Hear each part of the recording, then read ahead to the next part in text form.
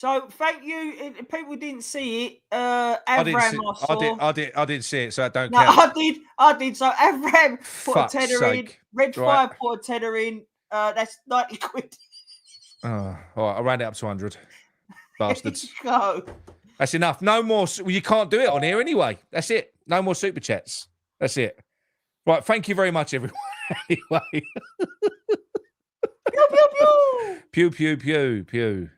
You did find the right channel, BCH. I should have made that announcement right at the end, shouldn't I? Before the You knew what was going on, mate. You knew something was. Look, didn't know they was going to do that, like mate. that, they're going to didn't know they fuck was you going to over. do that.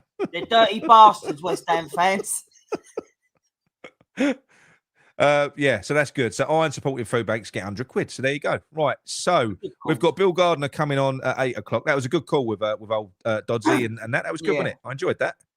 So this will give people a chance to find out what's going on. Right, people, what you can do, as we've got 10 minutes, because it might take people a little bit of time to find this channel because it might not be on there. Can you just share it? Just share the show on your socials or whatever else, just so people know where to find us. It will go back up. FDM, I want to know what is pew. That's look. What noise do fireworks make? Pew. Mick, you still there? Yeah, I thought you left. I don't know what happened now. Is it my connection? I don't know. I don't know. It might have been mine. So he wants to know what pew is. So, Carl, when we got something, that was it. Nick was doing this with his thumbs once, and then realised that he could do fireworks. Yeah. Well, I couldn't do that, so I was just doing the sound effects, pew pew pew, and it sort of took a life on its own. Yeah. So like it was like one of them 50-50 things. Either people loved it or people hated it. It was Marmite. Yeah. But we have calmed down a lot on it, but because we're getting a lot of. So what I would say is when we go back on the next channel, if you want to pew again, give more money. So then Nick has to spend more. No more. No, everyone's very generous, by the way. I didn't make the come across. It's just that, that's cost me about 40 quid. That gesture. Right, hang on. Oh no, you didn't. It was fun. That was good. That was nice. Well, thank you very much, you bastards. What's going on with the connection on this one? Mick, is it you or me? I don't know. Can people tell me in the chat who's frozen? Me? Is it me or Mickey? Or is Mickey all right? What's going on? Which one? Mickey's frozen again. Tell me in the chat. Because if it's me, I'll reboot my computer quickly. Mickey's frozen. Right. Mickey's headpiece is frozen. All right, no, that's fine. Let me just tell Mickey to come out and go in again. Let's get him off the stage. Boot him off. Let's get oh no, he's back now. You're back. They're saying it's you that's freezing, Mick. Yeah, no, I see it. About me barn it or something. Yeah. Mickey's having a stroke. Fuck, don't say that. Who said that? Who says that? I'll tell you what I'm going to do. 1 minute. I'm going to take us down. I'm going to take us down to 720 definition. 1 minute. That should make it a little bit easier on the bandwidth. There you go. Right. Okay. Well, it's how long have we done now? We've done 6 hours. Yeah. Right at the back of it, mate. Almost done. How are you feeling? Well, I feel all right. Yeah, but you've got you've got the night shift and I've got all morning. Like I'm going to be I'm going to be talking to. I hope someone stays up to talk to me tonight because it's going to be weird, isn't it? I've got this vision of me sitting here between 1 in the morning and about fucking 6 talking to about 3 people. Well, let's see. Hold on. Let me just get that thing up. So from it. So I'm off at 10 o'clock, and then you won't see me until 6 o'clock next morning. There'll be so many people dropping off when I go. They will. Yeah, they'll be going to bed. That's why. Yeah, they're going to bed as well. And then 6, and then I'm on 6 till 9. Yeah, you're on through until 6 o'clock. Then it's me up until 9. You got Stel. Then there's me and Luke at 10 to 11. Then... I mean, what I can do with Stel, I can throw him. I've set up a. Sorry, people, talking technical now. I can throw him a login because I've set up another one as well, another login stream. So what he can do is he can actually come in and manage a chat. So let me just yeah, he can manage a chat. But you know what? Let me just wait. Two things I want to say. How about hold on, let me just address this because Abrams keeps saying about Barry Silkman here. Since we started this, he wants clarification on this. It is a little bit. Is that what you're modelling yourself on? He's on his. You know what? I've never even seen a bloke. I've never seen him. Can I show you? Yeah, go on then. You do look a bit like him. Yeah, I know, but hang on. Go on then. I'll still be here.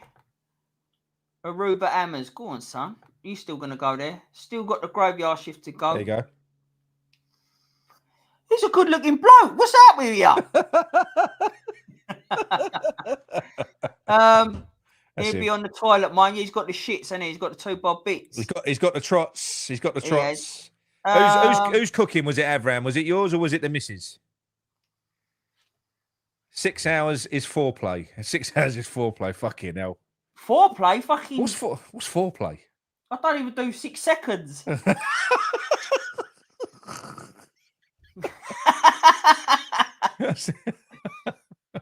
Right, hold on, because I'm going to message you. Hold on. Let me just...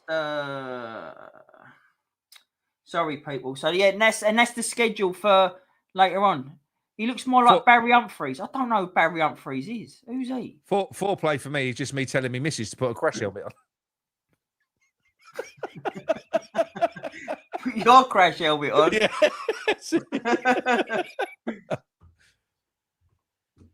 Hold on, because I want to send you this. I don't really want to say it. Yeah. I just sent you a message. What you sent me? Well, it's in the thing. Just bear with us, people. We will start getting more interesting. Don't worry. We've got Bill Gardner coming on soon. We're just having a break. We're just recuperating. Recuperate. I'm letting my coffee go cold a little bit. Yeah. You're far too young, Dane Edna Everidge. Of course I know Dane Edna Everidge. That's that is who he was. Is that I think he's fucking. He died not long ago, didn't he? Yeah. Mate, how fucking big does Doddsy look?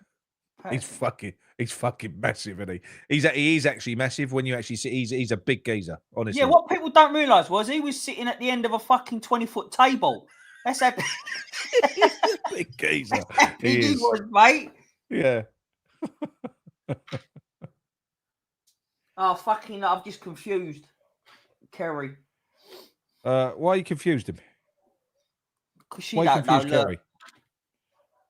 Barry Humphries, yeah, that was he was fucking funny. Did you see him on that? What was it? What was he on this morning? And he was taking a piss out of Phil Schofield, but giving it to I can't remember that geezer's name now. Anyway, it was good, but I can't think of the names who I want to talk. The legend that is Bill Gardner. That's right. The legend that is Mr. Bill Gardner. Indeed. Yeah, I'm looking forward to having a chat with Bill. You did miss Doddsy, JD. You did miss him, mate. You did. He was on for ages. We actually got him on camera. It was good. Yeah. He might come back. And Les Patterson. Yeah, that's who it was. Les Patterson, not fucking... Oh, Barry Humphries. Who's Les Patterson? It's the same one, isn't it? But I can't remember what one's the character. I don't know if Les Patterson was the character. I'm going for a piss quickly. Yeah, go on then. All right. You go for a piss. Avram's going for a fucking... He's still on the toilet. All right, my anthems. Yeah, that was... Yeah, so yeah, more like Edwina Bucket. Who did we call that? Dane Edna. Yeah, that was funny. That was, mate. Well done for the 6 hours in. Cheers, Dino. Yeah, it's was a shock, really. I didn't know. I kept on asking him for like a week, what's the schedule? And all he kept on saying to me was, it's 24 hours, Mick. It's 24 hours. I didn't even know my schedule. The old barn, it looks good tonight. Mick, well done. Cheers, Michael. Yeah, thanks, mate. I grew it out really long, but then I cut it all off. And then I really don't know what to do with it, to be honest with you. Please, slowly, sensible, press the like button. Yeah. Right, so he's gone at Barney, but he knows he meant to say Barney. It has changed, though, but I can't help. I've got curly hair. What am I meant to do with that? Unless I... We can hear you. God, that was a quick piss. It was. I've let the dogs in because he was outside the door. He was looking sorry for himself. So we'll see how he does. Thank you for clearing that up, MC. I did wonder. I had a stand-up of his on the old VHS once as Les Patterson. He was funny as fuck, wasn't he? He was funny. Oh yeah, that's Bubbles. That's Bubbles. He's on here tonight. No, he's on tomorrow, midday. Oh, he's on tomorrow. He's on tomorrow. Yeah, that's it. He's on tomorrow. Yeah, he's on tomorrow at midday. So we've got Bill Gardner coming up. After that, I'm going to give if I got time, I'm going to give Black Country a call. Then we've got. I haven't heard back from. Hopefully, Len's on as well. Although he's knowing Len, he's probably painting the Palace win, with a trophy.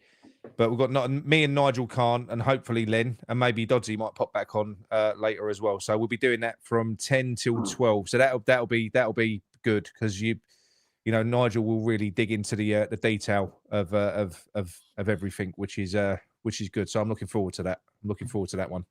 I gave Nigel 2 hours because I've never ever done anything less than a fucking 3-hour show with Nigel.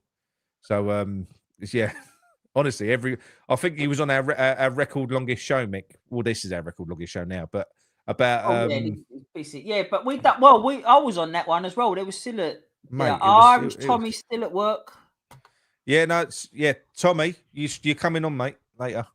I'm not letting you off. Tommy, why don't you wait and come on with me in the morning? I've got 3 hours of it myself. Fucking hell.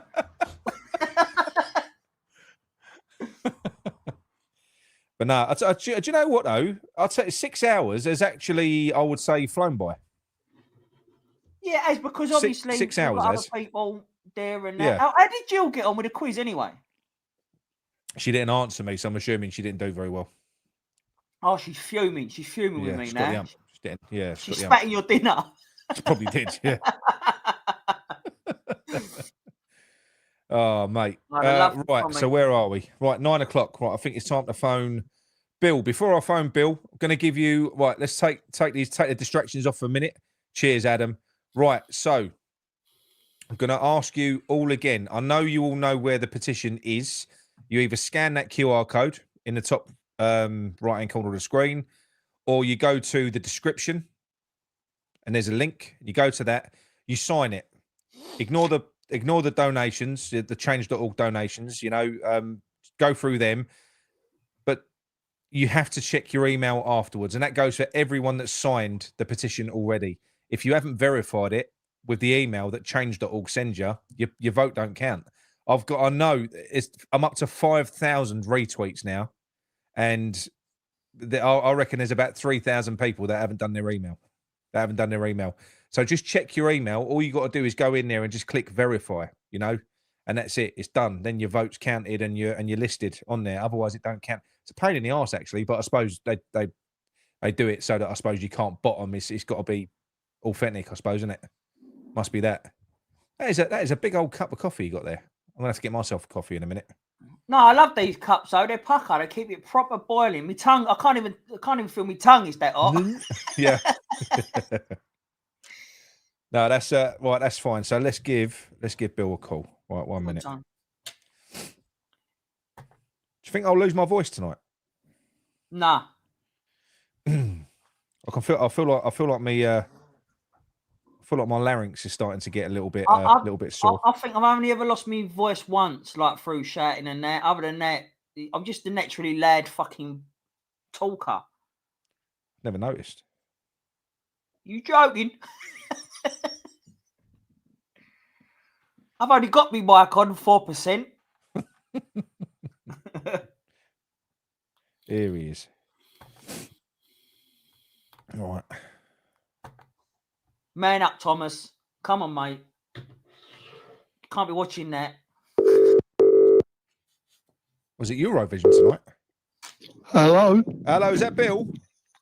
Yeah, speaking. Hello, Bill. It's Nick. Claret and Booze. Hello, mate. How are you? You all right? Yeah, I'm all right. Good stuff, mate. Good stuff. Where are you indoors getting yourself all prepared for the game tomorrow? Yeah. That takes longer than a few hours for me now, mate. I'm afraid. Like the rest of us, you know. Yeah. How long does it take you to get down there to the stadium? Couple of hours. Oh, does it? Yeah, a couple of hours.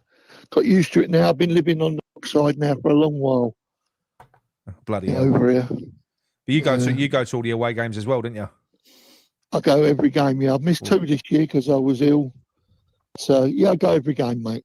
Oh, good stuff. Yeah. What? Well, yeah, I must be a glutton for punishment. I know, mate. I know. Well, you've said before, when we've done those shows, you know, when we were talking about the boycotting, you kind of agree with it, but you said you can't do it. You literally. Well, I didn't before. Because I've been to so many West Ham games over 6-7 years that if West Ham are playing, I want to be there. Yeah.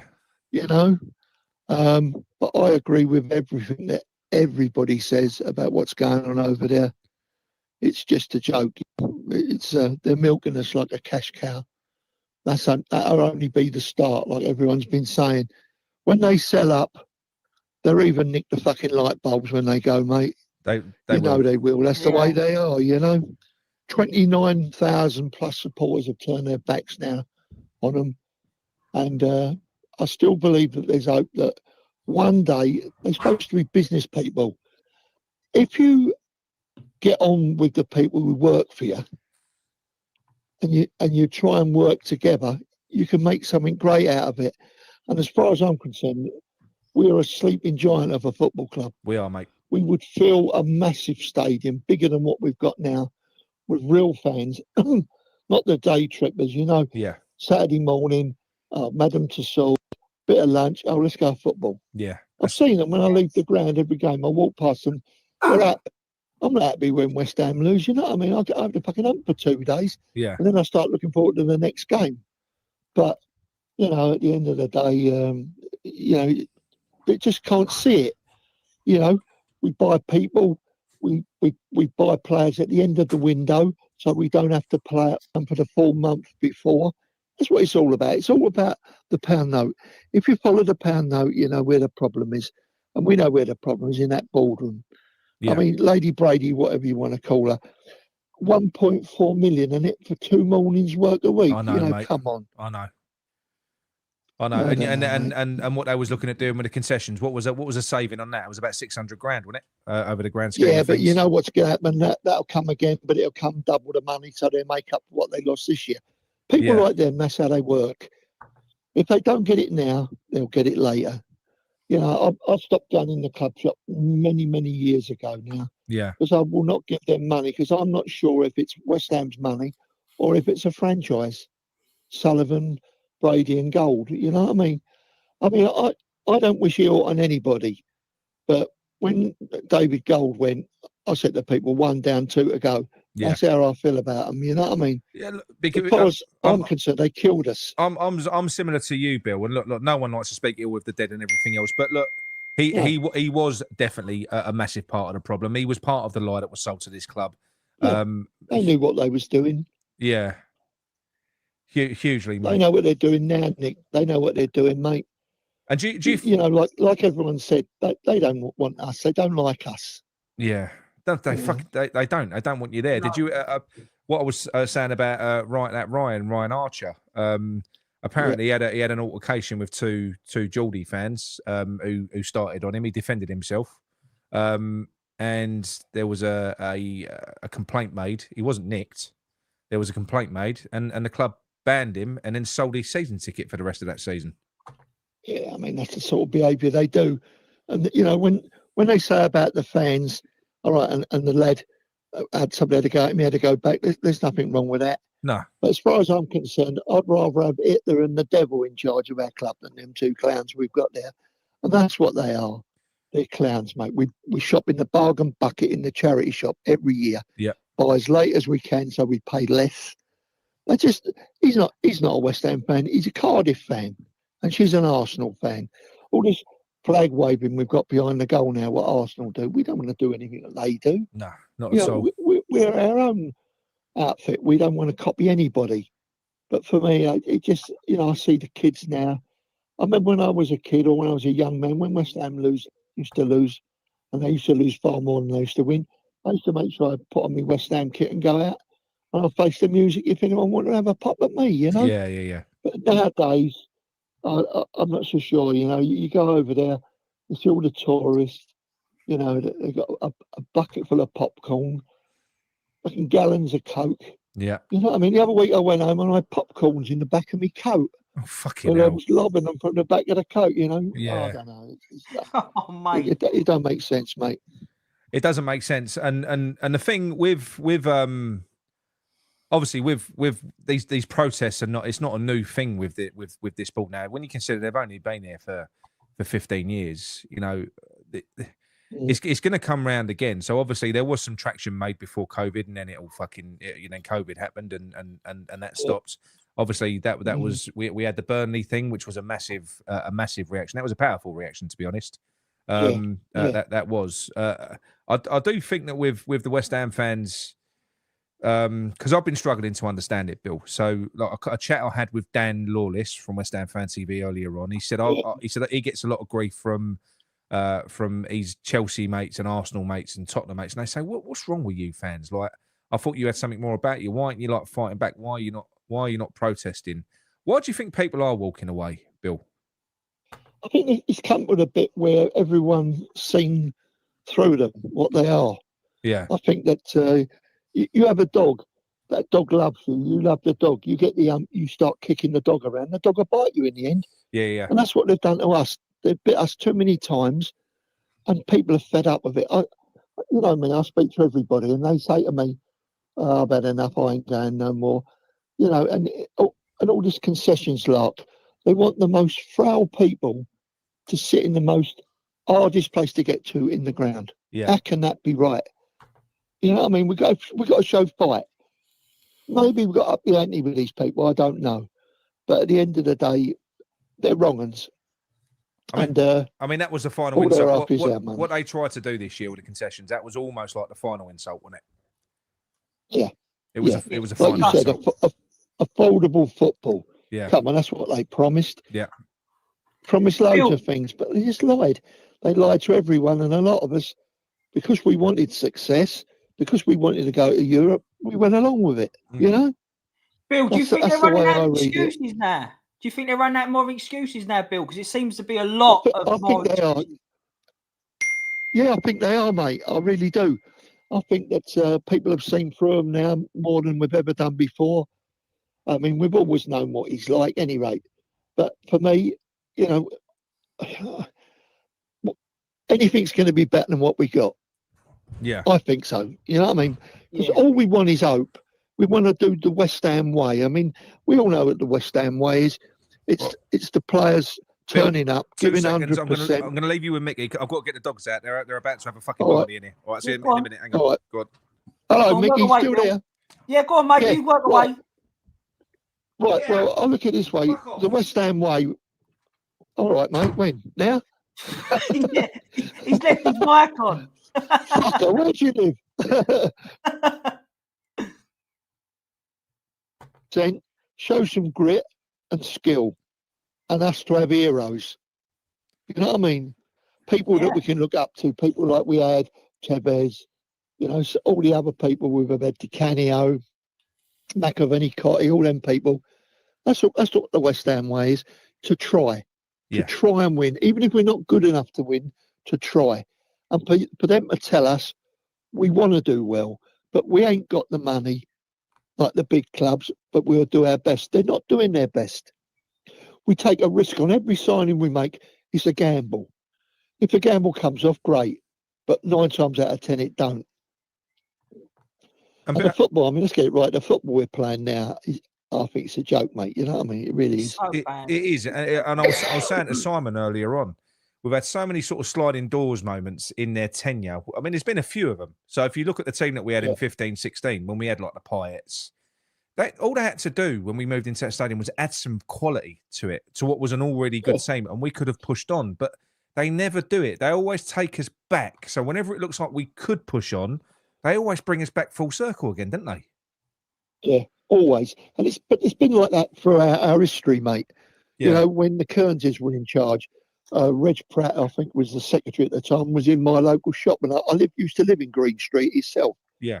And I went in there, and in he come, and I had a go at him in there about something or other, and his last words to me were, "See you next week," because they know you've got a captive audience. If you've got a captive audience, you can take the piss out of them all you like. Yeah. But like I said to you, once you keep kicking that dog, it'll bite you back in the end. Yeah, that's it. And that's what I think. That's what I think our fans are now getting to, that they've had enough, and it might be the right time for him to sell up, get his money, get his old bird, and go on the Mediterranean.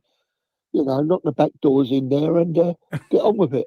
Well, but, it is time. I mean, if you look at what they've, I suppose, even if you look at it as from their point of view, from a business perspective, you know, they've sold the stadium.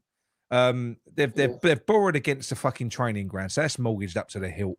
They're apparently they're still kind of existing on that PSR thing that's in place at the moment, because the way Gio explained it to me was that this is where we're going to get left behind by other clubs now, because there is room in the PSR rules whereby, yeah, you can have a certain amount of money to spend as per the club's turnover, but then there is a big chunk that the club are allowed to, the board can throw in. So you can, if you own the club, you can go, right, I'm going to throw 90 million in. I think it's capped at 90 million. Well, our owners are never going to do that, are they? They're never going to do it. No. And that's where that's where we're going to get left behind. Yeah, I think you're dead right, mate, on that one. It's heartbreaking for everyone. And like you said about the kids, you know, let's get it right. If you was a young man now, you've just left college or school or whatever, and you've got a few quid in your pocket, but not fortunes, what would you do? Go over West Ham and spend your dough over there and get the ump, or find a nightclub somewhere if you can find one, and go out there and pull an old bird. You know what I mean? Yeah. What's a young man going to do? He's going to fill his boots, isn't he? He ain't going to want to watch West Ham, especially if they're taking the piss out of you all the time. And that's what it seems to me that they do. They think they can get away with murder. They think that we can't up the ante, but I know we can. And earlier on, I heard somebody say that about him putting Brady on the train lines. He did try that before, when the marches that didn't happen went on. He offered to get rid of her to some people I know who told me. And so I don't think the bond between them two is as great as what everyone thinks. And like I always say, nobody likes bad press, do they? So, you know what I mean? I don't know where we go from here. But I go every game, I sit there. Away from home, our fans are great. Yeah. Right? They really are the best. At home, one bubbles, one at half time where everyone's down on the piss. You get two lots of bubbles, Bill, before the game. I love that. Yeah, we did last time, didn't we? But they come out and it was empty. There was nobody there. Right. And everyone's going home. They're showing it on the television, people pissing off 25 minutes from the end of the game. You know, it's soul destroying for the players. Players come out, win, lose or draw, give the fans a clap. They look around the ground, 4/5 of it's empty.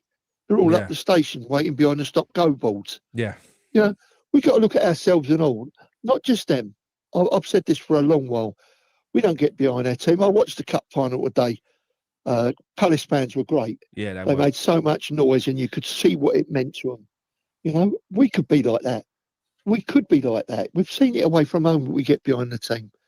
But at home, I think that they're knocking the soul out of us. That's what they're doing. And do you know what's good about the domestic cup wins this year with Newcastle? I know Newcastle got the Saudi money, but they ain't yet in a position where they can spend to their full potential, because they can't because of PSR rules. But they are a team that at least tries to play football the right way. They play attacking football. They go. They don't play this new modern style. Palace are another one as well this season under that geezer. They've got like Mavericks in the team with Eze. They play good football, so it's really nice to see. When I took my coaching badge, they told me that 60% of goals were scored with 3 passes or less. Yeah. Now, I know that was in the 70s, 80s, but that was to get your coaching badge with the FA Coaches Association. Yeah. This football we're watching is boring. I mean, this passing along the back is great if you've got a goalkeeper who's really good with his passes, Bill. 30 passes for that goal we scored the other day. Yeah. Fucking hell. Unbelievable. It gets lauded now, doesn't it? Like that 30 pass goal gets lauded rather than a 3-4 pass goal instead. So well, what that indicates is a three or four passes. What that indicates is their forward passes, direct, fast play. You're catching your opponent off guard, Bill, weren't you? Yeah. That's what you're doing. Yeah. We've always had players that ain't had a lot of pace. That's what we lack in this team a lot, is pace. Yeah. Because pace is the best thing in football nowadays. Every young lad that gets taken on by a coach, they tell and I was a scout for 5 years for another club, not a Premier League club, but a team in the second division. And they said we had to look for big black boys that could run like the wind. Yeah. That's what they said. Yeah. They wasn't interested in a little blonde-headed boy who had all the skill in the world. They wanted big, fast athletes. It was more to do with the physicality of the players. Yeah. That's where the game's going wrong. This is not the same game that I watched when I was a kid. I watched players that give it all. That, like the other night, I went to the West Ham dude that was put on by 13 events, and there are 27 ex-players there, and every single one of them cared for our club. Yeah. You only had to talk to a couple of them. They was all the same.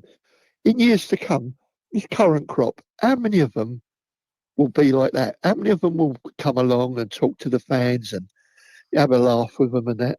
It just ain't going to happen, mate. I just don't think you've got that same sort of intimacy now. Well, certainly not at home.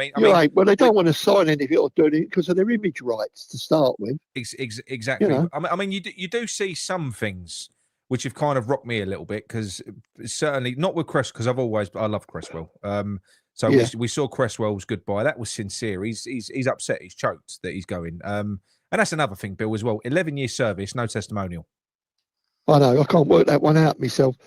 I was in the training ground because both my boys played for the academy until they found out that their names that we wasn't married, me and Sarah. They were Brackens and I was a gardener. When they found out that my boys were gardeners' boys, it didn't do them no favours. What I mean? Let's put it that way. Yeah. So, I should have more things to hate about our club than anyone else. They banned me one day after I got nicked in 1986 before I was even found guilty of any crime, which I wasn't. And at the end of the day, it's like having a girlfriend who's most probably the best woman you've ever had. You pack up with her, you go back with her. It's never the same. No. It's never the same. You can't trust her. You know what I mean? So what you do is you just get on with life. And I'll tell you one thing, and everyone who's listening, this football club will hurt you more than any woman or male partner or whatever you got. Yeah, I can testify. Believe me, they will hurt you. Yeah. They will break your heart. Yeah. Because I know I broke my heart a few times, and it's not nice. I mean, when they banned me before they even knew what was going on, I had a nervous breakdown when I was in prison, and it hurt. You know what I mean? It hurt me a lot. Yeah. But I never stopped loving that football team. You know what I mean? And I never will. I will always love West Ham, whatever happens. But now I'm looking at it and I'm thinking to myself, I'm 71 years old. I ain't in good health. I'm doing all me dough watching West Ham. You know what I mean? Yeah. I ain't got a pension from me work because I spent it all. And, so it takes a lot for me to do everything I do now. But I still do it. I think somebody said to me that they think I've seen more West Ham games in foreign countries than anyone else in their history. I mean, I go everywhere, I won't be going to America, though, because I think that's... Why should you go to America watch them team playing English teams? If they're playing foreign teams, it's a different thing. But I don't know. My love ain't dying for West Ham, but I am starting really now to think a bit more about it. And I will still go, but at the end of the day, they're knocking the soul out of me. And believe me, if they can do that, they can get anyone. And that's awful, Bill, because when you consider what you've put into the club as well, you literally have put your heart and soul into it. Literally, it's just, more than that. I'll give everything. Yeah. Can I Bill, I've got to pause you for 1 second because I've got my missus standing there looking at me. And I thought you were going to say the dog wanted the shit again. No. I think I'm about to get in trouble. Give me a minute, because when I mute myself, I'm going to mute you as well. Right, 1 minute. Hang on 1 second. Well, hopefully, Bill, you can hear me. Maybe, yeah. You ain't got a dog that wants a dump, have you? No, not like they're shitting every 5 minutes, Bill. Oh, dear me. What's he giving them? Not that lasagna that Spurs had, is it? Oh, mate, the same cook. Hey. No, don't say that because his missus cooked that. Right. Okay. Right. Oh, That's done. No. She had a good point, Bill. I've not let all the kids' parents know what time they got to be at the game tomorrow. Right. Hang on. All right. Well, you got to get on that. That's fuck. Hang on. Don't you usually do that on a Thursday or a Wednesday or something like that? Bill. Yeah. All right. Bill, he's murder. Sorry, Bill. He's absolutely murder for anything like this. No, it's not. Yeah. This is Corral's fault. He's supposed to be managing the team now. Hang on. Oh, don't pass the buck. Look at a victim blamer. Look at that, Bill. Hang on. Yeah, Bill, just to say there's a lot of love for you in the chat tonight, mate. Yeah, fucking right and all, mate. You're getting loads, yeah. Thanks, brothers. I appreciate it. There's a lot of love I've got for all West Ham fans. You know what I mean? You're my family. You lot were there when I had nothing. I mean, I used to sit next to Nick and his brother in the South Bank. And my dad, Bill, was, used to literally sit next to me. Dad, yeah. we go back a long way, you know? Yeah. And I love listening to all the West Ham videos and that, and I love it, you know what I mean? Every one of you has got great points. And I think we've got to stick together on this one, lads. We really have. It means a lot, Bill, doesn't it? Because when you this is what I think anyway. It's quite often with the West Ham fans. It's we are, especially since they've taken over. Look, we've always argued as fans. We're an outspoken bunch. Yeah. But we've never been as it doesn't feel like we've ever been as divided as what we are now. Yeah, I agree with that. I agree with that 100%. Yeah, you know, you're right. So to actually do something which a lot of people might think is silly, signing a petition, what's that going to do? It's a start, Bill, isn't it? It's a start, and it's anything's a start. It's a start. It's a show we care. Yeah. We've got to show we care. It's no good sitting on your hands and letting some mushti come up and smack your side of the face and you say thank you. Yeah. We don't do that. We pull them hands out and we say, look, you're not going to do that to me no more. Come here. Exactly. You know what I mean? Exactly. And the good thing with this one as well is I was saying earlier on, so this petition, because I'm not on any of the other social medias. I left Twitter ages ago, and so I'm not. Yeah. So all I've done is I don't do social media myself, not at all. No, I don't do any of it. I don't do X or nothing. I don't blame you. So, but what I'm saying is with this is basically being driven and shared, and it will grow by West Ham fans. It's them that are sharing it. So there's 5,500 people that have shared this now. It's only been running for 24 hours. Unfortunately, it ain't got all the signatures it should have because people are signing the thing. And this stupid platform, you need to go into your email afterwards to verify it, otherwise your signature don't count. But we're getting there. The numbers are jumping up all the time. So but like with anything else, Bill, it's not a sprint. It's a marathon, and it's all about. No, we're just starting out. We're starting out. You know what I mean? Yeah. And one thing's for sure, everyone knows that everyone who's involved in this, all the other sites, Adams United. Yeah. We want the best for this club and its fans. Yeah. We don't want to be taking the piss out of anymore. No. We just ask for them to be fair with us, to tell us the truth. You know, I can take bad news. I can take defeats every week. Yeah. Right. But be truthful with us. Because if we can't trust each other, who can we trust? I mean, we've dealt with the hardships. I mean, you more than most. You've obviously got a lot more time in the game than me. But historically, you know, we've been through as a club. We're not a successful club. We've been through the ups and downs. We've been through the natural pain of football. But what it feels, and that never drove us away. You know, being shit never drove us away. What's driving us away is whatever it is that they've done to us. They're you know, I can't really put my finger on it, because when you do look at the litany of shit that they've done, I just don't know how much further they can push it now. I'll tell you what it's like. It's like what my mother used to do to me. She used to give me a Christmas present and take it back on Boxing Day. You know what I mean? Yeah. That's the sort of thing they do. And every little clink they take out of you, you become a little bit more sensitive to the good times and less to the bad times. And that's the way it is with me now. They're taking chunks out of me that I don't like, that I never thought anyone would ever take out of me, the love that I've got for my club. And they won't. They won't beat me. And they won't beat you. Do you know what the horrible thing is, though, Bill? Right. So it's one thing. Ryan, what he was saying earlier on. I mean, he's 41, and that's really fucking. I know that's really hurt him what they've done. But for you to have done what you've done and put everything into the club for as long as you have, and to genuinely feel like they don't want me. They don't want me there. That's not that's bollocks, though, Bill. It is. When I got my letter in the door the day after I got nicked in '86, it was like you having one of your family, and they've said we don't want to see you or talk to you anymore. Yeah, that's how it seemed to me. And I thought to myself, I've not done nothing. Yeah. I mean, I wasn't squeaky clean, but what they said I did, I didn't. Yeah. So, and it was proven. You know what I mean? It's proven they lied. And I just be honest. My old man used to say to me, honesty is the best policy. And I think it is. Be fair. Just be fair with us. Yeah. We can work together. I feel sure we can work together.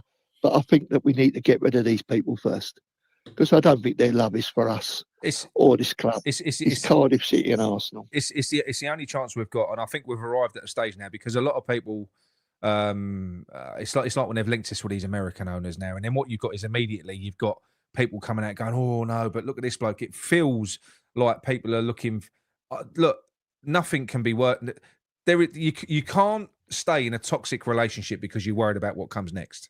That's what I firmly believe. This relationship is as toxic as it can fucking get. It can't get any worse. I think it is now. Yeah. No, I agree with you 100% on that. I think that we're getting to the crossroads now where people are going to make the decision. You know what I mean? Do you still want to be part of this, or are we going to walk away? Are they going to go to watch their local non-league team? Because I don't know about you, I couldn't go and watch another Premier League team or any other team like that. God no. My boy plays semi-pro football, and I can go and watch him. You know what I mean? And I enjoy doing that in the old Isthmian League. I know a few people that one in particular, a massive West Ham fan, Paul. But I think he was either his mum was West Ham and his dad's Leyton Orient, so they both live in the East End. So he's always gone. Yeah. He's always supported both teams. He's always gone to both games with his parents. He's always had an affinity with both, and he has walked away from West Ham this season, and he's gone full on into Leyton Orient. And he said, you know what? He said it feels like West Ham used to feel. He said because it feels like a community club. Over there now. When you go to these little clubs, you feel that they want you there. They don't feel that you're just there to give them money, that they want you to be part of the club. Yeah. You know what I mean? I saw 40 games this year what my boy played. He's nearly approaching 1,000 games now in non-league football. And, he's 34. He's a goalkeeper. He's fit as a fiddle. He don't drink, smoke. He's only got his missus. I don't think he's got some of my old traits, but at the end of the day, I say keep going, play as long as you can. Yeah. You know what I mean? I was like you, Nick. I used to run teams. 35 years I coached from disabled kids to men, and loved it. Loved every single minute of it because I love football. Mate, it's rewarding, isn't it? That's the thing. It is. I like with me because my boys. It's only my boys' team that I manage. I basically stepped in as a parent, and he's been at the same team now. Well, these boys have been together from the age of 7, and they're now 16, and the bulk of them are still the original kids. And I'm lucky enough to have watched them grow, watched them develop, and it's been brilliant. It's sad it's come to an end for me. What it was, I had to hold my hands up, Bill. We got promoted to the top flight last year, and do you know what? Every fucking team was coached like the way that these like pit ball. So it's all holding onto the ball. It's like my team. I've got like a team of mavericks, Bill. They just like to play. Yeah. You know, they're good players, individual players, but we're coming up against these system-based teams. So I had to hold my hands up and say, look, this is beyond me. So we've got somebody else in that can take the team forward. Yeah, I can understand that. I mean, like I say, I weren't no Alf Ramsey, but at the end of the day, I could get 10 or 15% out of every single player who ever played for me, more than they was. Yeah, and a lot of them stayed with me from when they was 15 to when they retired in their 30s, and they've all remained great mates for me. You know what I mean? I've had shirts thrown at me. I've had them by the throat. I've chased them around the changing room with a chair. Have you really? We lost 8-1 once. Yeah. When they have me as a manager, mate, there's no fucking around, I tell you. I want to win. I enjoy winning, you know what I mean? And if I don't think we've been there all day to have it, one game I did, I lost 7 players. They said I was a nutcase. So was there many instances of clashes with rival coaches, Bill? Yeah, a few. Only a few though. Yeah, I was refereeing a game one day and the bloke called me a cheat, and I went over and said, "Look," I said, "I'm not going to have a row in front of all these kids." I said, "But you see that flag you got there for the offside?" He said, "Yeah." I said, "You call me a cheat again, I'm going to stick it up your ass." I said, because I wouldn't cheat. I said, I make a mistake, but it wouldn't be a cheat. I wouldn't cheat kids. Yeah. You know what I mean? Yeah. He was all right. I had another geezer who said he was going to get his gun to shoot me when we played up in Tooting, and he didn't know there was a big edge at the corner. When he popped his head around the corner, I smacked him in the head, and that was the end of that. he went back to his car. He went back to his car with his gun, and that was it. You know what I mean? But we did have a few little. Clashes, we say. Yeah. But my team was all like you said, all good players, all good footballers, but they wasn't the strongest. And we used to come up against some real bully sides, you know what I mean? Yeah. And everyone who knows me knows something. I don't tolerate bullies at any shape or form. And that's what I feel like we may be suffering with at West Ham now. We're being bullied a bit. And I don't like I said to you, I don't know what the end product is. Is it to get us all to go? All the ones that have been going for years? Do they want the people? Well, we know they want them to go in a club shop, spend 200 or 300 quid, each time. Because I've been having this argument for years. So I had it when even back to when Moyes was here, and fans do. Some fans, obviously not a lot, not the fans that follow Claret and Booze, because most people, will resonate with what I'm saying about the style of football. But so many fans almost look at you like you're fucking weird when you talk about. Well, when I say the West Ham way, it's as you described it earlier on. It's basically going out there, taking it to the opposition. That is what it is. Trying having a go, trying to fucking win. Especially when you're at home. You're at Agaff now. It doesn't matter who you are. It doesn't matter who the badge is. You play forward. You play the ball forward. I don't. And yeah, when we've had that sort of sprinkling of flair. When we've had those great players over the years, We've always had them, and we do love them. But even that, to that degree now, we've got a section of fans that when we've got these, well, let's have a look at 2 that we've got. So you got Paqueta at the moment. There's a lot of fans that don't like him because he, every now and then he loses a ball. And then you got Alvarez. Oh, we don't like him because he gets yellow cards. And he's just like, fucking hell. I like these types of players. I thought when we bought them, yeah, I do. I thought when we bought them at the start of the season, it was the start of us going to that other level that we've been promised. And now it looks like every single one of them's going to be gone. Yeah. We've got to start again and we're linked with, like I said, last year I think it was one window, 250 players we was linked with. Yeah. This year we're linked with people that none of us have ever heard of. We'll probably buy 3 or 4 players from the Faroe Islands.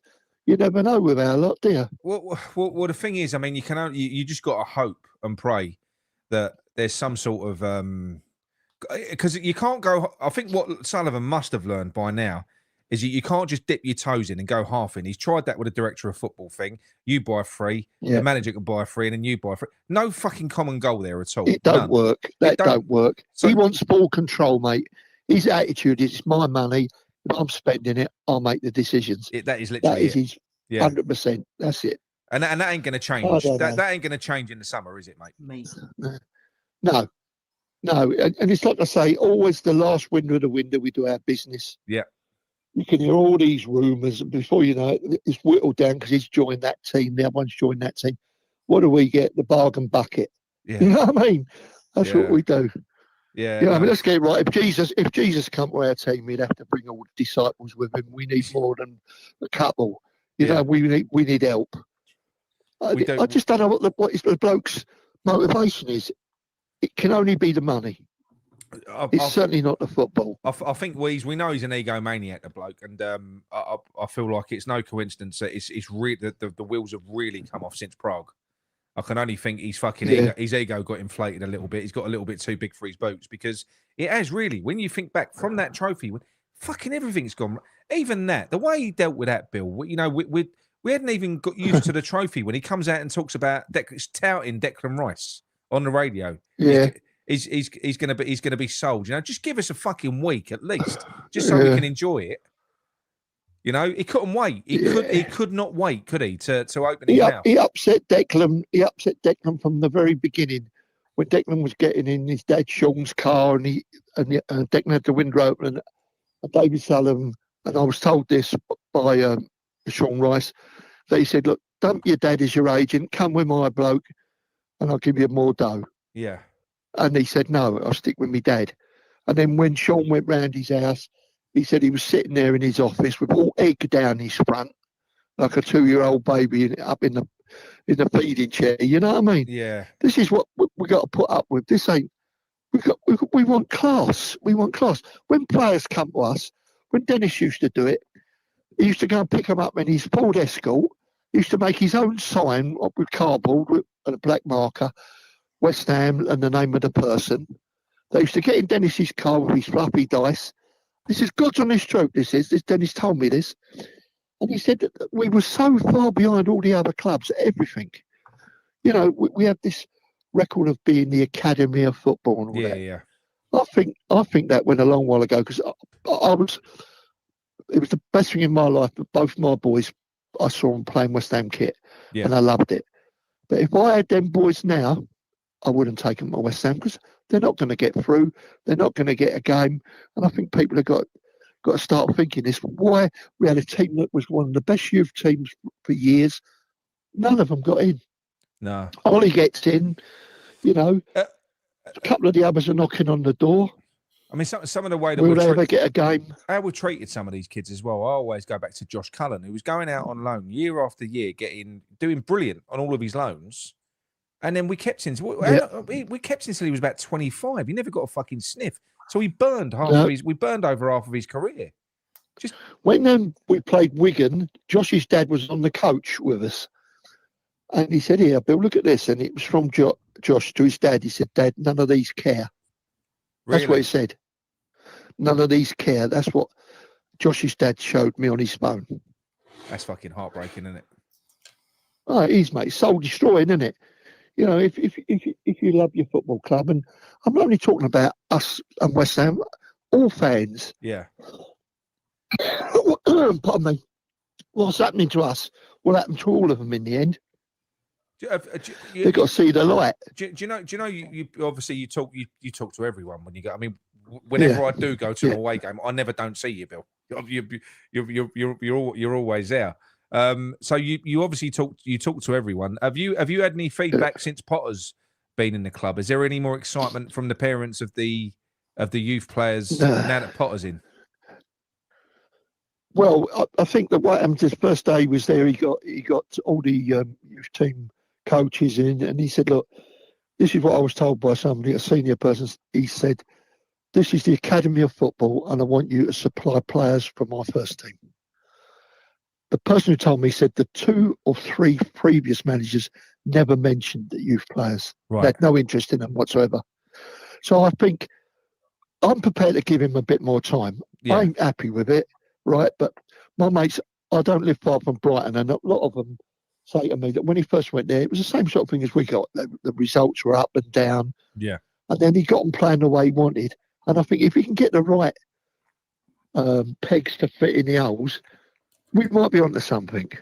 Yeah. You know what I mean? I'm not. We can't keep on getting rid of managers every 2 minutes. I'm with you now. I mean, I am. And don't get me wrong. If he got sacked tomorrow, I wouldn't bat an eyelid. But I'm of the opinion now. I wouldn't be excited if he got sacked. However, because it's not like I'm pushing him to go now, because I know that they're just going to go out and appoint some. I don't think we'll do better. I don't trust Sullivan now. We've seen it. We've got a body of evidence now. We only get people that are out of work, haven't we? Yeah. We ain't going to get anyone where we're going to pay any compensation, because they won't pay it. Oh, that's what I say, Bill. That's what I say, Bill. I say for our managers, just like we shop at Bernardo's. Do you know what I mean? The charity shop for our managers. It's ridiculous. I can never get it. That side of it, because I know. They do spend. I mean, I think they spend too much. They spend badly. So they do spend money, but they spend badly. So why is it that they're willing to spend money on players, but they ain't willing to spend on a manager? I can never work it out. Listen, you boys, I ain't telling you how to suck eggs. You boys have been around a long while. You only get what you pay for. Yeah. If you buy a car off of Arthur Daly for 300 quid, it ain't going to be the same car that you're going to buy in the garage for $5.5 grand, which is going to last you a few years. No. We always go low ball prices on everyone. You know, how much do they want for this player? Oh, 200 and say 2.5 million. Yeah. That's cheap, right? And we say, look, I tell you what, we'll give you 100 tea bags, a pint of milk, and £2 of sugar. That's what we do. Low ball. Everything's got to be on the cheap and hope it works. You know, buy the car and find out it's got no engine. That's what we like. Yeah, as Alan says there, buy cheap, buy twice. Yeah. Yeah, always. Yeah. Always. Yeah, we should try and buy the best players we can for every position we've got, and the best manager or coach or a young up-and-coming manager. Somebody who's got something to prove, not the ones that do the rounds. You know, they do the same old shit jobs and still get another job at another club. I can never work it out. And also buying the right players as well, because I know it's different now. I know there's a lot more money involved, and I know you can't expect the same sort of crazy loyalty from players. But I genuinely think that I would rather build slowly, but like you said, go out and buy the very best players, but don't just go based on their ability. Go based on their personality as well, because you want to make players feel important. You want to make it almost feel like they should be honoured that you're focusing on them. The way that we go out and we scattergun approach these players, they can't feel very important. It's like, oh look, we've put bids in for fucking 20 strikers. We'll just see which one signs. It should be honing in on one player, making him and saying, look, you're the player, you're the one that we want. You're the one that's going to make a difference to our team. You know? Yeah. Yeah. You know, I look at that Bloom at Brighton, right? And he's different gravy, that fella. He really is. People were telling me how he does his algorithms and all that to get the players in, and he works in there. I think they're in with Royal Antwerp. A lot of their players start off over in Royal Antwerp, and it helps them to get over here a bit quicker. I mean, there is a quicker way. They could get a little rug of the dinghy. That's what everyone else is doing, isn't it? Hey? But, you know, at the end of the day, I just can't see for the life of me what the end game is. No. What do they want? I mean, I think they want to finish halfway up the Premier League, grab their dough, and carry on the next year. There's no ambition. You need ambition. I don't think there is. I think the end goal is just survival. But there's no strategy there at all, is there ever? It's almost like it's living hand to mouth every season. You know, what do we need this? What do we need this season? What gaps we got to fit this? That's how we've ended up. I mean, we've got another rebuild, another one we've got to do. Yeah, it feels like we're in a I mean, let's get it right. If these players had worked out all right for us, right, we'd have only maybe needed 2 or 3 more just to make the squad stronger. Instead of that, all the ones that are coming in are going to go. They've all been upset by the different clowns we've had as managers. You know, players fighting in the changing room. Yeah. I don't know about you, Nick. If I had a team and they were fighting in the changing room, I'd fuck them off. Yeah. They wouldn't play again. No. They wouldn't. I wouldn't see them no more. I'd say, right, pay them off, get them out of here. Because once you have one bad apple, they'll start infecting the rest of the tree. Yeah. And it's no good for us. We want to have continuity, everyone pulling from the same thing, wanting success and having ambition. And I don't see that now. No, I've not seen that since the last time I felt like we was going somewhere. The last time I really felt like we was going somewhere was in 15-16, weirdly enough, because we just had that amazing season. I mean, it was almost cruel that season was as good as what it was, because I think that made us kind of. I think that it was, wasn't it? Because that was the most West Ham season ever. That was the football that we love. It was swashbuckling. It was forward. It was exciting. It was fucking. We just felt like we could beat anyone that year, Bill. Yeah, I mean, so that we go out, we buy 2 or 3 players. A couple of them end up cripples. We get rid of another one. Yeah, I know. You know, one poor lad had his nuts off, didn't he? Who was The that? fella we got, the one who played for Ajax. He's had his nuts off. Well, I don't know. He had something wrong with his nuts, didn't he? That's what I heard. Which Anyway. one? I don't know. Who was that? Striker we had. Striker. Oh shit, Haller. Yeah, cancer. Yeah. He Oh, played yeah. with Joe Linton, didn't he? Yeah. Joe Linton's a good player. We should have got him, I think. Yeah, but you look at what, again, that's what a good manager does. So you look at Joe Linton before Eddie Howe went in there. Joe Linton was shit. And then Eddie Howe's gone in there and he's basically gone, you're not a striker, you're a midfielder. Turned him into a brilliant midfielder. So I think that's sometimes what what good managers can do. They can, shuffle the pack a little bit. Maybe find the best. That's my main problem with Potter this season.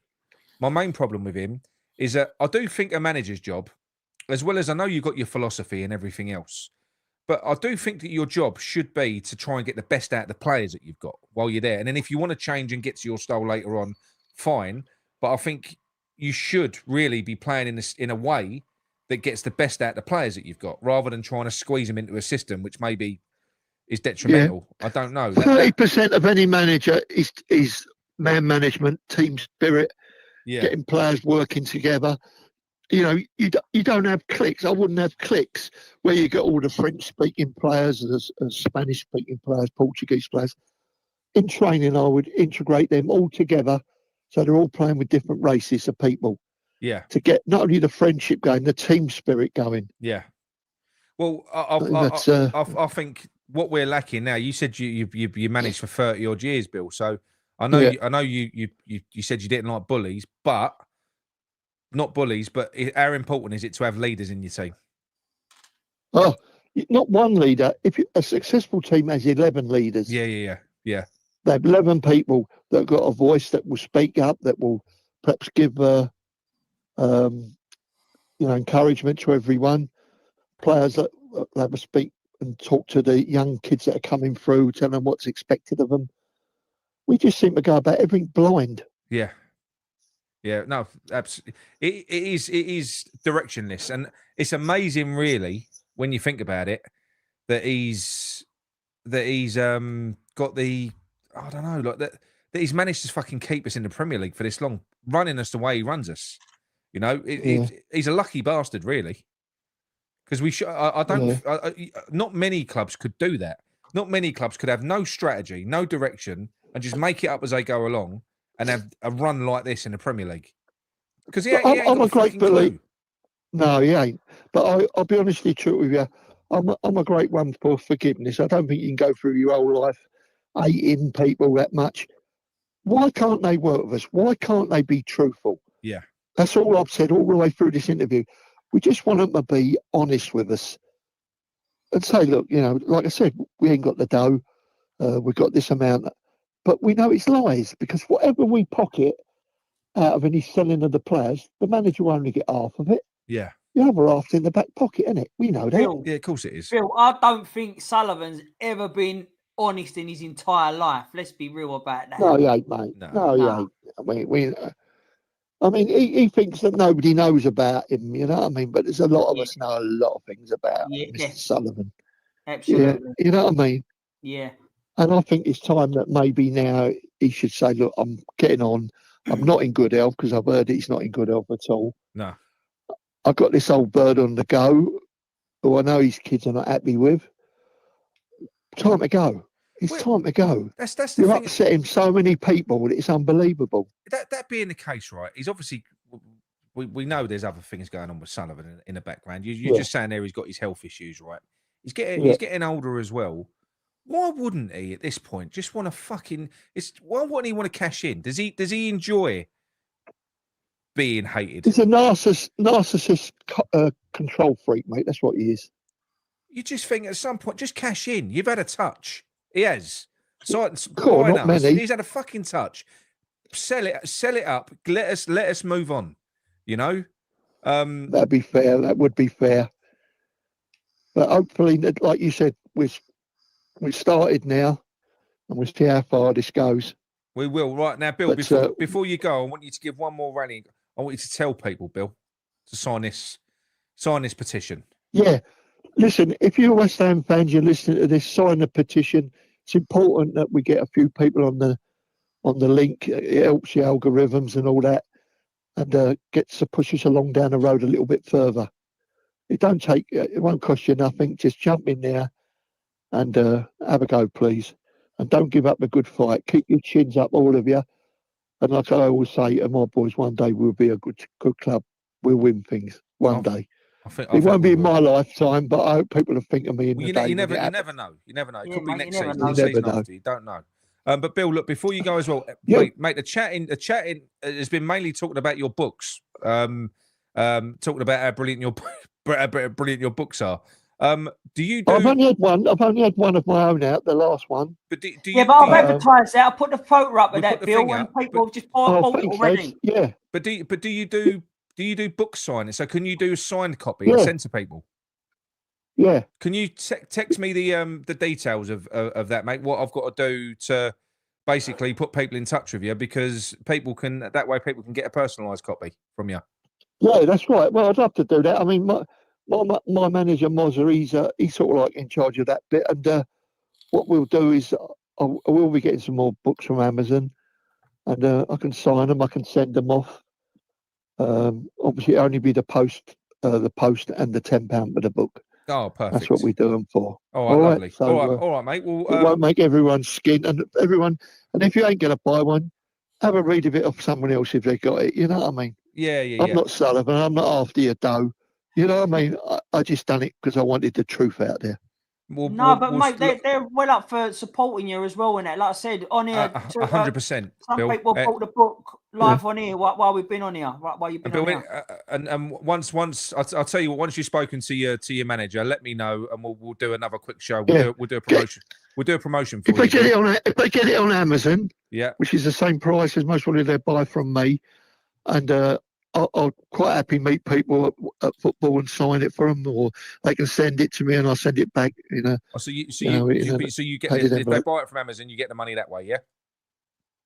Yeah, 50p. Lovely stuff. Yeah, I'm going to try to take over. Yeah. I'm going to try to take over the Sullivan's money, but I don't think I'm going to make it. You never know. You never know, Bill. Yeah, you just make sure you take your dog out for a shit before you go to bed, yeah? Oh, mate, they've had their walks. I ain't doing no more. I've had enough. Mate. I've had it. Hey. No, mate. I tell you what, the most faithful thing in the world you'll ever have is your dog. No, I love them. I've got 4 of them, though. Yeah. I've got 4 of them. When mine died, this is God's honest truth, when mine died, I buried them over. There's a recreation ground near me. I used to walk them over there. So I've gone over there with my shovel. I've dug a big hole. The first one died, I put in and covered him up. And when the second one went, I opened him up, put her in with him because they were still always together. Yeah. And this bloke from the council come up to me and he said, "What are you doing?" I said, "I'm burying my dog, mate."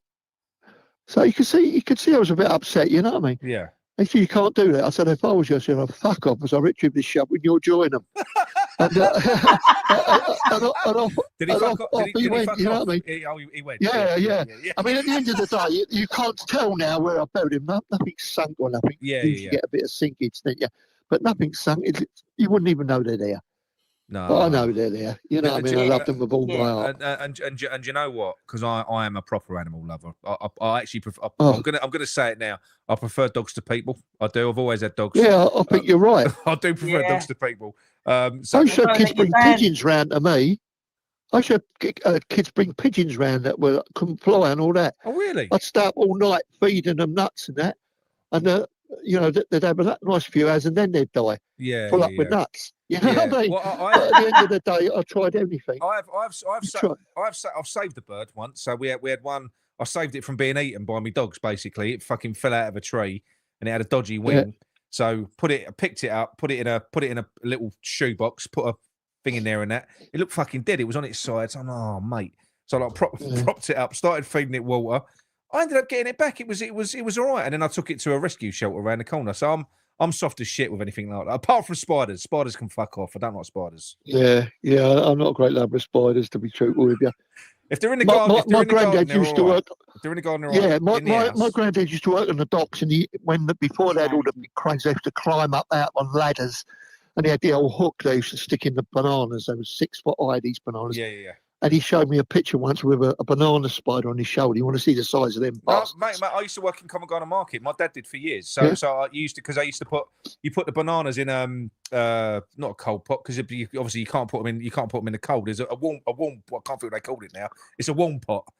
So you used to go in there, mate. The fucking spiders you used to get. I've refused to do bananas in the end. It's massive. Some of them. Yeah, I know they are. They're not the nicest creature. I always, like I say, I'm like you. I like animals. I like wolves. You know, I like the wolf. Yeah. I went to a zoo in Ljubljana many years ago. When West Ham played somewhere out there in a friendly, or it might have been a cup game, and the wolf pit had a hole in the wire, and this thing come running down towards me, this wolf, and I touched it on the head. Yeah. And it didn't go for me or nothing. And I went back there a few years later, and I forget who I was with, and I said, look, he remembers me. But they've done the hole up now. They've done the wire. Obviously, somebody. Yeah. But I've always had a thing with wolves, because when you've got a wolf, if you're facing the wolf, you're in trouble. If you've got a wolf along your side, by the side of you, you're all right. Yeah. Yeah. I'd shit myself, Bill, if a wolf came out. No, don't be like that. As long as your dog don't. Anyway, listen, I've got to go. I've got to get my beauty sleep for tomorrow. Bill, I think 20 years might do it. You've been an absolute gentleman. Bill. Thanks for giving us your time this evening. Thanks, lads. Thank you very much. Thanks a lot for your show. It's good. Cheers, mate. Cheers, lads. Bye. Thank you. Fellas, bye. Good luck. Bye. Oh, what a top man, isn't he? That was a really good call. I like that. Yeah. Flowed. Like I said, a lot of respect and love for Bill in the chat tonight. Oh.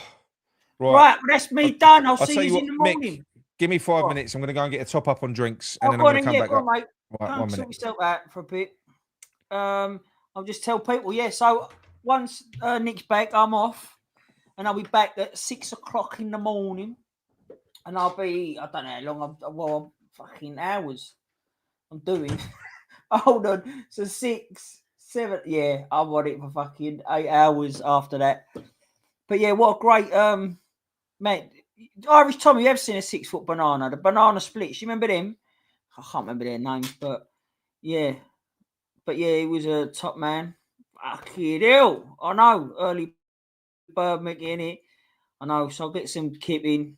Actually, I'm not though, because I need to have something to eat in that as well. So spiders are okay. Do you know what? I've got a new I'll talk about this. I've got loads of fucking time tomorrow to talk about stuff, but I've got a new job. I'm a pest control technician. So I see spiders and deal with spiders every day. Every day. But and it'd be good going back to Bill, it'd be good to get the signing of the book and everything, wouldn't it? That'd be good. But he's sort of hearing the stories from Bill and how he comes across that sort of makes you feel more West Ham again. Does that make sense? I don't know other way to say it, but it makes you feel more West Ham again. And I for one needed to hear that, to be honest with you, to feel like that. Someone asked a question today. No, it don't make sense.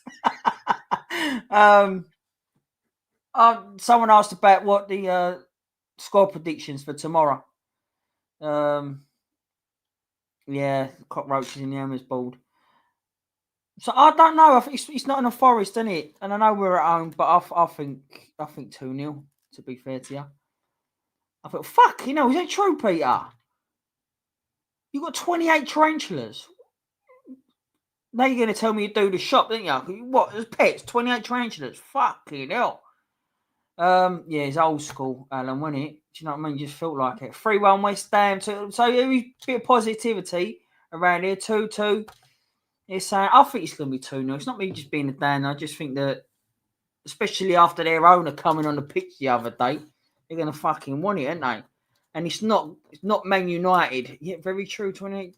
It's not that Man United team we're playing tomorrow. But it'd be good telling. It'd be telling because everyone, and as I was saying earlier, right and all, everyone was happy about I know Forest are crumbling, but I think that's a kick up the arse. And again, we're not playing that Man United team. So I do think we'll go back to losing ways, unfortunately. But let's say, I hope I'm wrong. I really hope I'm wrong. And for that, there is a watch along. That'd be me and Nick doing that. Or Nick on his own, if I can last that long. Like I said, you got me from... So, look, let me run you through to what's happening next. So, next on is Nigel and hopefully Len for the next 2 hours. Then E20 Zone's coming on for the following 2 hours. That's at 12 till 2. Then 2 till 4, you got Budgie and Kieran are on for that with Nick. Then 4 till 6 in the morning, it's Nick on his own and he's doing a late night phoning. So if anyone's staying up for that, phone in and keep them company. And then 6 in the morning till 9, you got me on my own. Fuck knows what we're going to talk about for that. But we'll see. Then you got Stell coming on. Then I'm back on at 10. Me and Luke. Then I'm staying on till 1. No, yeah, till 1. And then back on for the watch along. Maybe. Or maybe at 3. I don't know. But that's what it's all going to be. Fucking hell, where's he? He said he's gone for a drink. I bet he's gone for a fucking kip, isn't he? Dirty. I can hear him.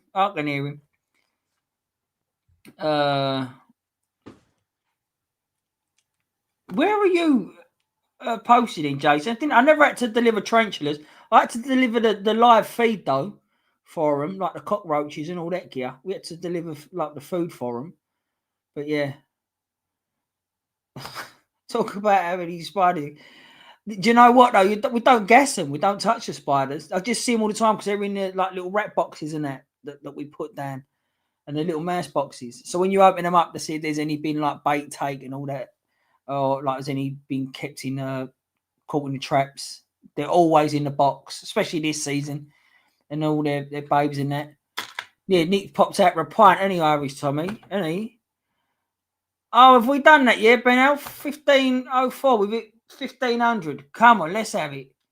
My postie always ask if it's a tarantula in the parcel. I bet you. Well, you've got fucking 28 of them, Peter. Oh, that's good. That's really good. Hopefully, we'll get like another 1,000 or something on there before the show ends tomorrow. I mean. Oh, you're in the West Midlands, yeah. Yeah, like I said, I've never delivered a tarantula. I've delivered plenty of live feed for them. Can you catch Sullivan? Yeah, that's the biggest one. I put a couple of traps down, Wayne. Well, did he?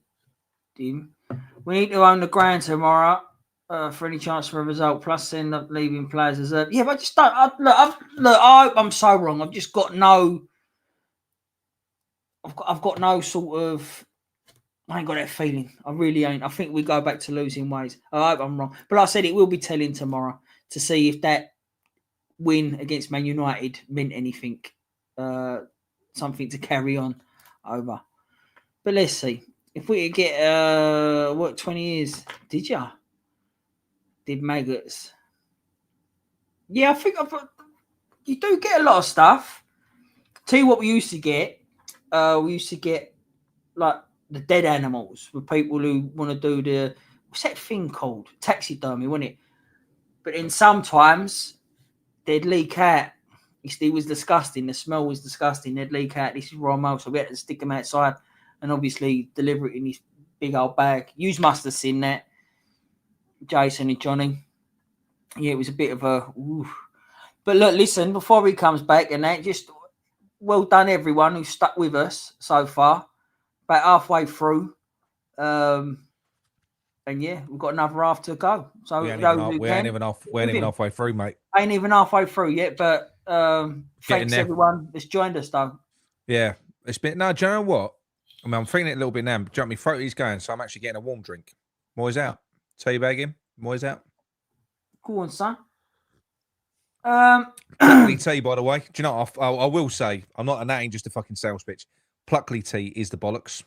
I won't drink anything else now in terms of tea. They was in the chat earlier on, so. I know, I saw that, yeah. So, yeah. Put up now. It's so nice, mate. Right, I'm going to love yous and leave yous, and I'll see you 6 o'clock in the morning. Okay, Mickey, you go and get some beauty sleep, you bastard. And I'm going to go and get some dinner. I've not had nothing to eat yet, so I'm going to eat something. You can't eat this time of night. What am I meant to do then? Just not eat nothing at all? Where'd you go earlier? You was gone for an hour. The dogs out, didn't I? Take the dogs and feed them. I didn't feed myself. Oh, don't worry about the dogs. No, it's fine, mate. Go on. You going to... What are you having tonight then? Matty Days? Cheese sandwich. No, I'm not. You having the cheese? No, I've got a pizza in the freezer. I'm just going to stick that in the oven. All right, mate. No worries. Well, look, Mickey, thank you very much, mate. And see you in the morning. See you in the morning, brother. See you later on. Chat. Right. You're gonna have to Okay. remove me, yeah? There he goes. He's gone. And then there was one. Right, where's he up to? Right. Nigel will be joining shortly, I believe. I'm not sure. I've just heard from fucking dog barking. I've just heard from Len that he has got a cold, so Len may not be on. Bless him. So wish you better, Len. I bet he's painting the Crystal Palace trophy win. I've already told my business partner he's a Palace fan. He'll probably have it off you, Len. Let me know once it's done. Yeah. Do you know what? It's been good. It's been good so far. So what are we up to? So what is that? Hour and 20 minutes. 7 hours and 20 minutes so far. That's good going, isn't it? It's good going. Don't feel too bad. Not yet. Here he is. All right, Shed Man. Oh, hold up. I didn't do my settings, silly boy. What's the matter? You got a new camera? No. You look super HD. Oh, was it? Yeah. I've a little shift about, bit better lighting, how it used to be. Very nice, mate. How are you? Yeah, not too bad. Have you been watching any of the show? Yes. You seen some of it? I've seen some of it. I'll tell you, it's funny. What a tough gig to follow Bill Gardner. Thanks for that, Nick. Yeah. Yeah, there's going to be a lot. I don't think there's going to be a lot of love for me as there was for him. It was a good call, wasn't it? He's a great guy, isn't he? Yeah. I quite enjoyed the bit where you praised Crystal Palace's performance today, Nick. I didn't really watch it, Nigel. Oh, why?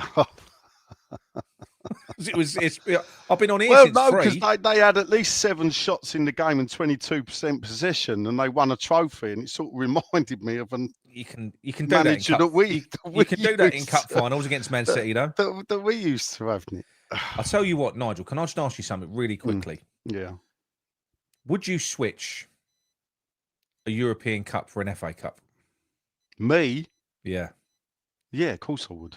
Would that be so? I'm not saying get rid of the one that we've won, but moving forwards, if you had the opportunity now, you could pick a cup, FA Cup or European Cup. Nick, I'm not only a collector of West Ham memorabilia. I'm a collector of FA Cup memorabilia. So I've got FA Cup. You've got an FA Cup. I've got a full-size replica of the FA Cup. A lot better than the one they bring out at these E13 events, by the way. My one actually looks like the FA. Do you want me to go and get it? Go and get it. Go on. Let's have a look.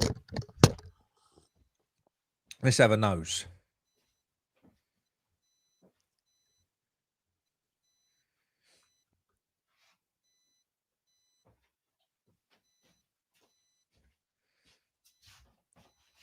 Oh, have a look.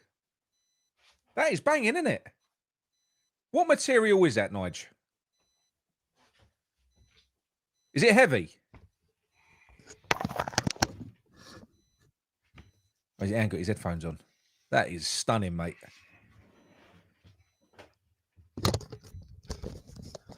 So you're stealing Palace's fun. They've won the FA Cup today, and there's you holding up the FA Cup with the Claret and Blue ribbons. Look. There you go. Yeah, it's. Is it a heavy lump? Yeah, it is with the base, because the base, so the cup comes off. Yeah.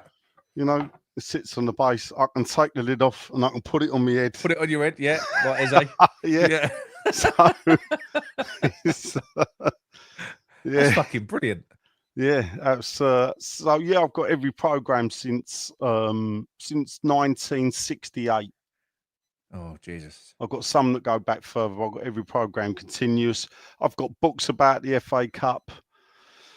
You know, Did you watch the whole thing today, the build up and everything else? No, I just watched the game. So I've seen, I've watched on TV apart from one game.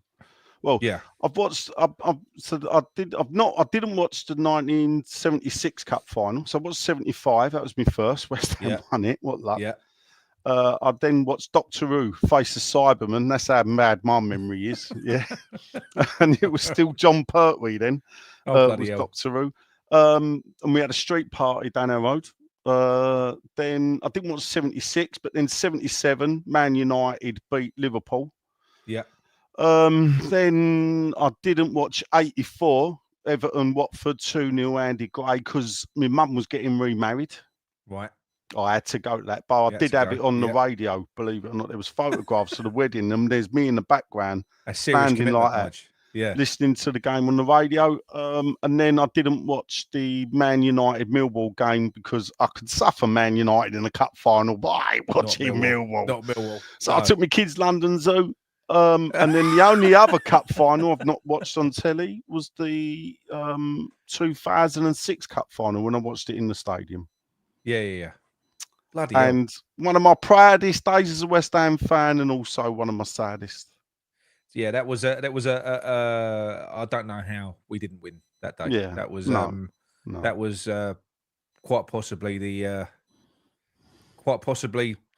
hardest day supporting the club. Well, it weren't the hardest. It was a great day because we got down there early. It was brilliant in Cardiff, and it was good having a drink, and the team performed brilliantly.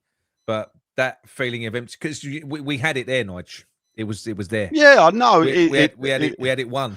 I can talk you through the game. It's my nephew's 15th birthday. Yeah. So he's been with me for the previous 2 years in Cardiff. So it's our third trip to Cardiff in under Pardew. We got the goal from Jamie Carragher from the cross on down the right. We were 2-0 up. Dean Ashton taps in after a fumble by Pepe Reina. And I look at my nephew and go, we're going to fuck it up, Bill. And then they got it was a good goal. It was was there no point in that game where you were starting to think, hang on, well, I'll get to that, right? Because go on. So then you have the long ball over the top and the striker, the black fella up front of Liverpool volleys it in at the end of the first half, make it 2-1. Gerrard gets his first goal to make it 2-2. Konchesky then from underneath where we were. So I was on the side. I was on the seg line on the side. Yeah. And Konchesky, we're sort of on top of Konchesky as he crosses the ball into the net. Yeah. And then, it's fucking hell. But the thing about it is the longer the game went on, the quieter the Liverpool fans to my right got. Yeah. And they were shot. They were beat. Yeah, they'd give up. They'd all sat down actually, and we're and I'm looking, going, fucking hell, I can't believe it. I just wouldn't let myself believe it. And then what happened is the board is held up, and that's below us. So we're sort of right on the side, and that's below us. And he holds it up, and it says 4 minutes. I looked at my nephew, and went, fucking hell, Bill, we're gonna do it. Oh. And then when you look back, so I've missed because I've looked at him. I've looked back just to see Gerrard go bang. Yeah. And my nephew just looked at me and went, "What the fuck did you say that for?" It's basically your fault, Nige. Well, he does. I mean, my nephew has like when you say hatred, like you are with hatred, and he ends up. He lives up north now, and he's repairing running machines, but used by the football clubs. Yeah, the space age ones. Where if you broke your leg, you can still run on it. They're fantastic machines. Well, he's the boy that repairs them. Right. For the north of England and Scotland, he has to go to Rangers. He'd get offered to meet Steven Gerrard, and he's like, "Nah, you're." They knew him then. He's like, "No, don't want to meet him." Didn't he have cramp about 10 seconds earlier? Yeah, he'd literally dragged himself up off the floor, and that's why he was standing there. Because he might have been further forward, but he was deeper because he'd gone down with cramp and he dragged himself up. and it was like an arrow. You know, it was literally just being part of the goalkeepers union. Should the goalkeeper have done better? They're tough ones, because if you look, that ball stayed low, but it stayed roughly the same height from the moment he hit it. It didn't go up and go down. No, it was like an arrow, like 2 foot off the ground into the bottom corner. There was no issue with line of sight though. No, he could see the ball. Yeah, well, you see that. You know, my old coach used to say to me, he said 1-on-1. He said he backed me to make a save, to nick it. He said, but I always panicked when they hit it from 30 yards. He said, because I knew it was going in. And I went, why? And he went, because you have to think then. Oh, right. Yeah. Do I catch it? Do I palm it? So reflex saves, you're all right. Reflex saves. It's a little bit like a striker that when they've got too much time to think about what they're going to do, they fluff it. You're bearing down on goal. Do I go round it? Oh, fucked it up. You're running in, hit it first time, bang. Yeah. 75% is...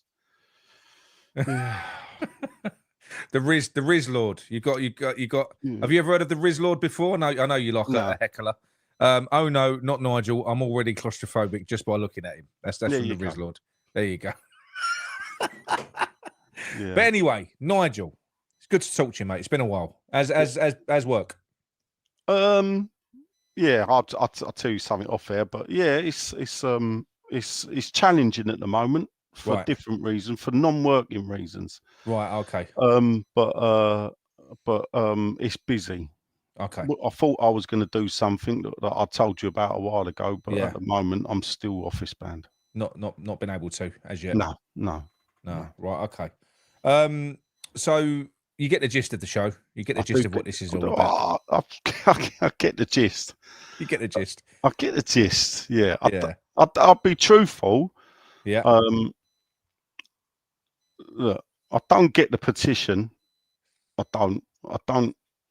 can see I can see some reasoning, but what you people might say, oh, he's beat, you know, but I just don't see the point, frankly. So is that what it is? You just don't see any? Yeah, I don't.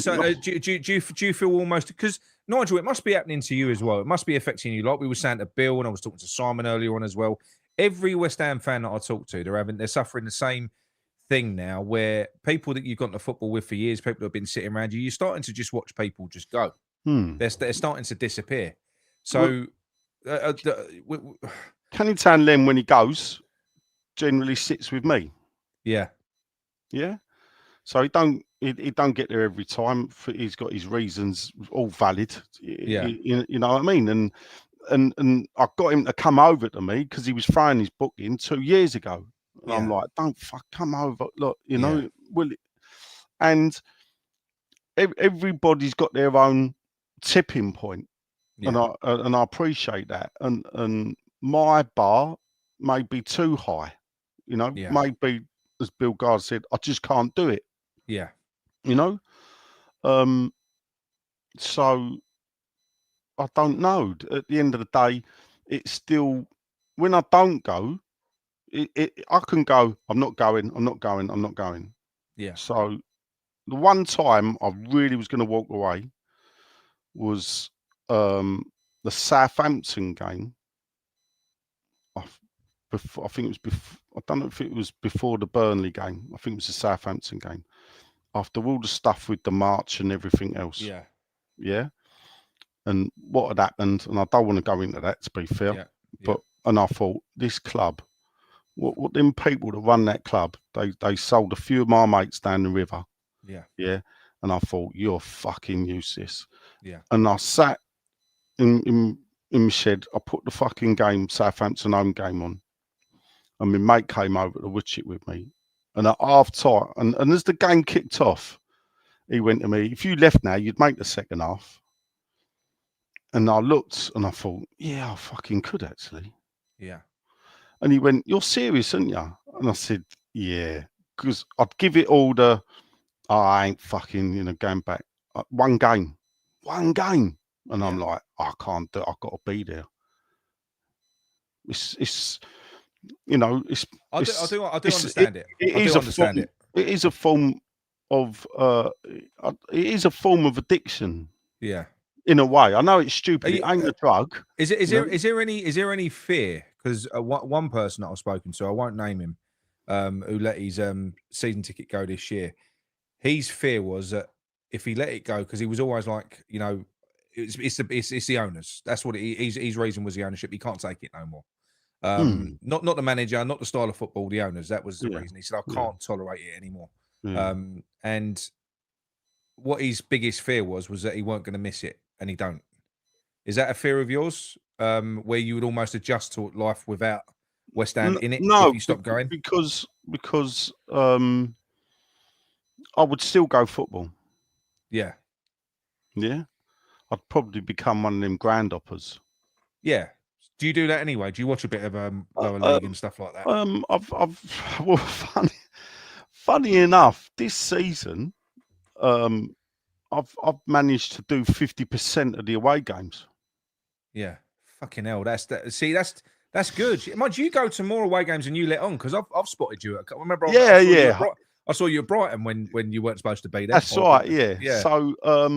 So it's, you know, they are better, Nigel, aren't they? Well, they are better, but they were always better. You know, let's not dress it up. Away games were always better. Always have been. I know they were always better because you got a smaller amount of people compacted together. So that is always going to feel, you know, it will always be more intense. But there is no comparison between what we experience now on a match day if you go over there compared to what we had before. I know it weren't perfect. I know it weren't all roses. I know there were shit times over there. But oh mate, there's no comparison, Nigel. No, there's no comparison. You know, look, going to Stratford it's the worst stadium I watch West Ham play in. Yeah, that's the way I see it. Yeah, you know, it is the worst stadium I watch West Ham playing. And the thing is, there's still no, after 9 years, I still haven't got the same pattern of going to games. I don't take the same route. I don't, you know, I go a different way this week. I drink in a different. You ain't falling. You haven't got a ritual. You ain't got a ritual. You know, and I've had all the problems with the supporters club, and for me, in a way, that was a ritual, wasn't it? You was going in there quite a lot. I was a member of the supporters club. Yeah. And then we had that, and then the supporters club for me now actually is an ideal reflection of the way the club has gone. Yeah, it's a supporters club with no fucking home, and if you go there, I've only been there once this season, and people will think it's because I didn't get voted on the committee, but that ain't the reason I don't go. I went there once, and I ain't sitting. It looks like I'm looking at the wall. That's better. I ain't sitting in a college foyer and pretending I'm sitting in. You know, this is supposed to be the bastion of West Ham United support. Yeah, and we're sitting in the foyer of a fucking university, drinking in a fucking cafeteria. Fucking hell. And they're trying to sell it. You know, and I know there was problems. Is that somewhere. Where it is now? I don't even know where it is now. So you know where the Helter Skelter is? Yeah. You know that lovely bar there? Yeah. It's next across the road to it in the university. Yeah. And it's near the stadium, but it's about as un-West Ham an area as you can get. It all is so, isn't it? I mean, it's going back to it's not going back to like what Nicky Hawkins said. Somebody earlier on when we opened the show, that they haven't really, in all this time that we've been there, they haven't made any effort or any strides to make the match day experience, which doesn't start in the stadium. It starts on the approach and in the surroundings and everything else. They haven't made any progress with that, have they? In making it more. No, because it's all about control, isn't it? Why do you not get the cheap burger sellers? Because a lot of it's private land. Yeah. So the food sellers on the island, let's say that the food sellers on the island pay a premium to be there. Yeah. And the way they keep it good for them is by protecting them and keeping all the cheap people away. Yeah. Why are there no licensed scarf sellers, hat sellers, t-shirt sellers like there used to be? Badge sellers. Badge, why are there no licensed ones as you approach? Because there's loads of them. Yeah. That's to protect the club shop. Yeah. Yeah, these are all the deals done and everything else. Amanda's happy to see you, Nigel. She's been excited all day that you're coming on, by the way. There you go. It's always good. Thank you, Amanda. It's good to be back. There you go. It's like coming back home, isn't it? Yeah. To Canning Town and find out it's been re-fucking built. Oh, mate, I'll tell you what. I've been sorry to digress. We've won some contracts over that way. Fuck, has it changed? Is it, mate?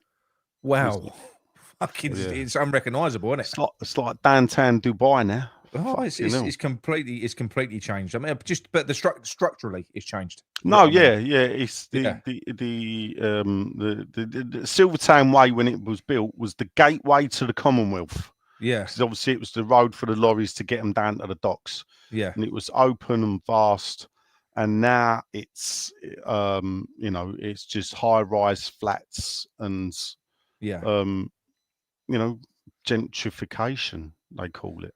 Well, look, Nigel, before we get into you dismissing my efforts this evening on trying to do this this petition, all right? Thanks very much for that. You're welcome. So what? Before we get into that, can you add some meat on the bone to what we've been discussing tonight? Can we talk a little bit in depth and cover it again? What we've spoken about before about the history of Sullivan and Brady, what they did, the way they started at Brighton, at Birmingham, what they wanted to do, and how they picked that model up, and what the ultimate game plan is, what they've done to West Ham, and try and work towards what their fucking end goal is, because I don't know what it is. No, I don't think they do.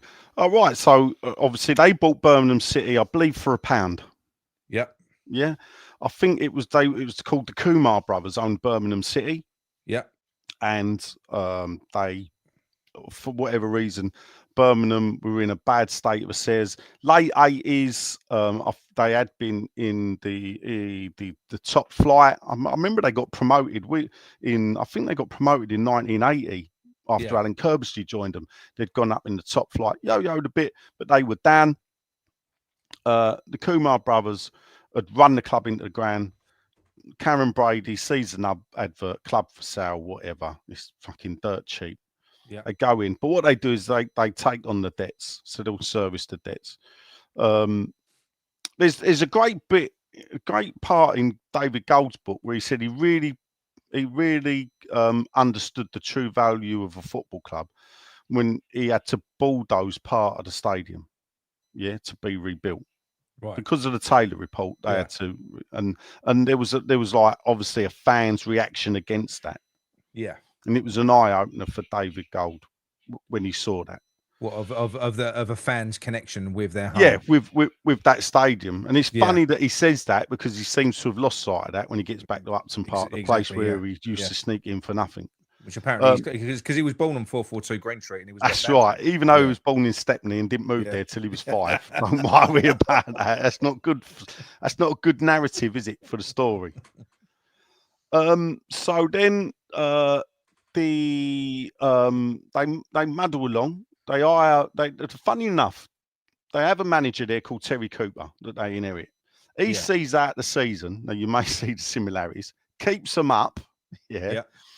And then they sack him. Then they bring in Barry Fry. And Barry Fry says, "Don't worry, Chairman, I'll get you out of this league." And he did. He got them relegated. Yeah. Yeah. But one season in what we call Division 3, they did get to the final of the Freight Rover Trophy, and they won it, I believe. What was that trophy? What was that the equivalent of? It's the Zenith Day. No, not Zenith Day. It was the Johnston Paints. You know what our under 21s playing now? It's like that. Yeah. Right, only Divisions 3 and 4 played in it. Yeah. So it was their big day up. So Birmingham won that. They got promoted, bobbed about a bit, got to a League Cup final under Trevor Francis. Swapped Trevor Francis for Steve Bruce at Birmingham, and then got promoted into the Premier League. Yeah. And of course, famously, they celebrated staying up the day they helped relegate West Ham in 2003. We only drew 2-2 at St Andrews. They stayed up. We go down. Yeah. Then for whatever reason, I don't know, you know, they're bobbing about in the Premier League. They want to kick on. They bring in this Hong Kong financier, whatever his name is, turned out to be an hairdresser, funny enough. This is typical them, yeah. They thought they'd brought in this big Chinese financier. It turned out he was an hairdresser. Yeah. And by the looks of it, a con man. But they managed to sell him the club. But what they did at Birmingham is they realised to grow, to redevelop St Andrews was going to cost them too much money. So they wanted help from Birmingham City Council. Lo and behold, Birmingham City Council was bidding to win the 2002 Commonwealth Games. Right. Now, do you remember who they were bidding against? No. Manchester. Ah, right, okay. Yeah? Now, this is like, like sliding doors moment. Yeah. So what they're looking to do, what they wanted to do was they wanted to sell St Andrews and move in to the athletic stadium and use it as a multi-purpose stadium owned by Birmingham City Council, and they would rent it for football. Okay. Yeah. Yeah. Sounds very, very familiar. There you go. So unfortunately for them, or whatever. I thought, like, how far down the line did they get with it? It got down fine. It was all part of the planning, but Manchester won the rights. Oh, right, okay. Yeah. Okay. So lo and behold, the City of Manchester Stadium got built, not the City of Birmingham Stadium got built. And that changes the fortunes of another club. So is that when they decided at that point? No. No. Years later, the government comes out with a plan for super casinos. Right. Brady works her magic. Yeah. And Birmingham put in a bid for a super casino and a multi-purpose sports stadium. Oh, fuck. Yeah. And they were going to move into the multi-purpose stadium. Birmingham Council were going to run this and everything. And what happened there is ultimately that failed as well. Yeah. After that failed, obviously what happened as well is that they were struggling in the Premier League. They were never that popular at Birmingham. Two Cockneys at the end of the day. David Gold openly used to profess his love for West Ham. Not Sullivan, to be fair, but David Gold did. So, you know, especially when the Chinese man comes on. Is Sullivan a Cockney? No, he's not. He was born in Cardiff and brought up in Hertfordshire. That's what I thought. Yeah. I think they did live in Hornchurch for a time. I know he went to school in Hertfordshire though. Right. So, no, he's not a Cockney. He's not a Cockney, no. No, and there's that famous clip of him sitting on, which I discovered years ago when I first started going up against them, of him on Men and Motors.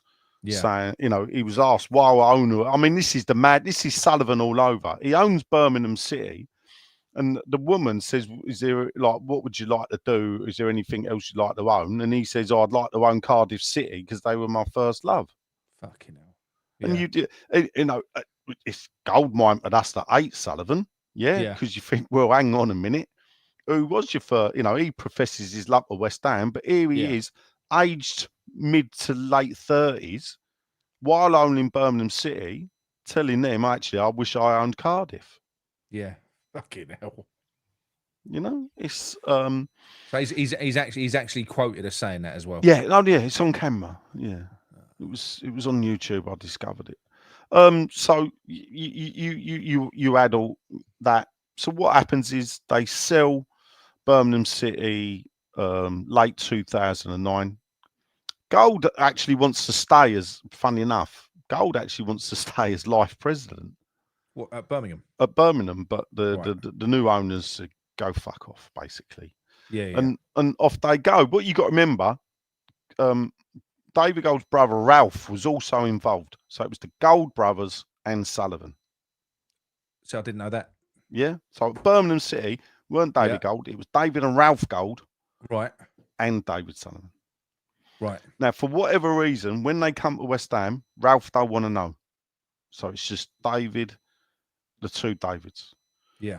And lo and behold, the plan that they'd spent probably 10 years trying to get in Birmingham, there's a new multi-purpose stadium being built in the East End of London for the Olympics that needs a legacy. Yeah. And if you remember, let's go back to West Ham's relationship now with the Olympic Stadium. That starts with the Icelandics. We were redeveloping our stadium, as we know. It stopped in 2003, fun enough, because of that relegation. Yeah. So if we hadn't have been relegated, the East Stand would have been flattened and Upton Park would have been finished. 44,000-seater stadium. Oh, what would you give to just fucking... Oh. You know? So there's that to the mix. So what then happens is the club is sold in 2006 to the Icelandics. The Olympics is awarded in 2007 to London. There's a lot of sliding doors moments in there. Is. In the story. So, and what happens is that then the Icelandics naturally go, right, how do we Carson Young? Thank you. So the Icelandics then go, right, approach the Olympic people. How do we make this a football stadium? Yeah. Now, you got Ken Livingstone and Tessa Jowell and Seb Coe. They've won the Olympics off the back of legacy. Basically, they're saying, we don't really want football, but if you want it, you've got to front all the money to convert it to a football stadium. Right. But Seb Coe's fighting because he wants to have Olympic legacy, because he's won it off the back of Olympic legacy.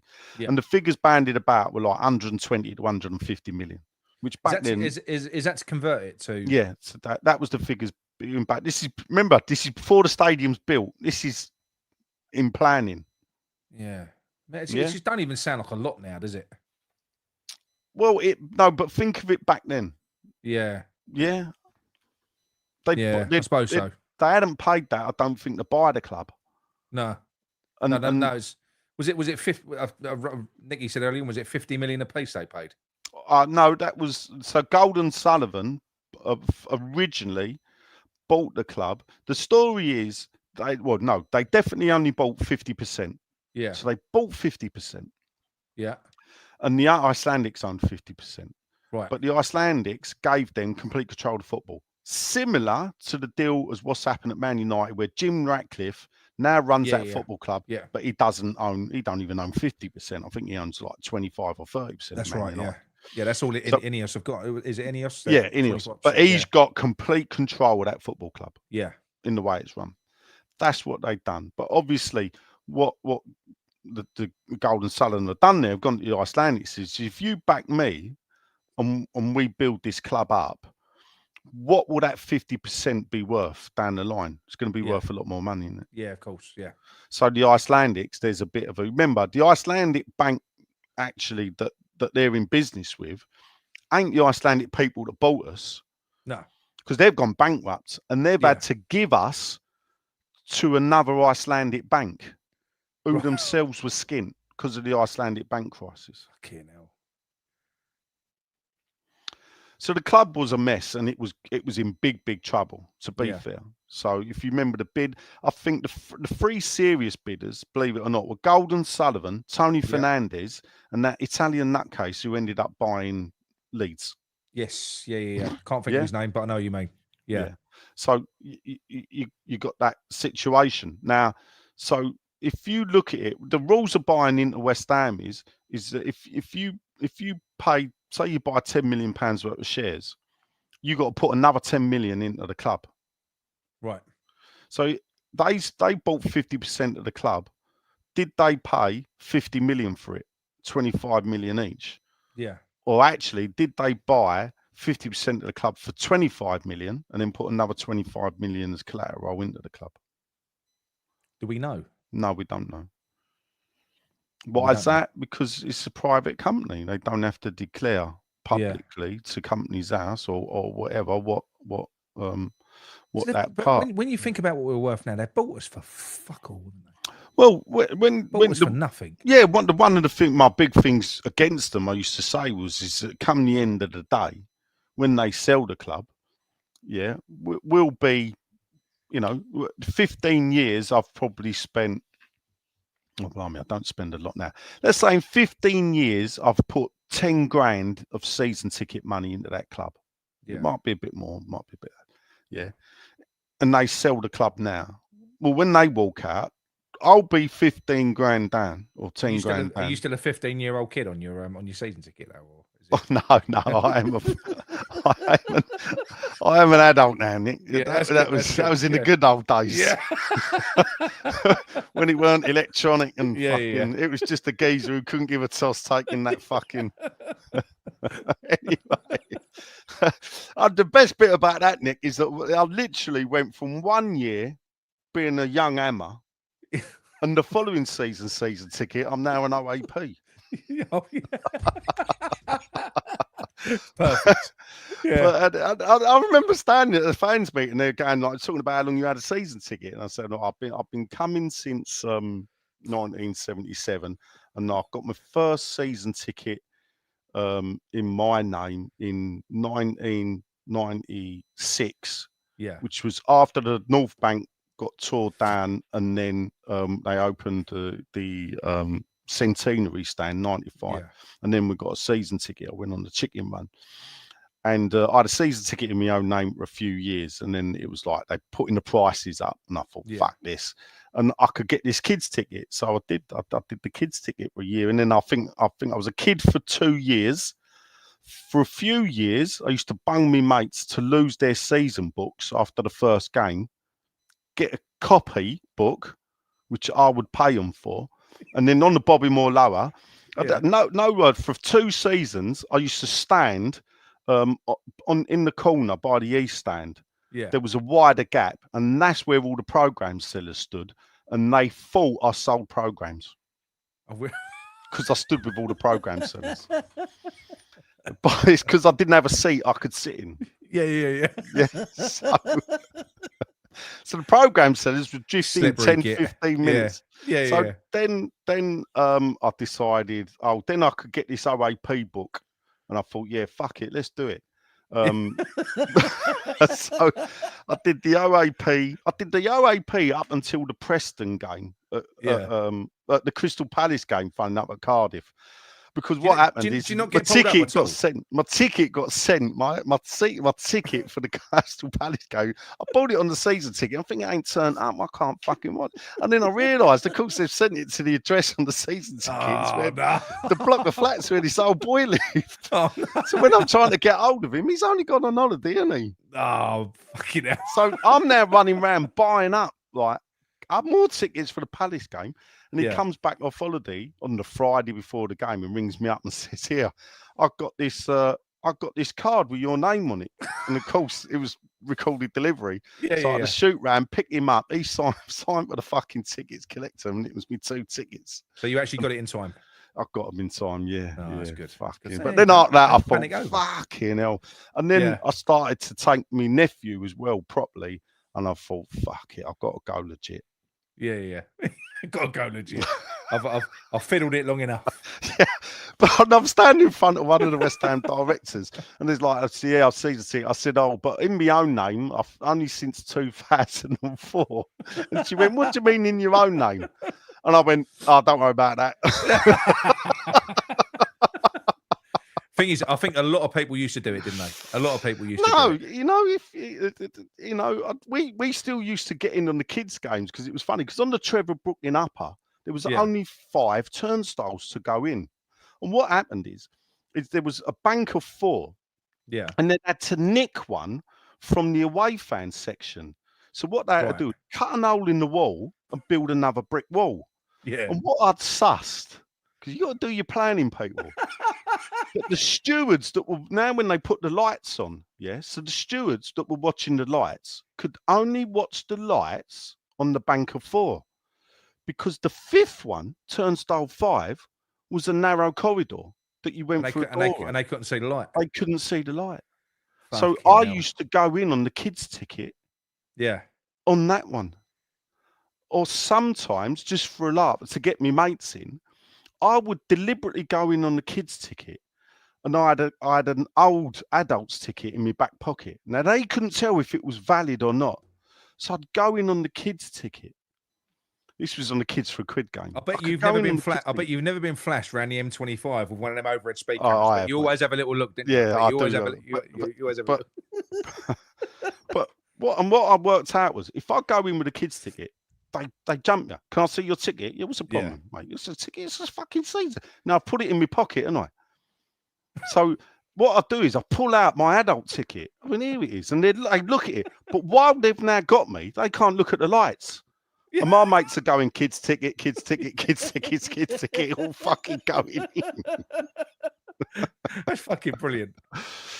There was always a way, mate. There's always a way. There's always a way. You just got to distract. Even at the London Stadium, we've done it a few times. You go in and you ask the boy they don't look question. They don't pay any attention. But what you do is you go up to them and you ask them a question. Mate, do you know where I'm sitting?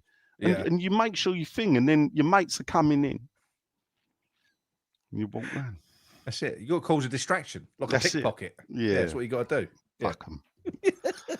Give them the least amount of money possible. Exactly. But anyway, going back to the move, because we digressed. Sorry, we did. Yeah. So at the end of the day, the move comes about. So they buy the club. Now, the thing you got to remember is they say they look at it, but and the thing for me, this is where I sort of start thinking something ain't right here, is that the day they buy the club, they talk about the move. The day they buy the club, they talk about the move in that. And when you listen to it, they drop little hints. They'd obviously had discussions with Newham Council before they bought the club. Because some of the things they said that they were investigating in, they already had information. And the only way to have had that information, they would have had conversations before they knew they could buy the club into what were the possibilities. Yeah. So while they're saying they were always gonna go for it. Always gonna go for it. And then, you know, I look around, I wait for fans uproar, and there is no fans uproar. And then I think, fucking hell, what do I do? So the first thing I do, I've got it here because I thought it might be good. Can I ask you something, Nigel? What made you? Because obviously you know all this about them now because you've done all the digging on them. Yeah, that's right. But you can't have known all of that back then when they first come in. Well, it is a strange thing in that my mum set up her own. What made you so cynical about them when they? Right. Well, and this is the thing because it does link in with my mum. So what happened is my mum was had her own business, and she used to ship books and magazines around the world. And one of her clients was David Gold's company.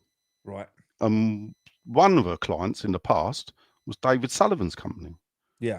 So she used to ship their books, magazines, which, you know, when you're a little kid and you go to your mum's warehouse in the 6 weeks holidays, you know, and you're spinning in the chair and kick a bag over accidentally. It's quite an awakening because I've never forgot that.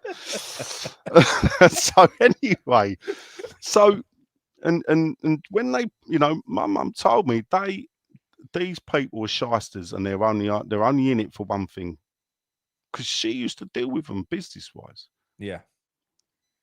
The Gold family, I thought. So in a sense, you had a bit of inside info. Yeah. So there was that. These people are here for a reason. And then, I do the digging. But then I think, right, so we stay up. It's 2010. They bring in Avram Grant. Now the Olympic moves into full swing. Yeah. Brady gives an interview outlining the move.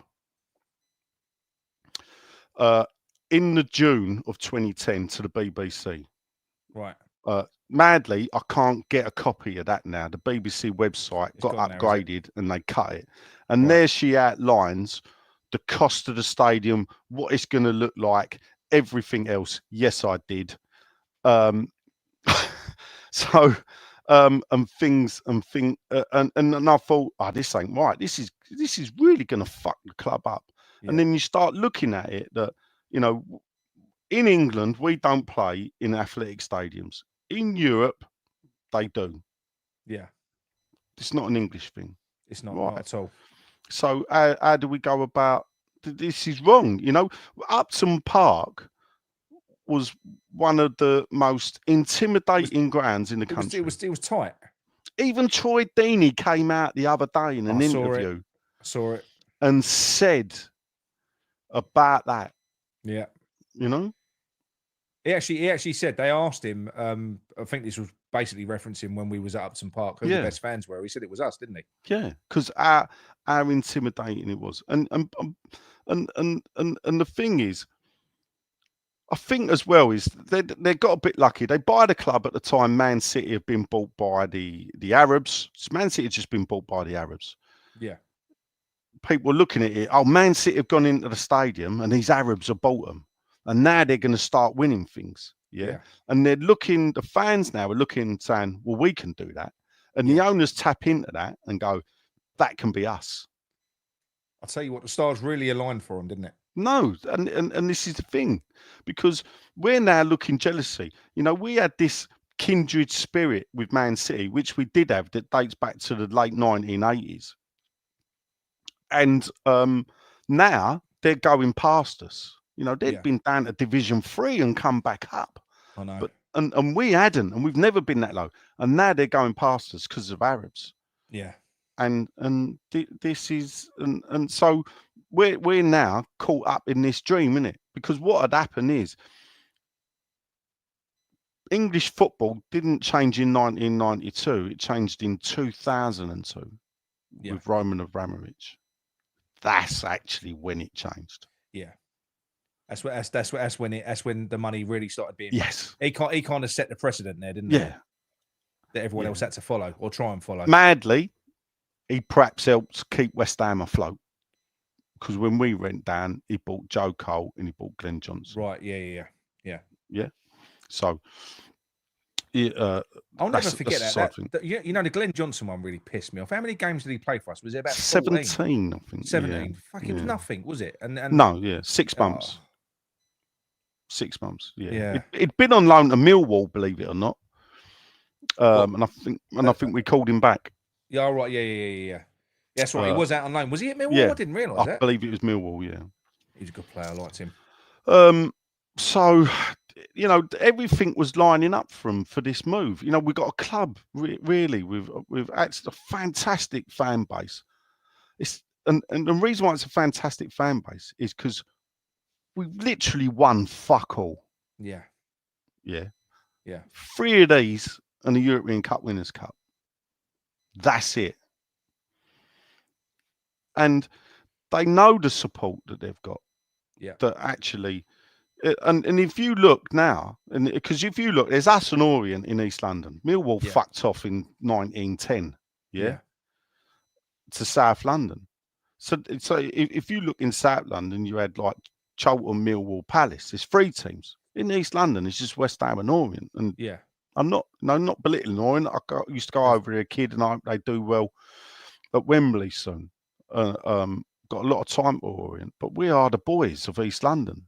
Yep. You know, we're not sharing it. You ain't got Arsenal and Tottenham in the north. You got Chelsea, QPR, Fulham, and now Brentford, all in West London. In the West, yeah. Yeah. When you talk about it like that, it's still a massive opportunity for someone at West Ham, isn't it?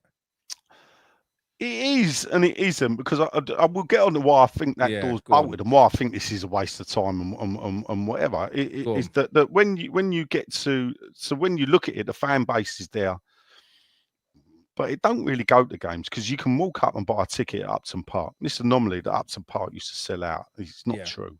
Yeah. But anyway, by the by. So, but it's on their doorstep, this stadium. They rent it. And in that first interview, the bloke says, no, I don't want to buy the stadium. I want to rent it. Yeah. He says it in that first interview.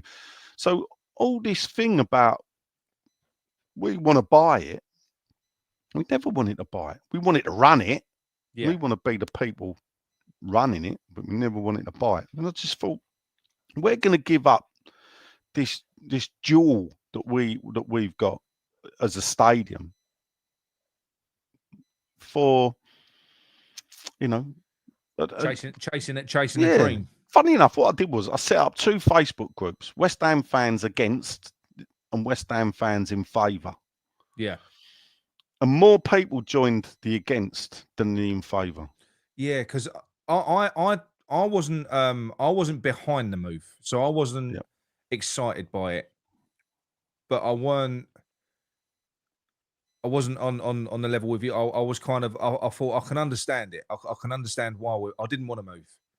But I did kind of believe in the back of my head that maybe this is what we need to move us forward. Maybe going to the next. I did believe that, but I weren't in favour of it, but not enough to do anything about it. Fuck all. What do you think? So the first thing I did was have this flag made. Say no to Olympic Stadium. Yeah? Yeah. Because I didn't do social media. I weren't on social media then. If you look at when I joined Twitter, it was October 2010. Yeah. That's 1 month after I got that flag. Yeah, because my first protocol was I'm going to hang it up on the gates. And that's what I did. Yeah. Yeah. Yeah. You're not wrong, Kingy. I'm fucking 8 hours in and he's telling me wasted time. But anyway, so that's the thing. And then you start a petition, sign a petition. Yeah. Funny enough, here I am saying fucking waste of time. But I didn't know about the internet. But this is what I'm saying. Look, but before we get to that stage, doing something is always better than doing nothing. What you did wasn't pointless. It weren't, because for you can always wear that especially now because. But I will say doing something and having your voice heard is always better than doing nothing. It is. Doing something is always better than doing nothing. I get that. It is. I get that. So that's what I mean. Before the Man United game in 2010 in the snow, when I stood, I had to stand in a fucking phone box. Yeah. I was the only one there. Yeah. Collecting signatures. And the snow's fucking shiting down. And it was too cold. So I stood in the phone box. I weren't going to give up. And what I'd done that game deliberately is I'd bought 2 tickets on the halfway line of the chicken run, front row. And you can see it. If you watch back, the game on YouTube, you see me and a couple of mates lifting the flag up every time. Oh, really? Yeah. Because the idea was to get the flag on telly and to give it to the owners. Now, what we didn't know was the owners couldn't get to the fucking game because of the snow. Oh. But anyway, before the game, I got to the game early because I've hung the flag up. And I'm fucking opening the door going, sign the petition, shutting the fucking door. And people going, I'll sign the petition, mate. And I go, come in the phone box. Come in the phone box. Because the fucking snow was shining down. You know? And we go round there, and then funny enough, is the stewards didn't know what to do with me, so they just let me carry on because they didn't know nothing. But people come up and actually, I got a lot of traction that game. It got spotted on fucking TalkSport and things like that. And then the strange thing is, going back to what you said, where you set up those 2 social media groups for and against, and there was more against. It's strange how. It almost seems like, obviously, you're going to go on to this, but I'm imagining that their charm offensive worked. Well, 2 things. 1, obviously, they realised they needed to do a charm offensive. 2, the golden thing that happened was Tottenham said, actually, if Haringey Council ain't playing ball with us, we're going to Stratford. Yeah. And West Ham fans... Was that a joint agreement, do you reckon, between Levy and Brady? Well, it does. What have I done now? It does. I don't know. Is it happy birthday, Nick? Is it? Was that balloons? I'll do it again. Oh, right. Is it? Oh, yeah. Look. Oh, yeah. Is it? It don't work for me. I don't know. I mean, really, what killed the movement was Tottenham Hotspur. Because then people were looking at me going... Let's be Spurs, didn't it, cunts? You want Tottenham in Stratford. Yeah. And my answer to that, rightly or wrongly, was couldn't give a fucking toss because when they play there, I won't be walking around Stratford. Yeah. So it didn't affect me. And and some people say, and anyway, half of Stratford don't support West Ham because the East End's changing population. Of course, of course. In terms of locality, I was saying this earlier on. You know, most people have moved out. You've moved out. I've moved out. Everyone's fucking moved out. But at least I stayed in the West Ham area, though, Nick. I'm closer though, like in terms of miles closer. But it's Tottenham. That's even closer, and Arsenal. But fucking Arsenal. That's free stops on the train. That is. But do you know something? In terms of our heritage, we are the East London club, as you said. You know, I ain't Leighton Orient. I think being a Cockney is being a West Ham fan. For me, it is. That's what I believe. And do you know what? It's what maintains our connection to the East End. That's the thing. So even if you've moved out, it maintains. It's important. I think it's important. It is important. You know, I'm proud to be a fucking Cockney. I'm proud of where I've come from. Yeah, no, that's right. That's right. And I think it's hard. You know, look, I get a lot of stick because some of the things, you know, I could, you know, I say I coined the phrase. I didn't. The phrase was always there. I popularised the phrase out of towners. That's what you are now, by the way. Yeah. Well, Anyway. With your Cornish accent. Yeah, I know. Fucking hell. He's having a right dig at me, isn't he? Dear, oh dear. That's because I put it in a fucking group chat. Why do I sound like Dodsey? He's had another pop at me. You know when you think, I don't talk like that. You know when you watch something, you think, he's got you to a T. Sean's voice is bang on. Oh, fucking hell, yeah. That's fucking bang on. Yeah. Fucking hell. Yeah. So and his face. You know, so we are, you know, we've got this great support area. Yeah. But you know, it's this is the way I said it. I remember that flag. I was at work before that Man United game, and I had to take the flag of work with me. So he's what you got in the bag? And I showed him, and he was a Man United fan. He went, "What the fuck's this?" And I told him. He went, "Well, do you reckon you can stop them?" And this is December 2010, November 2010. I went, "Nah." He went, "What are you doing it for?" I went, because when I look myself in the mirror at the end of the day, I will say I did everything possible. And the thing is, I had conversations with David Golden and everything. You really did, mate. You really did. Yeah. And how many people told you at the time you was wasting your time? Listen. I felt like you on Twitter. Yeah, after one of your Moyes rants, and you had all the fucking nutcases piling in on you. You know, I felt like persona non grata as such.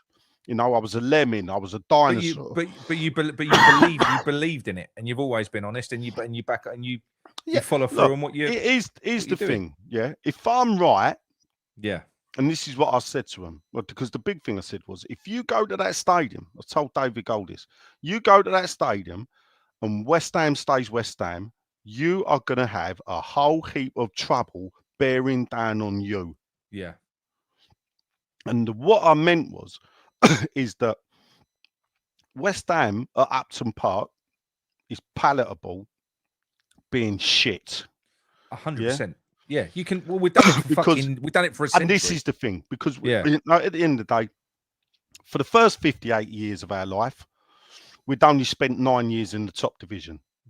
I will get back to some of the questions. I am asking some of them, by the way. Yeah. But go on. So Nudge. For the first 58 years of our life, only 9 years in Division 1. That's it.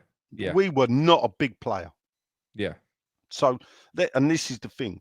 So the golden years of West Ham, literally, before 2023, was we won our first cup in 64 and our last one in 1980. 16 years. 6 years after that, we have our best. So 22 years, all the successes of the club, 125 years in my book this year, are sandwiched in 22 years. Yeah. So that's why I say I think we're a shit club and everything, and it is palatable. And with everything they were saying, and this was before Brady done the video. Don't you think that fact that we're a shit club that's never had no success makes us even more special by the fan base that we've got, or that we had? That we've still got it. It's just that we have still got it. I mean, if you look at Prague, yeah. This is how mad it is. So I go to a very important business meeting Thursday. Yeah. And my governor takes me, for some reason, to sit in this business meeting. Yeah. So we're sitting down with a client, whatever, chit chat, everything. I walk in, he's got an E13 events flag, from a golf day on the wall. So I've clocked it. I'm looking around, clocking other things. Yeah. So we're early. So the governor sits us down and he talks like me, basically. So my governor's itching. He goes, "See the flag, Nigel, see the flag." yeah. So I've gone, yeah. So yeah. I said E13 events. I said like E13. He said I was at an E13 event the other day, the FA Cup one. He said, "Oh, you West Ham?" I said, "My governor's going fucking home and away, isn't he? Goes home and away." He went, "Yeah." He said he's got a podcast. He does a podcast. Like, he's too modest. He's not. I'm sitting there thinking, calm down, will you? But anyway, do you know the first hour of that business meeting was purely about West Ham? My governor supports Arsenal. Fucking hell. The geezer called one of his workers from the office next door. Yeah, who's a West Ham fan. Is this a client that you're trying to get business off as well? No, it's a different reason. Yeah. Okay. Yeah. So you're trying to rectify fuck up. Yeah. Yeah. So anything. The meeting goes really well. Yeah. Yeah. When I've got home, the governor rings me up to say, "Fucking, that was brilliant." He went, "I just want to say though, I didn't take you for that reason, but that went down really well." And that is the beauty of West Ham, the connection we all have. You know, you get in a room, you can talk, and I can talk. Fucking hell. Mate, we can all do it. So if you look, I've been talking now West Ham for 8 hours. You could do it. I mean, fuck me. We have to, we've done the 3-4 hour show. You did make me chuckle earlier when you said you scheduled me for 2 hours because you've never done a show shorter than 3 hours. It was never going to be a fucking hour. And it's probably going to be 1 o'clock the time you kick me off. It's never going to be a fucking hour. But but it's the same like with other people. When you get any other West Ham fan, even West Ham fans that are not used to being on camera, once you start talking, you could just keep on going. Yeah, it's easy. You could just keep on going. It's no problem at all, is it? It's second nature. It is, and But anyway, Nigel, getting back on track about the goal. So where was we up to? So they bought the club. They're doing the move, and now I'm standing in front of them, and I'm telling them, no, this is what is going to happen. And here's the thing, I didn't know. Yeah, this is only my opinion. Yeah, of what I thought would happen. I ain't fucking Nostradamus. I'm not a fortune teller. No. The one thing I said was, I tell you what though, this is a gamble. You're walking into a casino and putting this club down on black. I said, and if it drops in on red, you're fucked. Yeah. And basically, if you're right, everyone's happy, even me. Yeah. I said, but if I'm right, look, and is it gone? I suppose it's hard to look forward to see how it would go. Is it gone as bad as you imagined, or has it gone worse? The lows have been worse. Like, listen, I never thought you would get to the marching and the Burnley situation. No. There was a bit of me, tell a lie. There was a bit of me that thought, and this is where it goes of where I said was, if you go there, and it's what I say it is, you're in a no heap of trouble. If West Ham stays West Ham, and we go there, you was fucking bang on. And West Ham stayed as West Ham because they never had the money though, and I knew they never had the money to do it, and the stadium didn't generate the money because we'd asked the questions. So I remember Sean emailing Sullivan. How much more money is the Olympic Stadium going to make us more than Upton Park? And his answer was 15 million. What the fuck is that? Right? In the grand scheme of things. And so Danny Ings' wages. What 15 million at the time bought you half an Arnautovic. Yeah. And this was the thing. The uplift. So when you're thinking, so where's the money coming from? Now, other stadiums are revamped. So if you look at Highbury goes 35,000, they're bottomed out. They could not expand Highbury up to 40-odd thousand. No. So they go. But what they do is they buy up all this land, not wasteland actually, because my mate was working for an electrical wholesale company that used to be on the halfway line. Truthfully. So they buy that up. the beauty of that is they moved. Did they buy them out and didn't burn it down like they did at Tottenham? Yeah, no, they bought them out. They bought the land, they bought it out, bulldozed it, and everything else. But what they do is they stay there, though, don't they? People's match day routines don't change. The only difference is when you come out of Gillespie Road, you turn right now instead of left. Exactly. Yeah. And that is the difference. You could still drink in the pubs that you drank in. If you drank further east, it's a 5-minute, 10-minute further walk. Yeah. That's it. Because for West Ham fans, Nigel, based on what I spoke to Dodsey earlier on as well, based on what he said, based on what we all know, what you've said as well, we've been shit forever. So supporting West Ham has never really entirely been about the football. It's about the day. It's about the event. It's about meeting your friends. It's about your pre-match rituals. It is. Look, it's the day, isn't it? It is. It's look, it's the thing. I come from West Ham, so West Ham for me ain't just a football club. No. Yeah, West Ham is it's home. You know me. I'd love to tell the history, and I like to tell the people. West Ham's first mentioned in fucking Doomsday Book. Yeah. So, an actual West Ham is where the church is, just south of Stratford High Street. So that's West Ham, and it grows from there. So the reason why we became West Ham Football Club was because of when the Thames Ironworks Football Club is being shut down, which it was. Arnold Hill says no more. I'm done. Yeah. He didn't like the way the people that were running the club were running it. No. Because he believe it or not, he don't run the football club. He runs the business. The committee run the football club. And he don't like what they're doing. They're bringing in professional footballers. Some of them weren't even working in the shipyard. And this is the thing. Thames Ironworks was all about the shipyard. Football club was supposed to be a works team, wasn't it? It was a works team. So it was a way of the workers having a release. And the workers that didn't play could come and watch them. Yeah. And it was a workers thing. Professionalism was creeping in. Arnold Hills was a staunch amateur person. Yeah. Staunch, didn't believe in professionalism. So there's that point to it. So he's going to do the breakup. The people that are running the club, with a few extra people, and that's why I like to differentiate between the 1895 and the 1900, because there were people that weren't involved in the Thames Ironworks football team that helped form West Ham United. Right. Yeah. So you get that.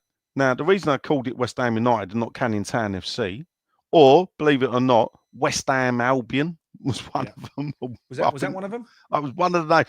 I've researched it. We didn't cover that on our tour. No, because this is what I found after. There's a news report that some of the names mentioned was like Albion or Rovers, and they'd have gone for United.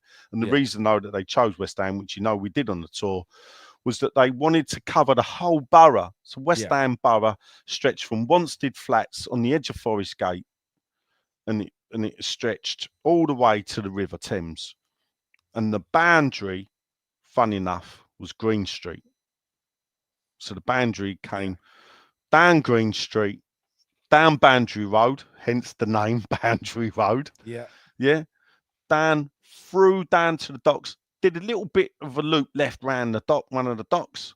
Is that literally why it's called Boundary Road? That's literally why it's called Boundary Road. And when you get to the bottom of Boundary Road, there's a little lane that goes over to the back of Newham Hospital. That's called Boundary Lane. Right. And that is why it's called that. Right. So when people say West Ham played in East Ham, they did. Technically, they were right. But when you walked out those gates and crossed the road, you were now technically in West Ham. Right. Because if you look at the streets, Castle Street, E6, if you go up to the first street opposite, the first street on the left was opposite the gates to where the North Bank was. I've forgotten the name now. That was E13. Right.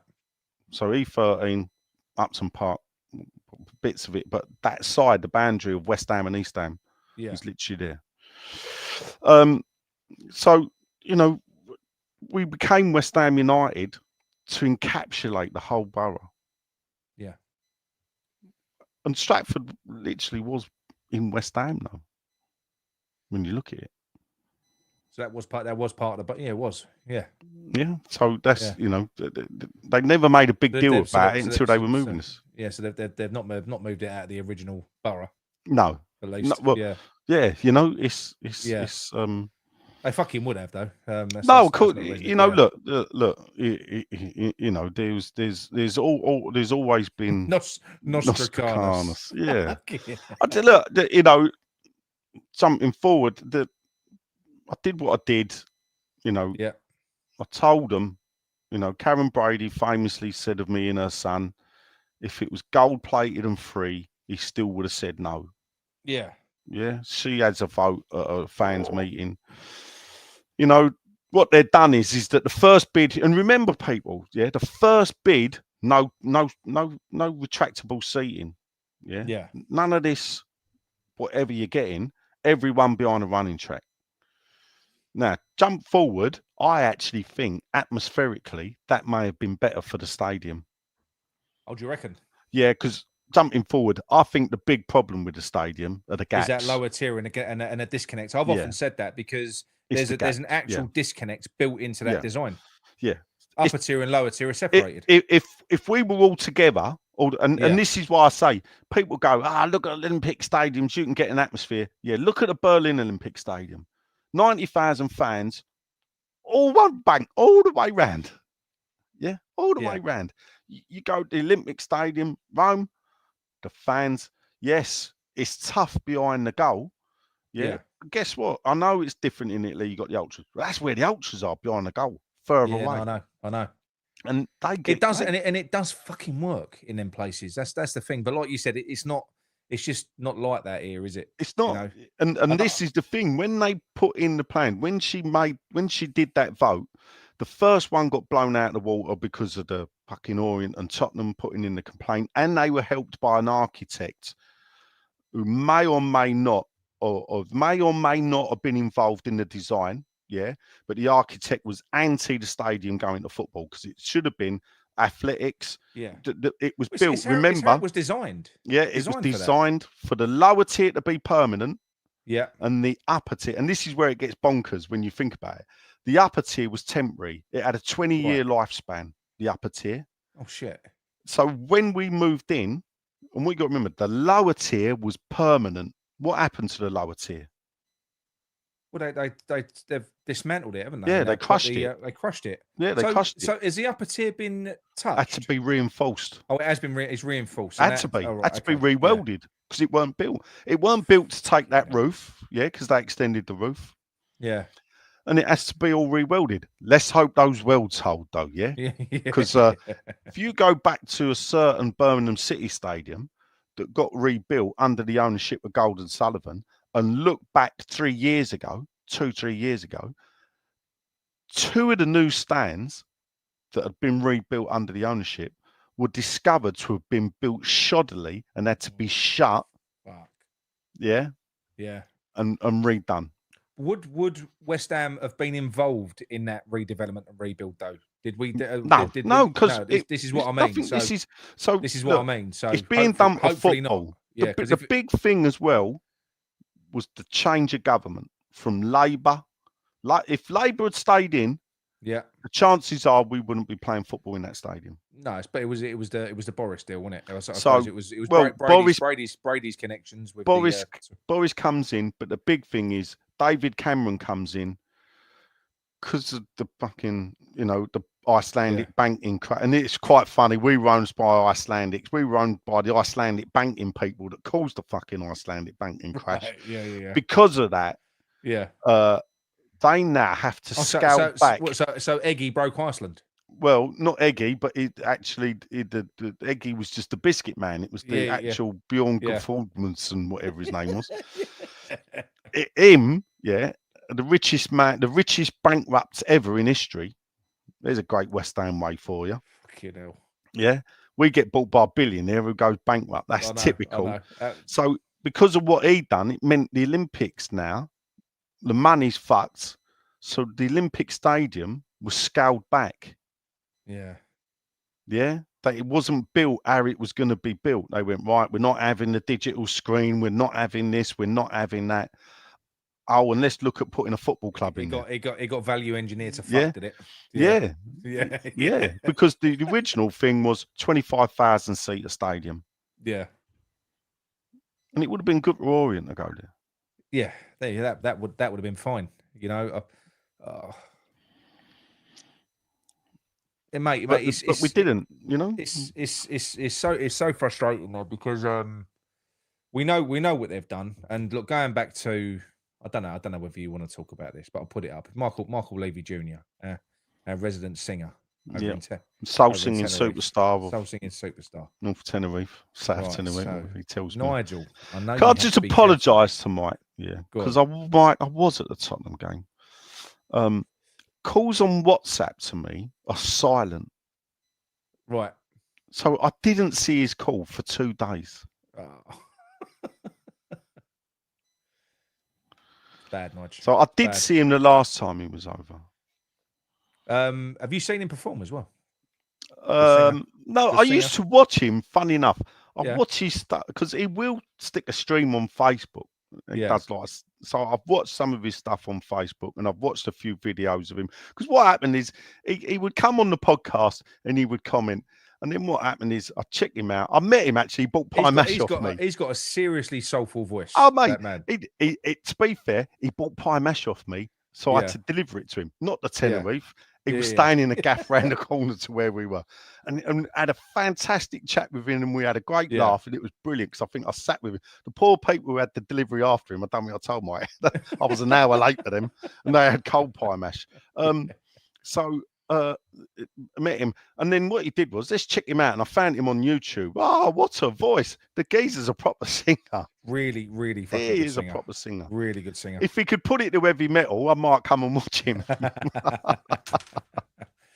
But look, his question is, Nigel, I know you've got to be careful what you say, but I'm sure they back-to-back the stadium sale, sold it twice and spun it on for more profit in a different company name. Here's the thing with people. What do you know? Right, what do I know? So what you got to do is go down the official line. So what you got to do is you got to look at the it's not Companies House. Where do they file land registry? So if you go onto the land registry website, you can look up all the sales. Yeah. And in it, the official sale is for 30 odd million. Now, what you got to remember is West Ham sold the stadium, and people used to get confused. The book price of the Bowling Ground was 75-80 million. So we sold. You telling me we sold up to no. And this is well, people got confused at the time. The book price was if it got damaged in any way and had to be rebuilt as a football stadium. Right. Okay. When you're selling off land, the developer don't give a fucking monkeys. It was a football ground or what. What's on it? He don't care what's on it. He's going to flatten it. Yeah. So when they go to sell it, it's sold for 30 odd million. Now, what they did was, like they do all the time, they sold early. They actually sold the ground in 2014. Or 2013 or 2014. Yeah. Sold the land, got the money. As soon as it was done. Is that where their involvement stops, Nigel? Do you think? In the look, I will say I saw an email from David Sullivan. Yeah. And what he said at the time was, I'd have loved to have redeveloped Upton Park. Yeah. Because he is a property developer. And what he said was, but if I had anything to do with that development, the fans would have basically buried him. Yeah. Now, if someone can get the evidence and prove he's involved in what happened, good luck. There are stories floating about. There's about stories, conspiracy theories. It's the fibbing. It's all about businesses that were opened and then closed. Whoever bought it apparently flipped it. Yeah. Because I'm pretty sure the original buyers were Barrett's, not Galliards. Right. Okay. Oh, Bellway. There you go. So it's Galliards bought it. Bellway. I went to a meeting in the school next door to the church in 2014. Yeah. So and that was so that would have been Galliards, and they were trying to show what they were going to do with the development. Yeah, I'll never. You can't believe it, and you can't make accusations. You can't. But I'll never not believe. I'll never believe myself that Sullivan sold it for 30 million. And the thing about flipping no future involvement as well, and the reason why I said is what they sold the club and got the money up front. They sold the ground and got the money up front before we left. And this is where it comes back to, because the story is the stadium got flipped when we moved out for 60 million, or the land did. Yeah. Now, so if you look at the land value in the 2-3 years from when they did the tender process, got the money, and then finally leave, it's quite possible that the land value could have doubled. Yeah. Yeah. That different people get involved, can put planning permission in, because at the end of the day, if the old adage was 30% land, 30% build, 30% profit. Can I just put something up on the screen? Yeah, go on quickly. Right, Simon Brewer, though, I would say, show us the documents that says that. You'll never find them. You never catch people's fingers. And this is why I don't say those things. Yeah. But this is it. But it's no, that's right. But these are the stories that are actively out there at the moment. Yeah, I'm not saying it ain't true. Yeah, I'm not saying, and the thing is, you can't say we can't say it is. No, and you can't say it's not. No. But this is what I mean.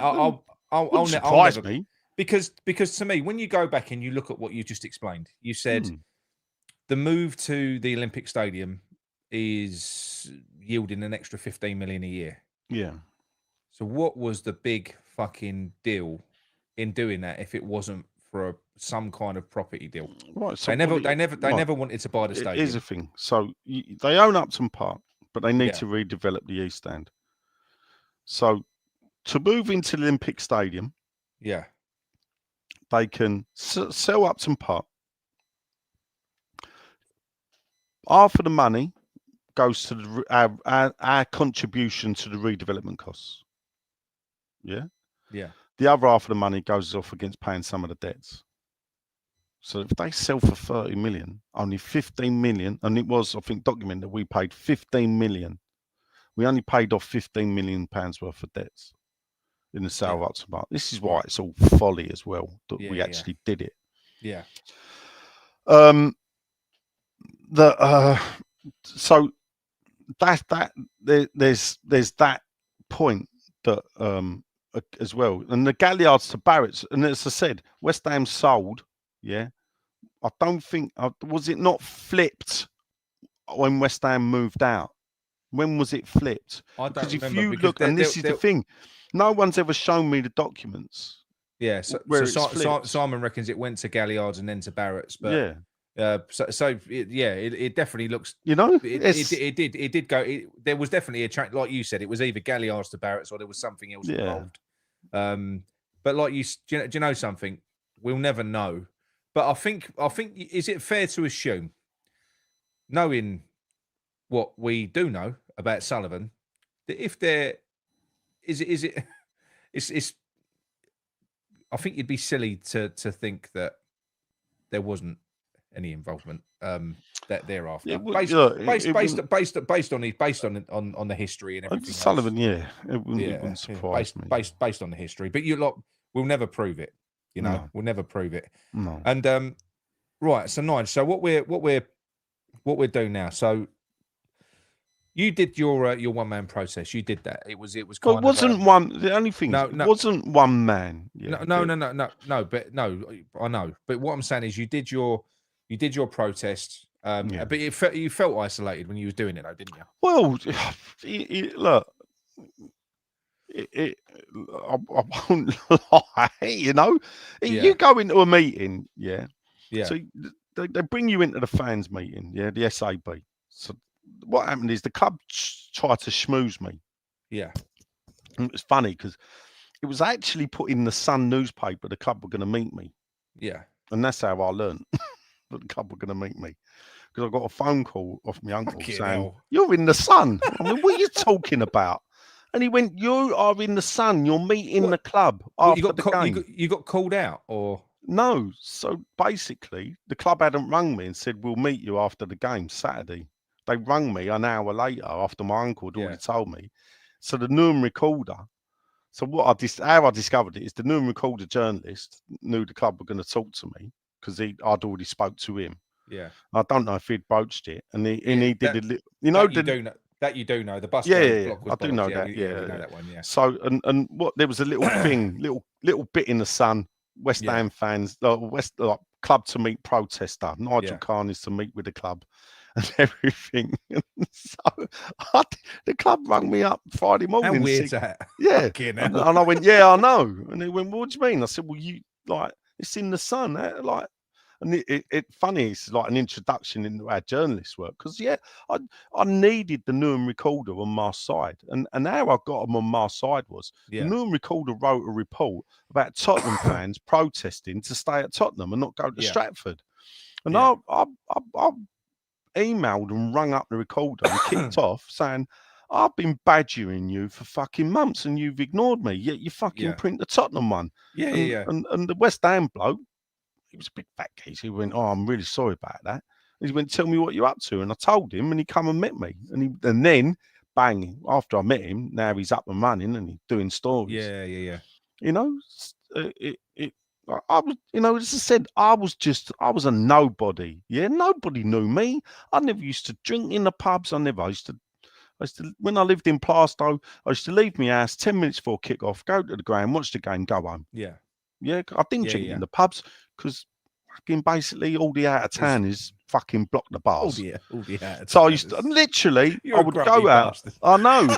I used to, fucking, it's like when the Americans started coming. They used to fucking block that corner of Green Street and Barking Road, very narrow pavement, and they want to take their fucking photographs of the Green Street sign. Get out of my fucking way, will you? Anyway, so look. To be honest, you must have had some sort of influence for them. You must have, because they were obviously concerned about your drive, about what you was trying to do. Yeah, look, I'm outside the ground. Listen, they took you seriously, didn't they? Yeah, well, I did. They did. I'm outside the ground. I always remember I've got the flag and everything, and then this geezer comes out in a suit and he's standing there looking, and I look at him. I can talk, but back then I was a bit brasher as well. Yeah. And I went, "Seen enough now, mate, have you?" Yeah. And he looked. He went, "Oh." I went, "Yeah, I know you're there. Go and fuck off back in and tell him." Scurried back in, and then what happened is it started getting. I remember there was there was an action group called Whose View. We campaigned to do a vote, right? So the club wouldn't have a vote. So what happened is a group of us got together, called ourselves Whose View. Predominantly, or 95% of us were anti. There was one that was pro, and we think put there by the club, to be honest. Yeah, to spy on us, honestly. Fucking hell. Honestly, and I ain't joking, I truly believe to that day that person was a spy. They saw you as a real threat to these plans. We got in and sat round with Brady and I remember there was a woman, Ali, and she was great, Ali. Yeah. Fucking force of nature. And we're sitting in front of Brady, and she grabbed my hand because she knew I was going to fucking call her something. She was telling us how she loved her pie mash from Nathan's. And I literally went, "To be fair, Karen, I've never seen you in the queue."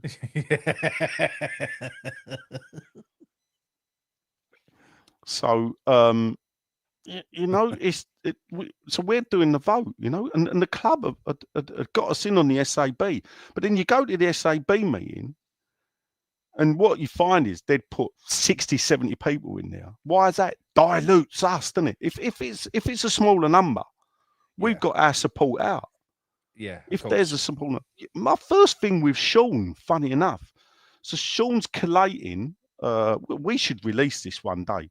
So we were tasked, the first thing, speak to fans, get the fans' point of view.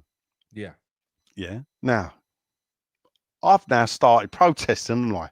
So I've got a lot of fans now that I can talk to. Yeah. So I go out, I send emails out. Say, tell me what you think of the move, and I will send it to the where the club is collating all this. So I'm getting all these emails and I'm banging them out to Sean, and Sean emails me and says, "That's enough now. I've got your point of view." Yeah. And I went to him, "Ain't my fucking point of view. It's West Ham's fucking point of view." And I'll keep sending them until the emails stop coming. And you will put them into this report. One second, Nigel. I will say that American Hammer X. Look, no political stuff on here, please, mate. That's all right. Okay. All right. Yeah. Go on. All right. Yeah, so on, anyway, mate, sorry. No. So and this, I said to Sean, put him. No, mate. This ain't my point of view. I'm just a conduit. These are all individual West Ham fans that are telling the club what they think of the move, and it was predominantly anti. And you know what they said? I shanghaied it. That I had manipulated. They said that you Shanghai. Yeah, that I'd shanghaied the report because it was predominantly anti. Yeah. You know, how are you going to win? They say to us, now. Go out and get the fans. Because I use my position in what I built up. Tell me what you think. All individual. I've not said to them, tell the club it's a load of shit. No, you say what you want to say. I just forward the emails on. I didn't copy and paste and put them on. I sent them so they knew the names of everybody that was saying it. Yeah. And, you know, I get accused of fucking shanghaiing them. They're fucking unbelievable, mate. They are. And this flows in now why I'm so cynical. People go, "Oh, you know." I had a little dig at the disabled board today because they've appointed Matt Jarvis as a disabled fan ambassador. Yeah. And the disabled fan group tweet out, "Oh, it's great to have him on board." To give us a voice. Yeah. And I point out to them, well, did you not have a voice? Because if you didn't have a voice, you've been talking to the club for 15 years. Shame on the club. Yeah. And if you tell me, well, yeah, you did have a voice for 15 years, what's the fucking point of Matt Jarvis? I'll tell you what the point of Matt Jarvis is. Go on. Yeah. He's another little thing. The club need to manipulate these little groups. Yeah. Because if everybody was like Hammers United, oh, they'd have our weight of shit. So they try and dilute it. They try and dilute it down all the time. At the end of the day, the only people they really need to deal with is Hammers United. Yeah. But we got all these little groups, and why I'm against these groups is I don't give a monkey's what colour you are, what gender you are, whatever. You're West Ham. You're West Ham. Ironwork Alliance. What about? Look, don't fucking look. Look. Crystal Palace didn't win that game, because they waved the fucking flag before the game. Yeah? Mate, I'm so. As the minute anyone mentions ultras to me, I'm just like, fuck. Yeah, but they're not ultras, are they? No, but they, none of them are over it. It's like the Arsenal with the Ashburton. If you want to sum this fan base up, Fuck's they can sake. raise Don't want $3.5 like grand. That. Yeah, they can raise $3.5 grand in a week for a tifo. For a throwaway plastic that's held up for a minute. I know. And try and claim, it's atmosphere. Fuck off. It ain't fucking no. It's not. This atmosphere with the flares, the whole package. You can't do that. And why don't it work in our stadium? I'll tell you why. It's too shallow a rake. Yeah, you fuck it. It's like that. So when you low down, you see like that. You don't. It's got to be fucking steeper. You got to be right on top of it. You know. So, it's stupid idea. But anyway, look, Nigel, right? You were completely wrong, by the way, with your response that you've had in the chat. You've had nothing but love. Fucking amazing numbers for this time. I've done something wrong then. No, you have. No, normally I used to sit here and go, I don't fucking care. I've steered you in the right direction. That's why, Nigel, because I've brought out the best in you. So what I'm saying is with what you've done before, I am. I'm not blowing smoke up your ass. If I was you, I'd be very proud of what you attempted to do, of what you tried to stand for. I would be. Like the fact that you tried to do that, it doesn't matter that it didn't work. To come out of it, and this is, and this is so the tide turns. Obviously, we walk into that side. and here's the weird thing is, and you can still go back and read it. On Claret and Hugh, you taking a piss, Alec? On the first game, against Domzali, which I think Adam couldn't remember who we played, who was on earlier. It was Domzali in the very first game before Juventus. So I wrote an article, what it was like to go there, and I slaughtered the place. Yeah.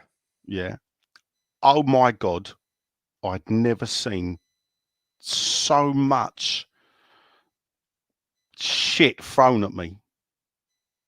It was like, I'm being told, Nigel, whatever you do, don't go. It was being put in every Facebook group on Facebook, Twitter, and everything. There was a few going, because what someone said was, Nigel, you've just walked in and pissed on them. They're like packs of fucking wolves, aren't they? Yeah, the Nigel out. Nigel needs to get back in. That's fucking 6'2". I'm sure Nigel's out. Andy probably thinks I've quit. But anyway, fucking, fucking Troy Darcy. All right, my handsome. So he does look like Donald Trump, doesn't he? Fuck me, he's getting darker. See the fucking size of it, how big he looks in that thing. Do you know what? Massive. It was hot up in Manchester. I'll give him that. Yeah. fucking. Anyway, he's gone to teak now, hasn't he? He is. You could get them shadow cards, isn't it? My missus might want the wood grain that colour. He looks like he should be on This Is Essex, like one of the dads. Oh fucking hell! But so I got a bit of abuse, and the funny thing is, my mate always laughs about it. He said, "I'm talking about you saying that you're tired, Alec. Not that you saying it's That's all it is." The one thing where and the thing is, it was like hundreds of comments digging me out. Yeah, because my mate said, "You've just pissed on their parade," because this was the start of the new era of West Ham, and I walked in and gone, "This is fucking shit." The walk, everything about the stadium was fucking shite. Yeah. And the one thing that tipped me over the edge, and I had to go back at the geezer, was I bet he voted Remain. That's all the geezer put. He put on Facebook, I bet he voted Remain. Yeah. And I went, fucking voted Remain. Fucking Brexit and proud. Yeah. Fucking hell. Jesus Christ. But now my daughter gets a boyfriend. He comes football with me, because I always had 2 tickets. So he comes football with me. He don't know Nigel. He does now. Yeah. Nutcase Nigel, what I've done at Upton Park. Not told him, not nothing. Just a West Ham fan, we go football. Geezer walks up to me in the London Stadium, shoves a pint of beer in my hand, and says these words. Upton Park, I thought you was a cunt. Yeah? He said... He shoved the beer when I owe you this, because you was the only fucking one that knew what you was talking about. Do you know what? You really fucking was, mate. Right. You really was. My son-in-law, who's Nam's son-in-law, looks at me, and I've got this other beer in my hand, and I'm looking, and he went, "What's all that about?" Yeah. I went, "I don't know who he is." Yeah. I didn't know who he was. Didn't give me a name. He just went to the bar. It obviously, we do this and we meet people, and the best bit is meeting people. We know, of course. I'm off to a cruise to Norway in 2 weeks, and I'm meeting a Norwegian hammer. That's unbelievable. And you know how I met this Norwegian hammer, Nick? Go on. Because he watched our tour film. Oh, really? Yeah. And he arranged to take 15 Norwegians, or more than that, on the tour. And when he told me, I said, "Fuck that, I'll do it." And I turned up, at the Trinity Boy Wolf, walked up, and there's about 15 Norwegians, Scandinavian hammers, and they're going to do the tour. And the geezer does a 4-minute introduction of me in Norwegian, and then he goes, "I'm in my shed." And that's the only bit I understood. Really? And they all fell about laughing. And then he hands over to me. And I go, "Thanks, Herod. I don't know what the fuck you said, but that's the best introduction I've ever had." Yeah, it's fucking brilliant. They loved it, mate. They absolutely loved it. Mate, the only Norwegian people that I've met and had a night out with was just recently. I got absolutely pissed after the Tottenham game. And Bodo Glimt fans. Oh yeah, right. Oh mate, had a night out. We ended up about 3-4 hours with them. They're really fucking brilliant. They can drink, just so you know. Well, I look, we did the thing. I think it took me 2 hours just to get the Canning Town. They were that engrossed in Thames Ironworks, and stuff. So we didn't get out of Canning Town for 2 hours. Were these 15 West Ham fans? Yes, they were all part of the Scandinavian Hammers. Yeah. They gave me he brought some presents for me, like a snood, like a Scandinavian. It's fucking brilliant, Fucking amazing. So, yeah. And that was off the back of the tour video that we did. Yeah, because he'd messaged me. That's brilliant. The tour video on Claret and Booze. And they're like, right. Well, and that's the beauty of that tour video, is that if people want to fucking go and watch it, if you want, you can do it yourself. If you want me to do it, talk to me. I'll come down and fucking do it. I'm gonna play it again. So after I'm gonna do it this week because we've still got it on the in the library. So I think it's very apt to play that this week anyway. With what we're talking about, because it gives you there'll be tons of stuff in there that you don't know. But anyway, Nigel, getting into to brass tacks. So obviously, I know your overall opinion. You're very cynical. You're like, what's Petition? What's the point? What's it going to do? What's it going to? I get it. I get what you're saying, and that's what a lot of people say. But going back to yourself, where you're saying how sort of hurt you feel with your close friends who this lot have taken the piss out of, and everything else over the years, and with all due respect, with something like this, okay, this is a start.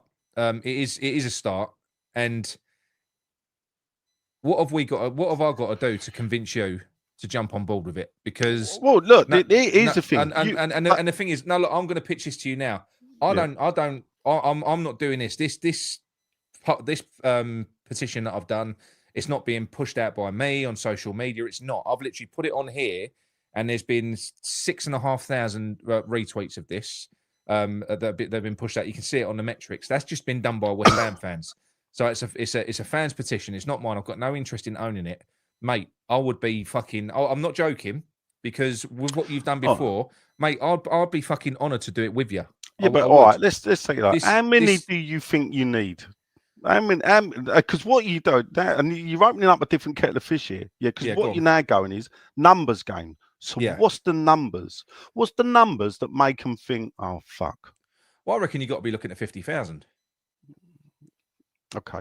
I reckon you got to be looking. You think you can get 50,000? I reckon you can. I think if you can get, when you look at the apathy in the fan base, and how Hammers United amazingly managed to get 20,000 for concessions, when you consider the state of society nowadays, and everyone don't give a fuck about anyone other than themselves. And this is my thing. How do you get 50,000 when something as important as the concessions? Right, and here's the thing. But what I'm saying is, it's important to people like you and to people like me, but the wider society that are over there, if it don't affect them, they don't care.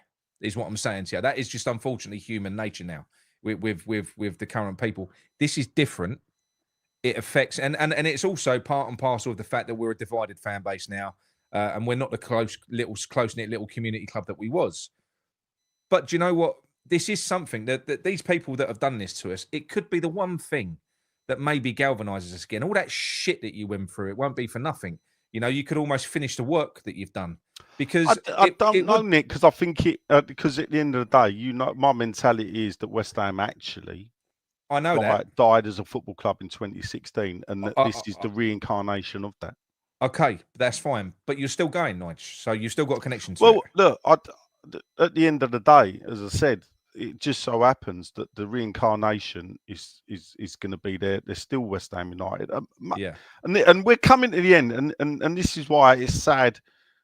Creswell, Antonio don't play again. Creswell's the last of the Upton Park boys, because now, and this is the thing. You could see the pain in his face, couldn't you? He had a connection, didn't he? Now this is actually my WHUFC. Yeah. Yeah. Is now coming to an end. with the now, exit of the reason why I continue to go, is because there is no way I will let them outlast me.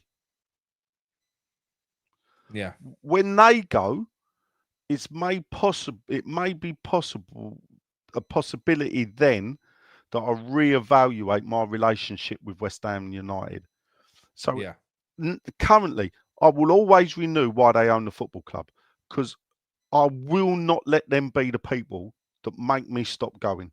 But what if? I mean, I spoke to Bill on this. I spoke to Paul. I spoke to Paul Colburn for ages. Yeah. Yesterday, he's coming on tomorrow. Yeah. They've all said the same thing. They've said that once these owners go, they will go back over there again. We'll have the same faces. Now, there is something, I said this earlier on, and I know it's cheesy, but it is something that Ray Winston said in is one of his lines that he said in Iron Men. And he said, it's not the stadium, it's the people. I do believe that. But the problem with what we've got now is the people are gone. Yeah, but because of the way they've run it. If you get the people back, Nige, and you know what I mean? At the end of the day, different owners were still there. Yeah, because what will happen is, I'm not having a party when they sell. Yeah, I'm not celebrating when they sell and go. Would it not feel like a victory for you? No, because the club's fucked, Nick. It ain't the club. I love, it. This is an imitation. That is the club in 2016. And this is the thing. They sold the ground. Yeah, and this is the mad thing, because I think it was just a week before, I was sitting there saying, I think I said, it's a shame really, because if they'd have kept Upton Park, we could have put the women there. And, because that's what Everton have done. This is the thing, Evan. Now, my beef with West Ham women is the fact that they don't play in West Ham. Yeah. See, for me, West Ham has to play in West Ham. It wouldn't be, if we move to Romford, why don't we change our name to Romford? Yeah. And this is the thing, you have to be, all right, I get fucking Upton Park was in East Ham, but fuck me, you walked across the road, you was in West Ham. Yeah. And it became Newham in the 60s. So, but anyway, West Ham has to be in West Ham, because West Ham, to me, was formed to represent the people, of which my family were there, of West Ham. Yeah. And that is the crux of it. And when they go, we're still going to be in that fuck-ass stadium, yeah? We're still going to be built. We're going to be bought by billionaires, yeah? And even Man City are finding it with their owners now, yeah? Who, at the end of the day, funny enough, I heard you talking about PSR. The only thing, I don't know the ins and outs of PSR. Neither do I. I know about PSR. Gio had dug into it. He knows a bit more than me. PSR keeps the big clubs big. Yeah. No, it does. It's ring fenced them. I was on with Stel a while ago doing the late shows, and I said to him, you know how you get past PSR? You have to fucking break the rules. Yeah. How have Nottingham Forest got to where they are so quickly? How did they do it? They broke the fucking rules. Yeah. Guess what? They got fined and a points deduction for it. And it was just so lucky. They got lucky. Yeah. Because they bought good enough players to keep them up. And then the season they copped the fine and the points penalty, they had enough to stay up. Yeah. Now they're reaping. Can they sustain it? Because what they're finding is how we had it difficulty. Can you sustain the squad? Not with Nuno. Because I've said this before. I called it. I actually predicted this 4 weeks ago. I said that what happens. Moist ball, didn't he? He plays moist ball. I said it does expire. Unfortunately, in the end, when you're amazingly good and lethal on a counter attack, because you've only got a certain amount of players that can do that amount of running for a certain amount of time. It's simple, mate. All it is, the opposition start giving you more respect and they drop back a little bit. I knew it while I put 2 bottles of water. Yeah. That's. But look. I know where you're coming from. You're frustrated. You are. You're pissed. You are pissed off in your own way. I think you are. I think I would be if I was you. I'd be annoyed. I'd be very fucking cynical and narky with a lot of the fans that didn't listen to me, and I would feel like that with you because of what you went through as well with it. Yeah, I won't lie. Yeah. Sometimes I'll sit here and go, why didn't you fucking behave like this in 2010? Exactly. Because actually, the crux of everything goes back to then. And But we can't go back. That's hindsight now, isn't it? No, but it's at the end of the day, you still sit there and you think, of course you will. Of course you will. You know. Yeah, you literally couldn't have done any more than what you did. I handed in a petition with 4,500 signatures. The first petition. Yeah. The first petition that only came from outside the ground. 4,500 fans of 3 games. Yeah. I don't know what they did with it. They allowed me to come into the fucking tunnel and hand it over. Yeah. And get a photograph of me handing it over. Yeah. To the West Ham bloke. Fucking wankers, mate. And they just put it in the bin. Just discarded it. Yeah. Well, they can't put this one in the bin because it's online. Well, no, but the problem and what they can do is, so it's online, so anybody can sign it. Everton fans can sign it. Newcastle fans sign it after, and anyone can sign it. And this is the thing. Yeah, but realistically, mate, who really? You might get the odd random fan from a different club doing it, but on the whole, it's hard enough getting fans to do it. Yeah, no, West Ham fans look, to do it. You're 50,000. I think you're right. You need 50,000. 50,000, yeah. I don't think it's unachievable. I don't think it is, mate. Nick, look at the struggle to it, and this is where I will argue with you. Look at the struggle to get 20,000 people to sign the concessions. The concessions, they've gone after the old and they've gone after the young, and they've gone after it in the worst way possible for the least amount of money. It was fuck all. And I'm telling you, Nick, it got to the point, where we gone to Palace, we blow up black balloons. At Palace, I got a photograph of the steward confiscating a black balloon from me. Fucking hell. Now this is where it gets funny. I just walked to my seat and start blowing up balloons. Yeah. Because I walked in with a black balloon, he took it off me. But he's looking at it like I don't know what to fucking do with it. Yeah. In my opinion, the black balloons, there was a few, not enough. At Fulham, me and my mate have gone in early and we're blowing up balloons. But what we're doing, we're blowing them up rather than giving them out and relying on people to blow them up. We blow them up, chuck them down the aisles. Yeah. They get banged out. Yeah. But some games it was pitiful. We couldn't get people at the London Stadium to blow up a black balloon. And this is the thing. Can fans drive them out of a football club? Yes, they can. Yes, they can. How do you do it? I'll tell you how. You've got to be prepared to go further than most sane, rational people will ever go. You got to be in their face. You got to block them. You got to block the road. You got to stop them getting in. You got to stop them getting out. You got to make it so fucking uncomfortable. The thing is, the Burnley thing.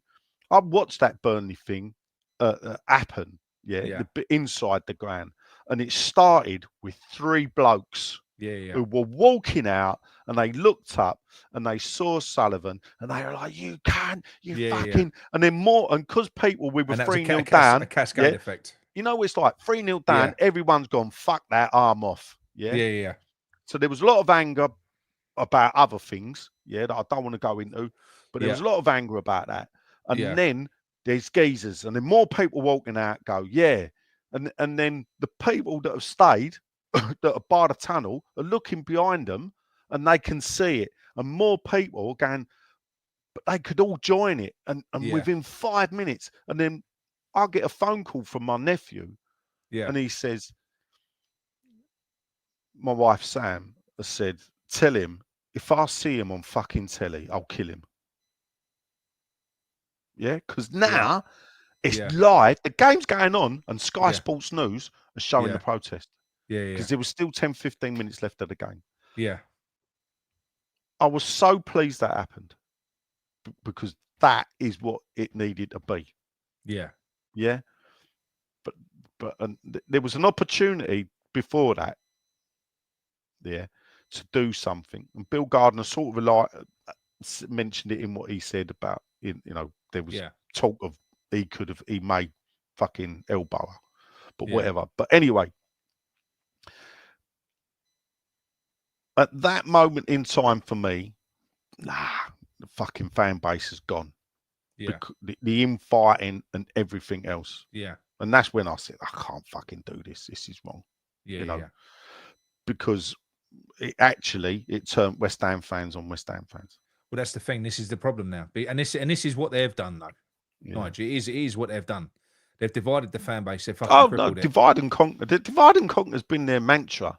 Yeah. I know they brought me in on the committee and everything. I was told I was going to be on the committee. Yeah.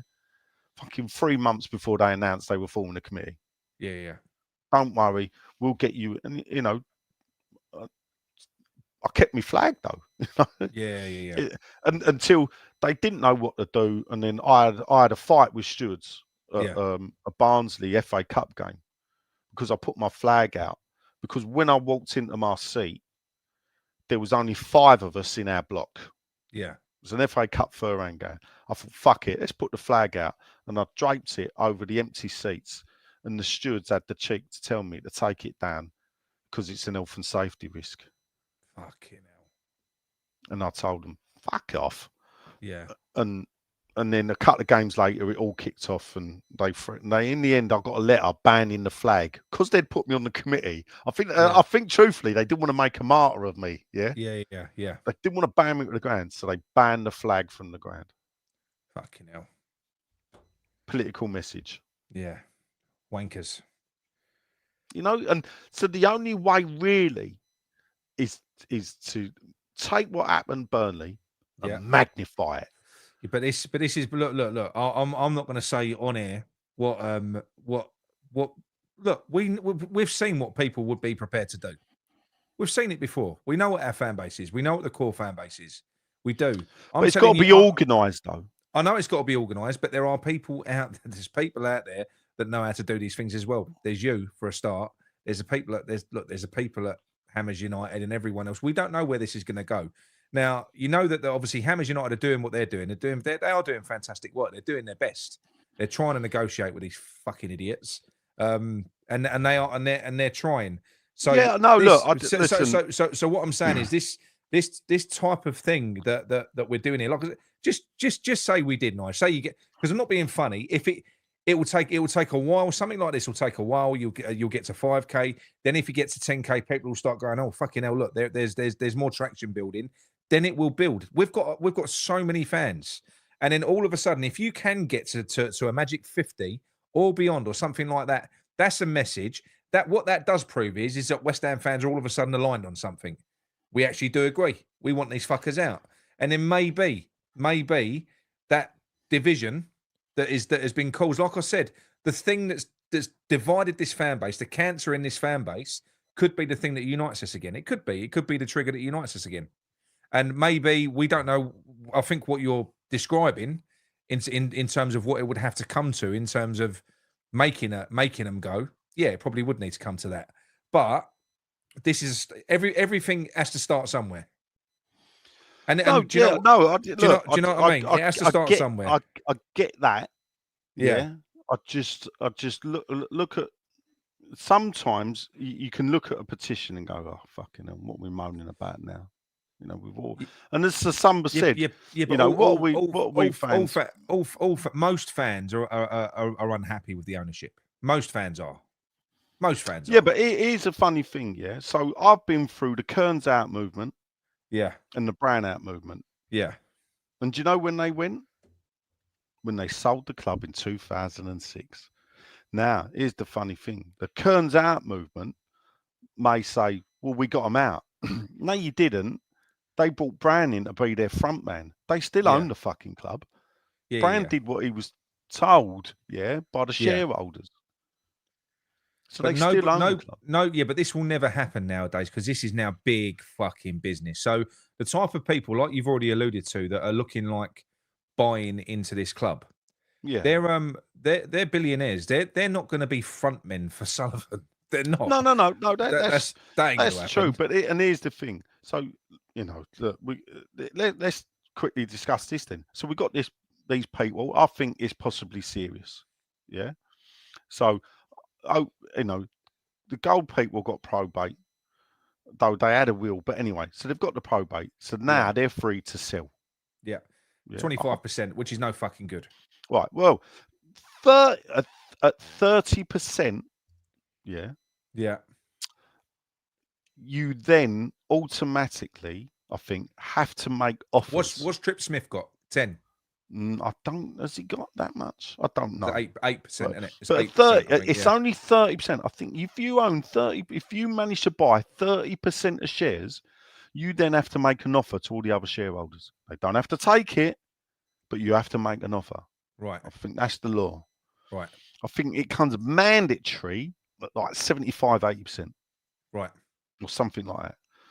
Now, they can try and circumnavigate Sullivan. And the way to do that is, first they buy the gold shares. Then they need to elbow Kretinsky. How do they elbow Kretinsky? Double his money, basically. Yeah. Yeah. Throw in 250 million, I think he'll sell his shares in West Ham. Yeah, yeah. With the Kretinsky, with the gold shares, they now have over 50%, I believe. I think Kretinsky's got 27%. He's got 27, and that's 25. Right. That's right. Yeah. So now they are in position to block and take over the running. I don't think Kretinsky isn't in Sullivan's pocket, is he? Kretinsky he's an investor. I think Tasman is right in what he says there. Yeah. Yeah. That's I don't want to go down a ring, but there's something like that.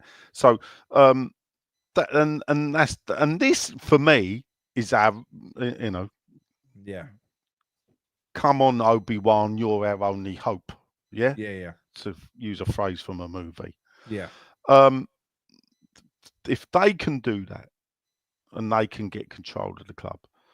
But as we've seen at other football clubs, I don't know what type of American owner they're going to be. Are they going to be like, I think his name's Bill Fossey, the Bournemouth owner? Yeah. But Bill's done all right because he bought a little club. Yeah. Are they going to be like Hollywood, like Ryan Reynolds and the other bloke? It's always sunny in California. But the thing is, I would literally. I was saying it to Bill earlier. I was saying it to Bill earlier on. I think we've arrived at a stage, though, Nigel, where this is. I think we can all agree that this relationship is toxic with that board. No, you don't stay in a toxic relationship because we're worried about what comes next. Bill used a great analogy that I hadn't heard about the dogs. Yeah, the analogy I use, and I actually, when I used to write for Overland and Sea, I used this in an article once, and a director of the club rang me up, funny enough, to see if I'm all right, because I said it's tainted love. And I used the lyrics of the song and based my article around that, because this is what it is. It's a tainted love. Yeah. And until they are gone, it will always be tainted, because I will always have this problem with the ownership. And that's why they need to go. For me, but that's why they need to go, because I do believe, I do think that there's a good chance if because there are tweaks, there's things that could be done to that stadium. If you had people that were in there that were willing to work with and do something with that stadium. We've seen it for the fucking Sevilla game. You can have a good atmosphere in there. You can. What's the difference between the Sevilla game and the normal Premier League games? What do you mean? There was more West Ham fans, not like old school West Ham fans, I think, in the Sevilla game. Well, possibly. I just think that it was a big European game with a lot on the line, and the fans turned up. And that's the thing, is that when you're turning up for the bread and butter game, fucking hell, and this is the thing, we look back with so much rose-tinted glasses. Sometimes we do forget how fucking crap the football was under John Lyall at times. Yeah. No, I know. And this is the funny thing about it is, but don't you think this is beyond the football now, though? Well, you say that, but the problem is the stadium, and a lot of us don't want to be there. Yeah, we think it's shit because. And until they probably clear, and this is why the club want rid of us, because we are the problem. Yeah. Because we remember the good old days. Yeah. And what they need to do is they do need to clear us out of the way. You've got little kids that if you've got an 8-year-old, that you took at the first season, who's now 17, I bet he thinks different at the stadium. Yeah, if you never knew, and this is the thing. Well, I don't know. I'm not sure. I don't know about 17. My son is 16, only just turned 16. So he's been going over. He was going over Upton Park from the age of 2. Yeah, but he's got you as an old man, and he's fucking... Yeah. But no. But he loves the away games. He does. Yeah. We had season tickets over there up until COVID, and then we never went back. Basically, we've been going to regular sort of home games, if you like, regular away games and home games. Not so much this year. We haven't done it, but we went to the Brentford game, Nige, and it was one of the most upsetting things for me. Was 30 minutes in, he literally said to me, "Dad, I don't want to come here anymore." He said, "I don't want to do it." It was because we was in the Trevor Brook in good seats, sort of midway down, and we were literally surrounded by nothing against Korean people, but we were surrounded by Korean tourists, and there was a couple of because it was a shit game, so I got the ump a couple of times and had a little bit of a rant, and people do just fucking stare at you and make you feel uncomfortable, and you're like, "Oh, fuck me, all right, sit down." Yeah, again. no, there's no. You just like, oh. Look, there's a lot of good things, but the problem is people talk about. So let's do a show on what can improve it. Look, Hammers United are going to be putting out a survey. What can we do? I had a talk with this cynical Nigel. Had a conversation with Paul Colburn about this Friday. Yeah. What's the point, mate? Yeah, I think and this is why I say that is because let's take the wall. This is what I told Paul Colburn. Yeah. So Paul talks about the wall. Okay, why was the wall put up? It was because of the European game, wasn't it? Was it? Or was because it the that was the straw that broke the camel's back. Oh, right, okay. Yeah, because they didn't put it up just because of that. That was serious, yeah? Yeah. But for a long time, bearing in mind, I sit above that section, I have watched West Ham fans throw stuff at away fans and away fans throw stuff at West Ham fans. Bottles and everything else. Yeah. Yeah? And bottles can cause a lot of harm. My daughter's friend was on a away day girl, strange enough, and she got clumped by a bottle thrown at Southampton by a West Ham fan, and it didn't reach the Southampton fans, and it fucked her eye badly. Fucking hell. Yeah. So, and this is the thing. So this had gone on for a long time. So to stop it, they build the wall. Yeah. Instances of missile throwing has dropped off a cliff in that section. Yeah. So what do you think they think? It's worked. They've done a... So when the fans go, we want the wall taken down, and the club then have to take it because the fans can't make that representation. The club representative now has to walk into the SAG, the Safety Action Group that meets once a month, and go, "Oh, the fans have said, can you take the wall down?" They'll go, "Well, there was 35 because they'll be in full." They'll have all the evidence, there was 35 cases of missile firing in the 24 games prior to the wall being put up. Since the wall being put up, there's been 5 cases of missile firing. Yeah. We'll keep the wall, thanks. It's fucking replace it for Perspex so you can at least see each other. Just something like that, Just there's got to be something more they can do. Well, this is the thing, put up a net, put up a net. That's going to cost them money. They've got a wall that's doing the job. Who's going to pay for it? Yeah, no, I know. Not our stadium. This is true. And they don't like putting their hand in their pocket for fuck all anyway. And this is why I'm cynical, because maybe I know too much sometimes.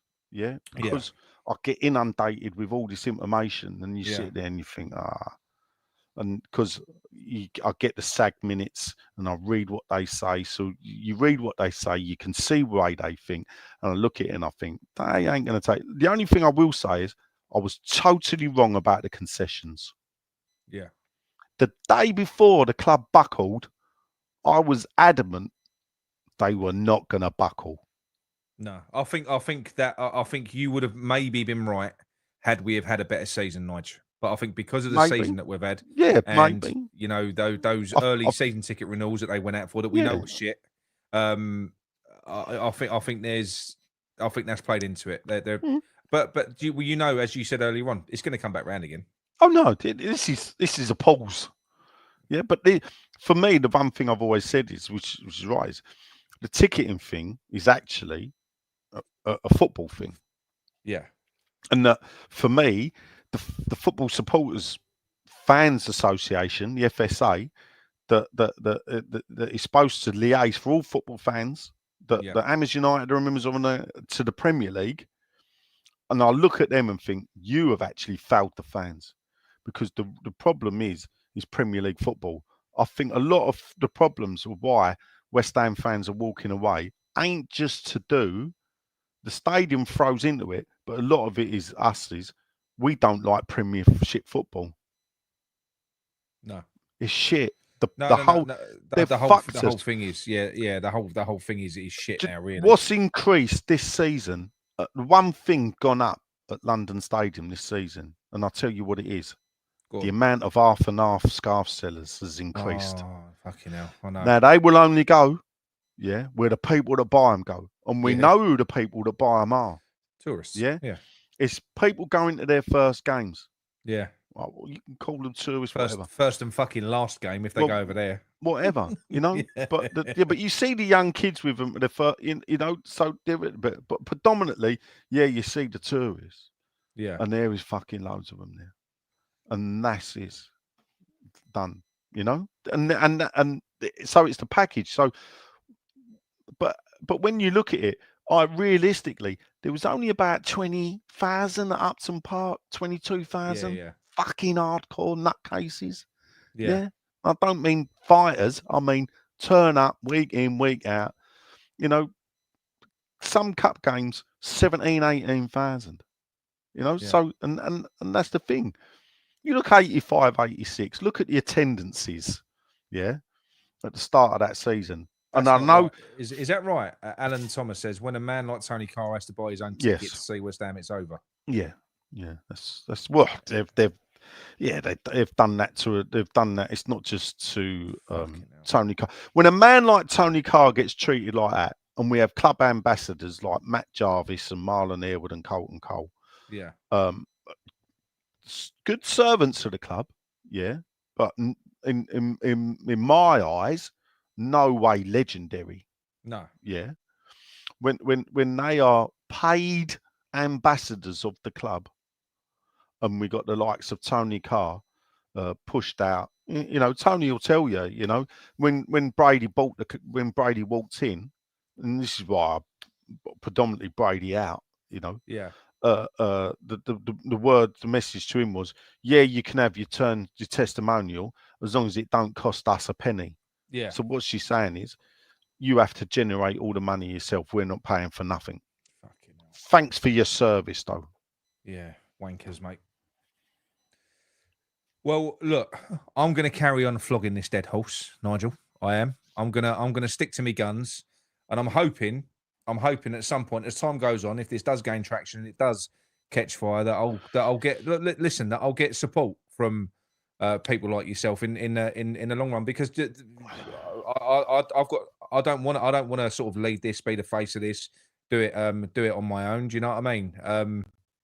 I'll pull you on in a minute, James. 1 second. I don't want to be kind of the face of it on my own. I'm happy to get it started and do it with people, but someone like yourself who's got the knowledge, who's got all of the history, and let's face it, the influence as well. You've only got to look at the reaction that you've had in here. People, you know what you're talking about. You've been there, you've done it, you called it.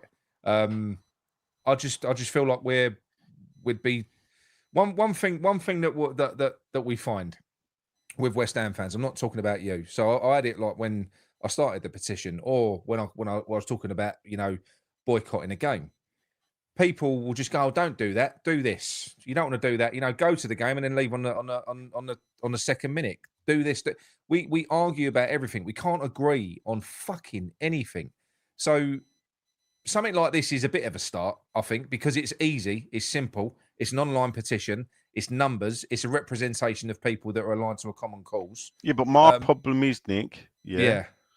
And I'll be brutal now. Go on. Set yourself up for a fall, mate. And when I say a fall, it's FALL. not FOOL. Yeah. Because it's a numbers game now. You've pinned it onto numbers. Yeah. Yeah. As soon as you do a petition, you've pinned it to a numbers. That's if fine. you don't get the numbers. Well, if you don't get the numbers, then for me, what that proves to me is that you're right. The club is gone because effectively, if we can't agree on this, we're never going to agree on anything. Because do you know what I think? We're not going to. This is the angle I think of realistically. We could do this publicly quickly. You can bring the other one on. You can talk. I'm happy to talk with the other bloke on. Yeah. What you actually need, is a stall outside the ground, with a banner, and a Paul Colborne-Stein person with a megaphone, standing there going, sign the petition. Go back to the old school, how I started it. Old school, sign the petition, get these owners out. Yeah, because at the ground. At the ground. Yeah. Yeah. The West Ham fans coming down, because the thing is, a lot of people maybe not social media. You know, all this social media shit I do, everything stems from the fact that in 2010, I said, "Fuck this stadium move. It's bollocks." I think you're right. I think you're right. Certainly in terms of certain generations of fan, which are the ones that we want to capture. They are, because they're a lot of the ones they're the ones that are gone. Because I reckon you could probably capture 3,000-4,000 instantly. Yeah. Just with one store at Stratford. Yeah. For 2 hours. Yeah. You magnify that over 5 games, different areas of the ground, whatever. Yeah. Get people out round there with petitions around the ground. Yeah. Get the numbers in. Then see. I think having a fucking the hoops you got to jump through to sign for it, you know. Yeah. No. I get it, but that's the thing. So doing, but hitting it on multiple fronts ain't gonna work. And this is a start. Yeah. It's a start. Do you know what I mean? And look, this is how I view it. It is the conversation starter. Yeah. So you got the West Ham fan. You've had Nicky and that on.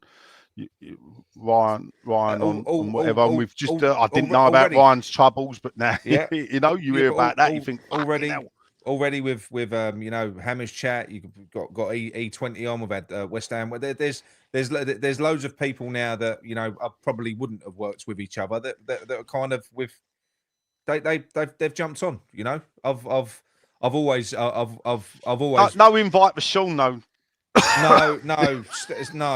No, I could do without. I was fucking winding him up. Yeah, I could do that. I could do without that, mate. Honestly, look, you know what he's going to do? He's just going to fucking spin it and talk bollocks, isn't he? That's all he'll do. He'll come in here to wind me up. You know, I know you're not intentionally trying to wind me up. It's just your opinion, but he would piss me off. Yeah, he would. I'd get the ump. I'd get the ump. I like Sean as a person, but he's a fucking idiot sometimes, Nigel. He is. Sean knows what I think of him. Yeah, he's yeah. I don't need to tell the world. No. But anyway, Nigel, thank you very much for coming on, mate. I really appreciate it. It's been good to chat to you. Yeah. All right. Well, good luck, Nick. I'll see you. I might see you in the morning.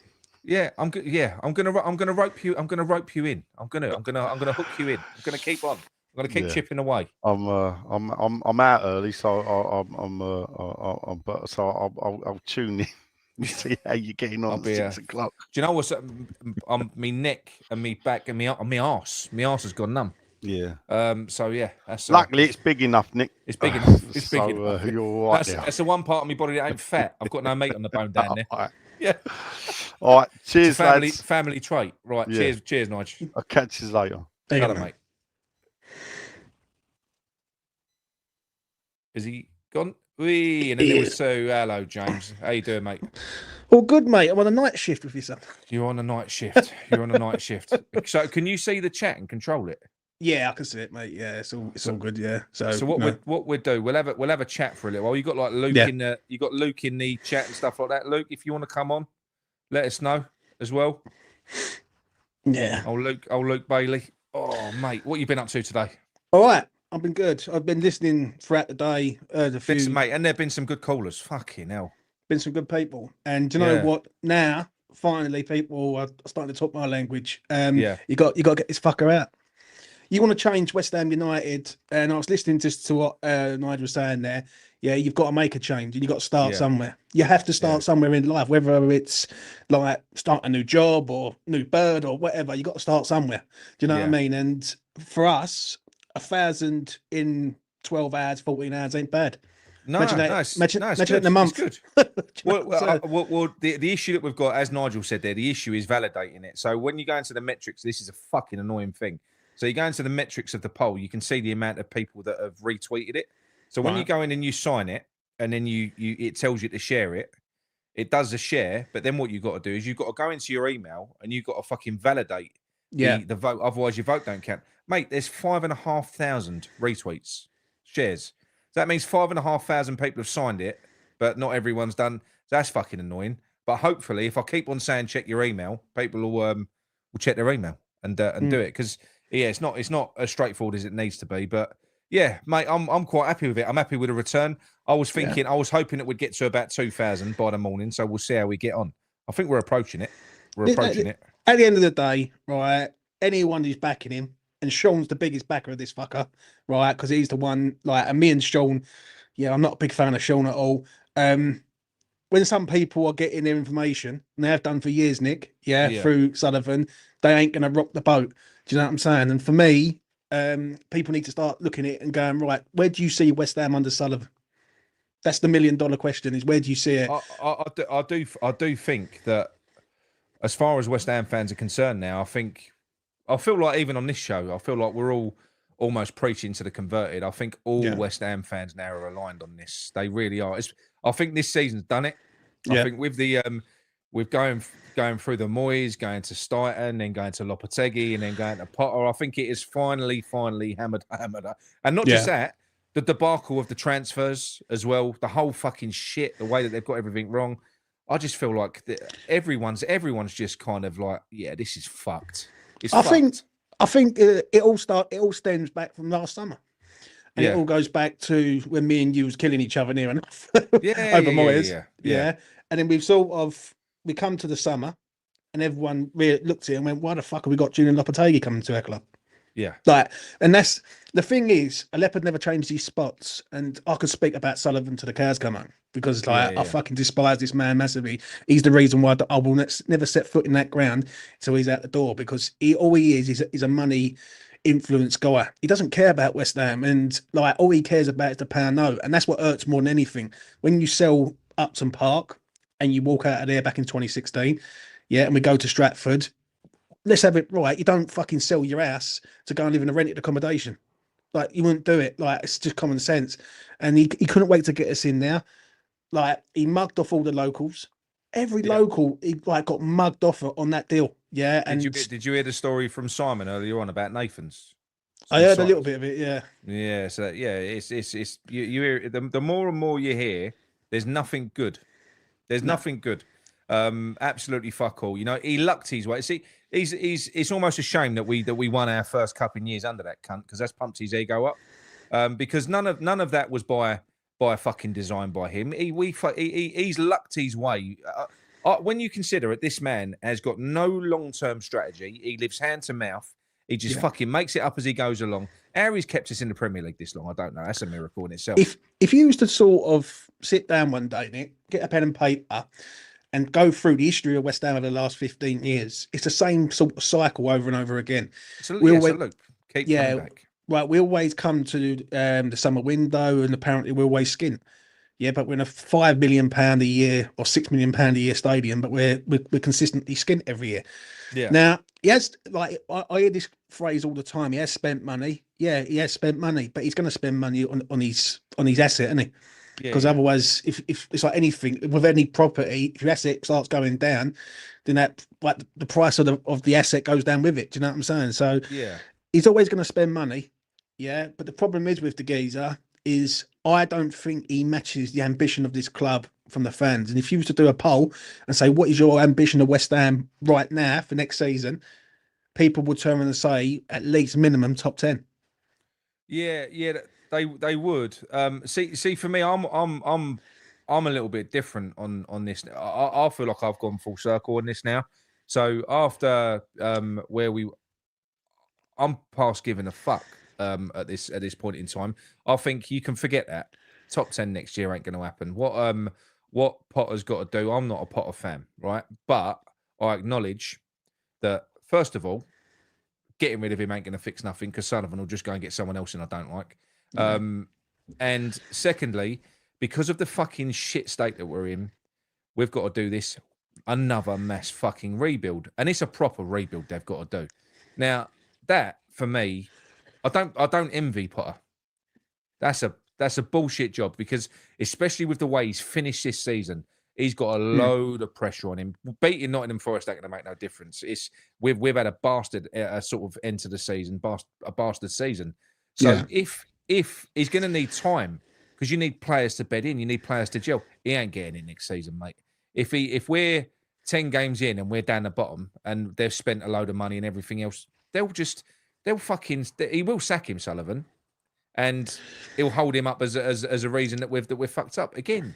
But I don't think now it's going to work because it was like Lopetegui to a degree. Lopetegui was a wrong man. Yeah, he fouled. He weren't the right fucking man. You know, he weren't the right man for the group. But it's just all the more I'm looking back at it now, it's just exhausting. And we're going to keep on going round in this fucking circle, in this loop, like you said, until they go. They've just got to fuck off. He's made his money now. He's made a fortune. Why can't he just sell up and fuck off? Because it's because he knows full well that us West Ham fans live by the club. And like some people will walk away, like myself, and some people will carry on going in spite of Sullivan. That's the problem. Yeah. And he's got us both ways. Like if you've got a man who's going to consistently go and think, fuck Sullivan, I don't give a fuck what that little cunt's going to say, right? Yeah. Or you got people like myself who will walk away, will never set foot in there until he's at the door. Sullivan wins both ends. The problem is with Sullivan, he's turned West Ham into a franchise, and that's what we are. We're a franchise club now. Do you know what I mean? Like and I heard something Ryan said earlier on. And shout out to Ryan. It's what he wants us to be. It's what he wants us to be. Yeah. And what Ryan said earlier on about the cheapest tickets, he's got a point because when we are the cheapest tickets, but we're the cheapest tickets for there's a couple of them right up in the fucking guts that no one wants. Yeah, and the thing is, anyone's going to go to a Premier League game if it's cheap. Yeah, do you know what I mean? So like, you're making it affordable, so you get like customers in there. The issue is, it goes back for years. Behave, Damien. I feel sorry. I feel sorry for people who believed it back in 2016. I really do. I feel for them people who sort of believed that something was coming and it was going to be amazing. And I remember it the first year at the LS, like there was people sitting on concrete slabs to go and watch a West Ham game. Like, and it just felt like it was rushed. And I remember doing Joe, you get to do like the stadium tour, don't you, of Upton Park. I've done the final stadium tour of Upton Park. I walked around with Phil Parks, goalkeeper. And you see this? One second, look, this fucking cunt, right? Honestly, listen, he complains about being blocked from every fucking channel. Why does he just act like a tosser? Because he's a fucking idiot, Damien. Right? I'm going to tell you, fucking pack it in, mate. This is fucking serious. What the fuck is wrong with him? Do you know what I mean? David, and he plays victim. Oh, do you know what I mean? He tries to silence me. Just stop being a cunt then. Fucking Damon, I will silence you, mate. I know where you live. Now. Do you know what I mean? I will hunt you down, Damien. Yeah, listen, as I was saying, right, there's a lot of stuff that's happened over the years. Right. Yeah. The one thing that has got to be now, if you're going to be with it with Sullivan, because I've been with it for a long time, you've got to be consistent. You have to be consistent. You can't do it for a little while, right, and then stop. You have to be like consistent over and over again until he's at the door. This is the thing. So the way I see this now, which is, I think that's why a lot of people have jumped on board with it, like yourself, West Ham fans. This is a fans thing now. So it's everyone banding together. When you look at that 5,000 retweets, that is literally that is or shares. That is literally fans that are doing that. Fans are going out there. They're signing it. They're not fucking checking their inbox, but then they're retweeting it. So they're the ones that are pushing it out there. So if we do get to a respectable target, the West Ham fans have done that. Yeah. The fans have done it. The fans have done it. I think you do. I think you will get to that target. I heard you say earlier about 50,000. Mate, I think over time, because it ain't got to be done. It ain't got to be done in a week, mate. It can run and run. It could take a year. You've got the summer. Don't forget. Yeah. That's the thing. So it all depends. With something like that, I mean, look. What do you think of these rumours at the minute? For the ownership. So you're gonna have to bear with me. I'm starting to talk gibberish now. No, but like with the ownership that they're talking about, with the new shareholders coming in, the American shareholders. Right. For me, I just think it's convenient. It happens every time. Whenever they're at a shit point or a shit time, they'll peddle something. That you know the links. That's what I say. You're saying exactly what is happening. Yeah. Like it happens every year. It was only a few years ago or 18 months ago that it was Qatari owners that was going to take over. Then it had that, is it Pi Capital, was it? There was another one who was going to take over, right? The reason why, I don't want to tell this to everyone, is because the season tickets are down. So what he does, he puts out something to go, we're going to invest in a new investor, which we're going to have more money to go in for signings. It's dangling the carrot in the classic way, so people will hook on it and go, we're going to get an investor. Mate, Sullivan ain't going nowhere, right? The only way we're going to get Sullivan out is if we all stick together and we force his hand. Yeah, you have to affect him in the pocket. You have to shame him in the media. You have to go down this route. And I'm so fucking passionate on this. Yeah, and I heard what Nigel said before.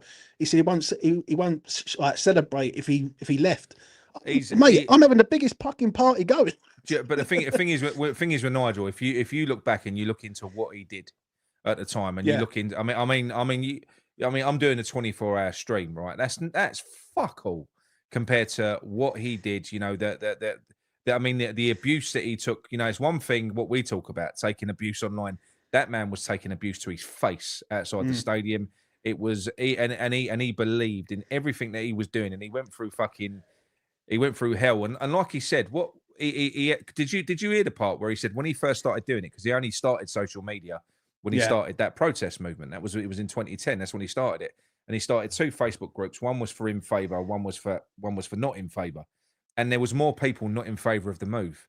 So what they did was they saw him as a bit of a threat, and that was when they started going on the charm offensive. That was when they started lying. That was when they started doing everything else, and they started to basically just try and fucking razzle dazzle us all, convince us. And it's fucking just shit, mate. Honestly, I suppose to a degree, you know, because it's the same as I suppose we're representative of the issue in the West Ham fan base, in the sense that not now we're fine, but the division in the fan base, West Ham fans arguing like fuck, and this is what they've done. They've done this. They've literally driven a wedge in West Ham fans. They actually have, you know, like Nigel said there. He said when I fought West Ham, he don't like infighting, and he said seeing West Ham fans turn on each other, that's not him. It's not what we're about. But the trouble is, it is what we've become, especially I think maybe in the age of social media now. You have a look on fucking Twitter now, mate. Yeah. It's just fucking it's mad. I've never seen it. West Ham fans won't get behind something together, but they'll turn on each other. They'll get nasty then. That's not a problem. It's something that you just said earlier on. I heard what you said. You said like someone could say something, which is quite a good idea, and someone else would just shut them down and make it look like that. Oh no, you're talking shit, basically. Yeah. Do you know what I'm saying? What it is, and I agree with you 100%. It hasn't been united for a while. It really hasn't. Like it's been up and down, consistently up and down for the last few years. Obviously, last season, or the end of last season, I would have assumed with our owner, he would have went out and got a high-end manager, someone who can come in and be top level for where we finished. Don't forget, we only finished 9th last year. Like it wasn't mental, but it was just it was downward spiral that needed to be addressed to improve. The issue is when you've got an owner in charge like ours, who only really cares about staying in the league, then you're never going to be successful. And we was only successful really through having some good players at the time and basically having a bit of stability at the time. Like, do you know what I mean? And that's where it is. A lot of this stuff goes back for years. It goes back to sort of the move, the build up to the move. and the structure of the move and all. Like I know people, because I used to play pool in the like Newham area, go around all the pubs and all that, and you used to hear a lot of stories about people saying, you know what, fucking, like they promised us this, they promised us a spot over at the London Stadium, like the food area, and they never had the rights to do it in the first place. And it's all of them. It is all of them, mate. And it's what they offered Nathan's, according to Simon, who had a chat with the bloke who ran the place. They offered him a tent in the grounds. Offered him a tent that they would have to staff, nothing else, no kitchen, and the rent for it was £8,000 per game.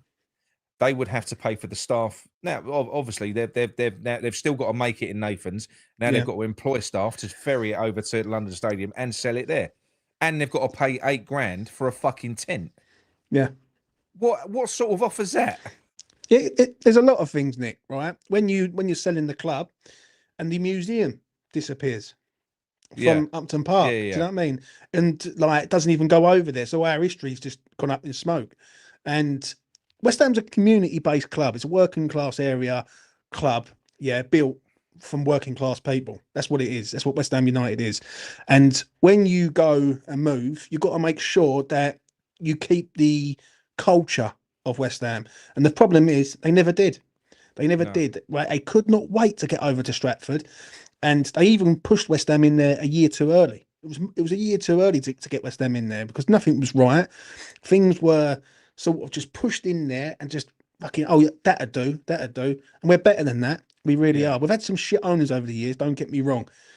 But with Sullivan, he's always been a money man. He don't care. That's the problem. No. Look, he don't care. And we care. And I believe if you're consistent on this, right, I'm so fucking pleased that people are starting to wake up and say, you know what, this is not right. This is more. I'm hoping what will catch on. I'm hoping what will catch on is we'll be consistent on it. I'm hoping that in the end, other fan channels, mate, fucking take it for yourself and run it. Run shows. This is the West Ham fan petition. It's not. Yeah. I've got no interest in heading it up because you never achieve nothing on your own. So as a collective, it would be good. It'd be good to do it with people. And like I said, at some point, I'm sure I will get Nigel on board. Nigel is the one. He's the one. And obviously we've got Hammers United, who well, it's not officially Hammers United. I've got Paul Coburn coming on. I know. I've got to get to that comment there just quickly, Nick. Which one? Let's go back to that. Then no chairman cares. Get over it. Tony Bloom cares. At Brian. I'll tell you what. The Leicester chairman who died in a helicopter crash. He cared. He cared. Right. So there is owners out there, and don't ever think that no owner cares. You know what I mean? The problem is we should have listened to Birmingham fans because they told us exactly what was going to happen. Yeah. And we didn't. But the thing is, look, I'm not expecting a businessman to come and buy someone who's not a West Ham fan to come in and buy West Ham for £1 billion, and he's only concerned to be about the fans. I'm not expecting that. But you know what? If somebody comes in who wants to basically grow their asset, by default, that means that they want to make it more successful. Yeah. They want to bring in better players. They want to do this. They want to do that. So I either want the sugar daddy billionaire who's going to fucking do what we need to do in that stadium, and that's be a decent club, or do you know what? I'd just rather get someone in that we could connect with, that would run it properly. Maybe someone that has half an idea. Look at the Brentford chairman. Look at the Brighton chairman. Someone that actually knows how to run a fucking football club. Yeah, someone like that. Agree. I mean, that would be a touch. It would be. So I think that would be better, to be honest. Yeah. Listen, I completely agree. I think what it is, a lot of the stuff with Sullivan goes Forest back to is a lunatic, Dan. Do you see him with no? Fuck me. Yeah, I would like to piss him off, mate. I don't know. Fucking big pass, isn't he? One thing I will say is that with the stadium's the problem. What is one of the problems? Because I think it doesn't feel like home. It just feels like you're going to an event. Someone said that to me a while ago. Geezer, I know. It's worse. You've not been in there. It's worse than you would imagine. It's shit. Yeah. I know. I just can't face it, Nick. Don't go. There's no. You're not missing nothing. Honestly, if you because the thing is, right, it's the whole experience. I know people talk about it and we do it to death, but getting to Stratford's a cunt. The whole walk around it. So I mean, the thing for me is in 10 years, when you walk to that ground and you walk to that stadium, you still it don't even feel like you're walking to a fucking football match. It doesn't feel like it's West Ham around the ground. It doesn't feel nothing. You know that. And then you've got all of that shit. You've got 2 rows of security to get in. You know, absolute pointless security. I don't know what they're doing. They don't even fucking scan you properly, but they're there just blocking you. You eventually get in when your card works. When you get in, fuck me, it's just dead in there. Even the pre-match stuff, like they got that fucking limp dick on the not Russ, but they got the the geezer who does it. You know the geezer who does the interview, like the podcast thing. Like I ain't got nothing against him, but there's someone who's got a little bit more about him. Maybe someone who's a little bit more East London. Someone who could connect. A hype man. Do you know, like when you got these big stadiums? What is it in who's the Italian team who've got that geezer on the Napoli, isn't it? Fuck me, Napoli. Get Danny Dyer on the sidelines. Listen, you got to make it. What I'm saying is, try something a little bit different, but get someone that's from East London. Get someone who can connect. Make it feel like it's West Ham again. No, it ain't. It's all gentrified over there. You know, I mean, that geezer on the mic, he's a lovely man, but you know, it's like you're going to watch fucking ABBA or something. It is like an event. That's what it is. Yeah. That's what I've been told is, James, it's not like a football match, it's like an event.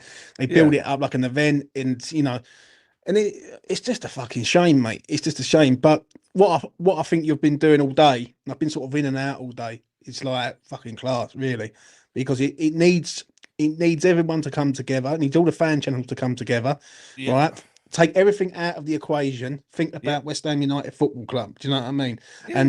That's what it should be. Like, I think with Sullivan is that the only way you're going to get to him is in the pocket. That's the only way you're ever going to get to him. Like, you're going to fans walk out, petitions.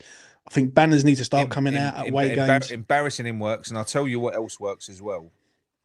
Look, I'm not condoning that because we'll get closed down. But what happened at Burnley worked because he changed his tact a little bit after that. He panicked.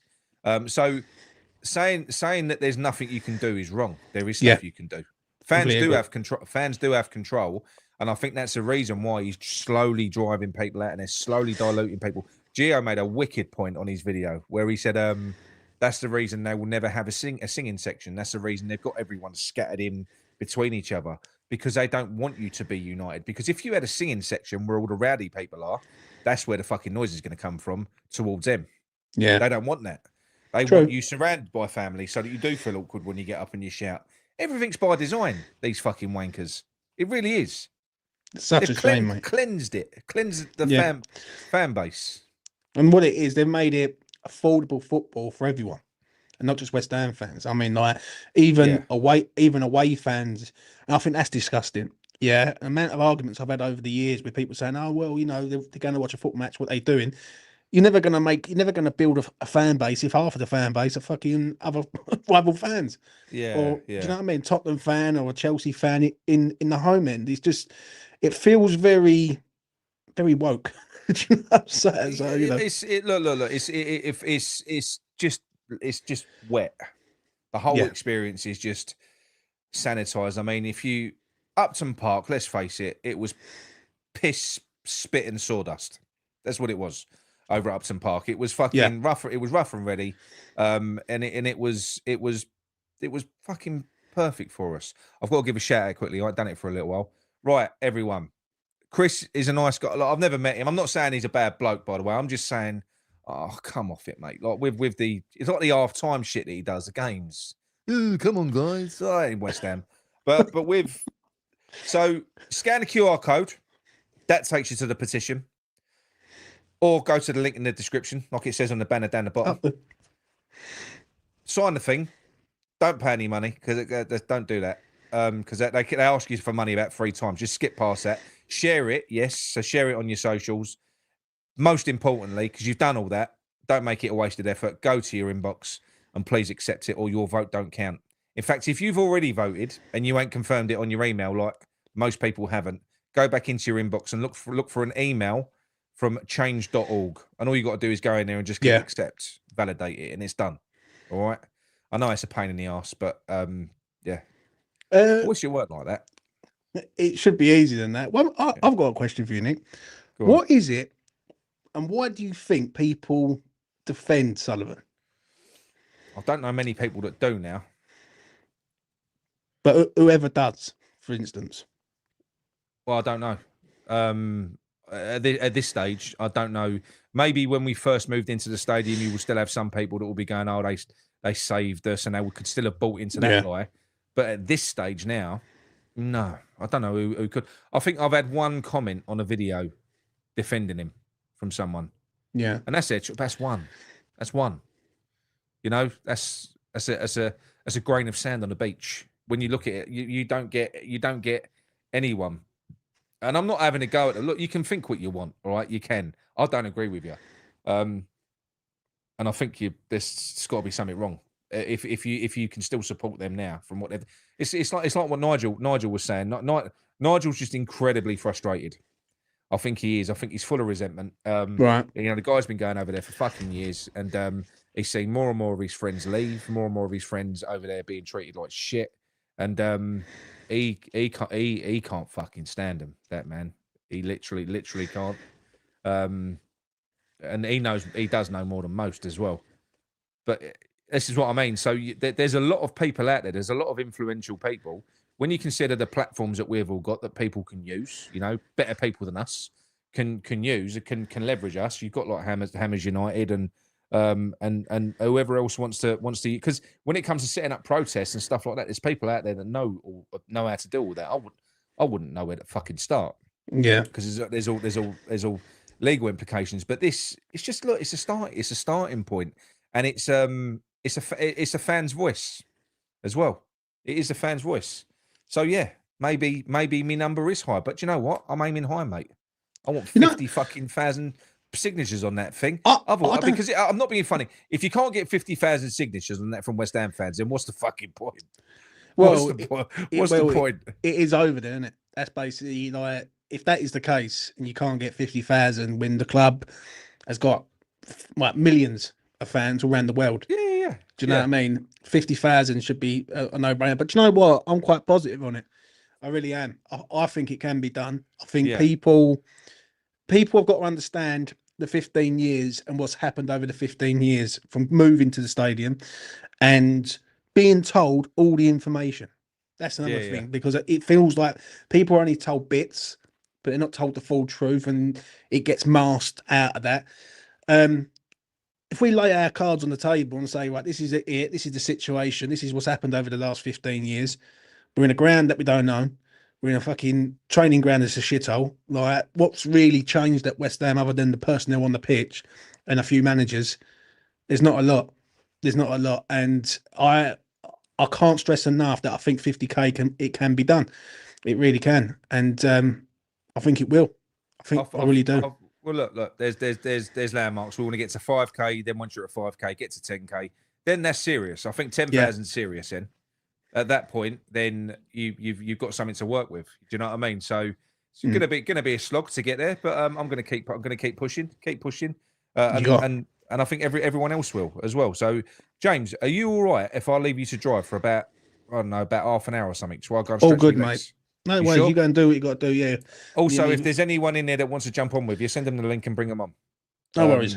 All right, no mate? worries at all. Yeah, go on, you go and sort yourself out. You've been doing fucking 7-8 hours. Yeah, So cheers, mate. I can give you half hour, go on. Oh, cheers, mate, thanks. No worries. Right, you're with me now, people. Yeah, E20 edition. There you go. Right, let's go get through some comments. Anyone got any comments they want to say about Sullivan, how much of a fucking wanker he is, by all means, do that. Lou, if you're here, if you want a link, I will put the link to you, mate, and you can jump on and do what you got to do. Right, what we got here? West Ham faithful. Fuck me, I ain't seen you for ages, mate. Chris is a proper fan. No need to take the piss out of him. Well, we're all fans, aren't we, at the end of the day?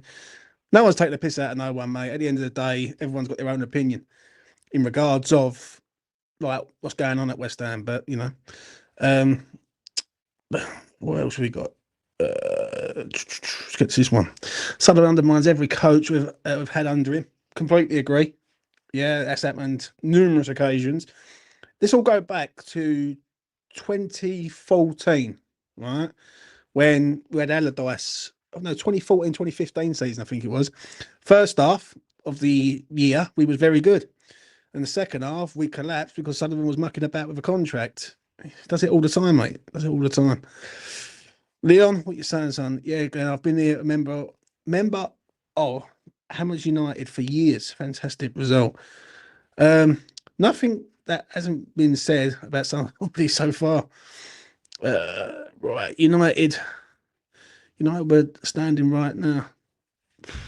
Yeah, well, Lou, come on, son. If you're here, I bet he's crashed out. You know what I'm saying? Right, any questions? Chuck them in. I must admit, I was watching a lot of the stuff earlier on, and stuff that Ryan was saying. I will be honest, I thought he was fucking spot on with a lot of what he was saying. When he did say about the money and the cheap ticket prices, I'll be straight. I thought it's one of them ones really. Like they're always going to be cheap because it's just to get people through the door. Do you know what I mean? Let's get to Alan. Alan Thomas, welcome. E20, glad to have you on the supporting this, mate. I've been supporting this ever since I started YouTube, mate. This is one thing that I think me and Nick will fucking agree with quite a lot. Sullivan's done a lot to people that I sort of know in the local area, and I just can't set foot in that gaff. I just can't set foot in the London Stadium. Some people will set foot in there and think, you know what, Sullivan, fuck you. Basically, I'm going to be here because you're not going to drive me out.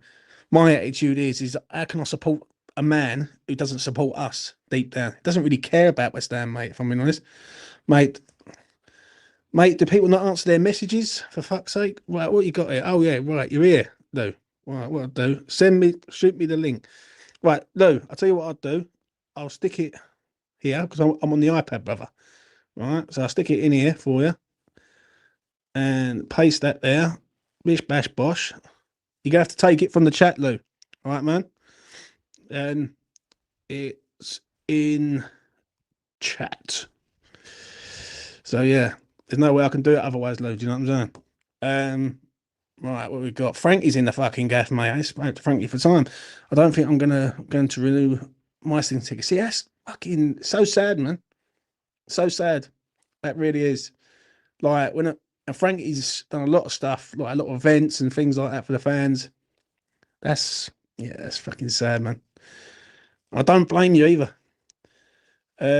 You should have done this years ago, James. You've always had this view. Do you know what, mate? I used to have this view quite a lot, but do you know what? I'm actually proud of everyone.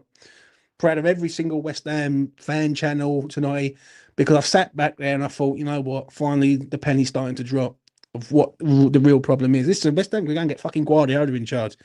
Well, but it ain't going to change the fact that Sullivan runs the show at this club, and he always has done, always will do, and that will never change. So, you know, what we got, Lou. Where the fuck is Lou, bruv? It's in right. It's in the chat, Lou. So you know, if you want it again, son, it'll be there. All right, what we got? Watching clubs like Palace move on and watching them become big clubs. A big club is hurting. I must admit, we had the chance of getting Glasner, didn't we? But wasn't to be. The last game I went to was the semi-final of Frankfurt. Won't go again until he's gone. Taken and take the thing with him. Yeah, that fucking bird, mate. That Karen Brady, biggest fucking. I don't want to lose me rag on here because I've got to be respectful. If this was on E20, I'd literally rip into her like I couldn't. But for me, she's one of the poison sort of people going. She's like one of the most diverse, disgusting, just money orientated fucking slag, if I'm being honest. Just got home. Good effort, James. Good to see you and Nick coming together. Oh, when it comes to West Ham, mate, and Sullivan, fuck me. You know what I mean? Like, it's not nothing that I haven't said for a long time, though. I'm going to be honest. And I'm just glad everyone's sort of seeing the same thing. The one thing I will say to this, I'm so fucking passionate on it, and I've had a couple of mixed fruits, people, but here you go, Saturday night. But one thing I will say on this is you've got to be consistent. You have to be consistent. You can't do this for a little while and then just stop it. Do you know what I'm saying? If you're going to do this, you've got to follow it all the way through to the end. This might take years. It might take 10 months. It might take fucking 5 months, right? But you're going to have to be consistent. You need to see away banners, right, all the time, because you can't get nothing in the home ground. We all know that. And that's what we're going to have to be, mate. Hope you're well, James. I'm good, mate. I'm good. Get in there, son. I'm getting there. James, will you return to the ground when Sonny's gone? Or is it the ground as well as... No, listen, it's Sullivan, mate. Ian. Sullivan fucked up a lot of people. And I've heard it all for years. I've heard so many people say, you know what, it's him. He's the problem. The problem is you get Sullivan out, you go and get someone else in, right? That someone else will listen to the fans straight away and they will go, right, what is the main problem at West Ham? First thing was on the agenda. And I think, I'm going to be honest when I say this, if we was all to be brutally honest here, if someone said to us, right, we're going to finish mid-table for the next 5 years, but we're going to change the ground, people would accept that, I think. I think people would go, you know what? Yeah, listen, right? Like, we're going to change the ground. We're going to be better, right? And we're going to make the ground feel like a home. I think people would accept that on a short-term basis. I really do. Let's get to this comment. I'll give my season ticket up when we left home. Fucking ass heartbreaking, mate. Every time I've been to that shit stadium, I've walked out feeling violated. I don't blame you, man. I don't blame you. Joe, what? I went down to, because I live quite local, man. I went down. No, I'll bring you in one sec, mate. To this, I went down to Green Street, and obviously when you see the flats and you see all the boozers winning the Queens, and obviously the bowling and everything, it is heartbreaking, mate. When I see that, Gaff, and I remember walking into them flats, and you got the centre circle, like there's a green patch where the centre circle is, and that's where it's fucking heartbreaking, mate. It really is. But let's get this man in, see what he's got to say for himself. Brother, you got the link. There you go. You're here. What you saying? We're on the night shift. There you go. He goes to me, jump on, and then just forgets about every comment I've left saying, send me a link, and then you'd be going, come on, Luke, come on. I'm going, well, I've sent. He's the worst person. Nick is the worst person where what's concerned. But anyway, I'm a bit gutted he's not on actually as I'm coming on. But I don't know how long I'll be on here for, but I'm just going to pop in and say hello. Yeah. Take it away, mate. Go on. Yeah, it's a bit late with obviously kids in bed and stuff, so I'm going to make my point everywhere. But it's just a few things I thought I'd mention because I'm all for a protest and I'm all for petitions and however anyone can, make a change at West Ham. I'm all for. I was, how can I put it, with a protest in 2018. I think there was a part where there was some protest outside on the river opposite where the stadium is, and it got caught wind from the BBC who put it on their website, and it was like, oh, okay, well, West Ham are finally being heard. West Ham fans are finally being heard. The protest is getting somewhere, and it didn't really hit home until the protest within the stadium happened, and Sky Sports were commenting on the Burnley game as it goes along, and you got Jeff Stelling saying, "Oh my God, what's going on here? What's going on here?" And I really thought that was a turning point. I really thought it was a turning point where things were gonna be different. And here's my point mainly, and how I can't personally, and I mean this with all the most respect in the world to anyone who wants to protest and stuff. Right. I can't really get behind it because I don't see it as being a long-term thing. I see these things as being a bit short-term. And after the Burnley game, it just seemed we got a few good results, and it all went quiet. It didn't. The protest seemed to fizzle out from what I could see, from what you see on social media point of view, right? Even to a point where very recently, when it was the FA Cup, Graham Potter's first game, the FA Cup, and it was we lost the game, but we played brilliantly. It was if this is more what if this is a taste of how Potter's going to get us playing, then he's the best thing since sliced bread. And there was even callers. Nick's not here, so I'd rather him be here and defend his callers. I'm not slagging anyone off, but I was just a bit confused by it because there's a few callers. It's not just on this channel, public channels as well. There was people that called in who said they'd either given up their season ticket or they wouldn't ever go to a game while the owners are there. Right. And they were saying that game was brilliant, so good. In fact, I'm looking to see if I can get a ticket next season, season ticket or stuff like that. So my whole thing has been, we had the protest in 2018, and then the next big thing was kind of the COVID hit, and fans weren't allowed in the stadium. We was protesting though in COVID. First game, Newcastle defeat 2-0 at home in COVID, and I remember people. I think it was I don't want to say his name, but I think it was like one of the big boys, one of the head boys, was protesting outside. GSB banners was outside after that Newcastle COVID game, and the reason why it sort of faded and died was because of our season that we went on. Because the reason being is people looked at it and went, I don't want to be negative towards the team because the team's doing so well, but I want Sullivan out. And people say, well, you are being negative towards the team because we're doing well. What's there to be negative about?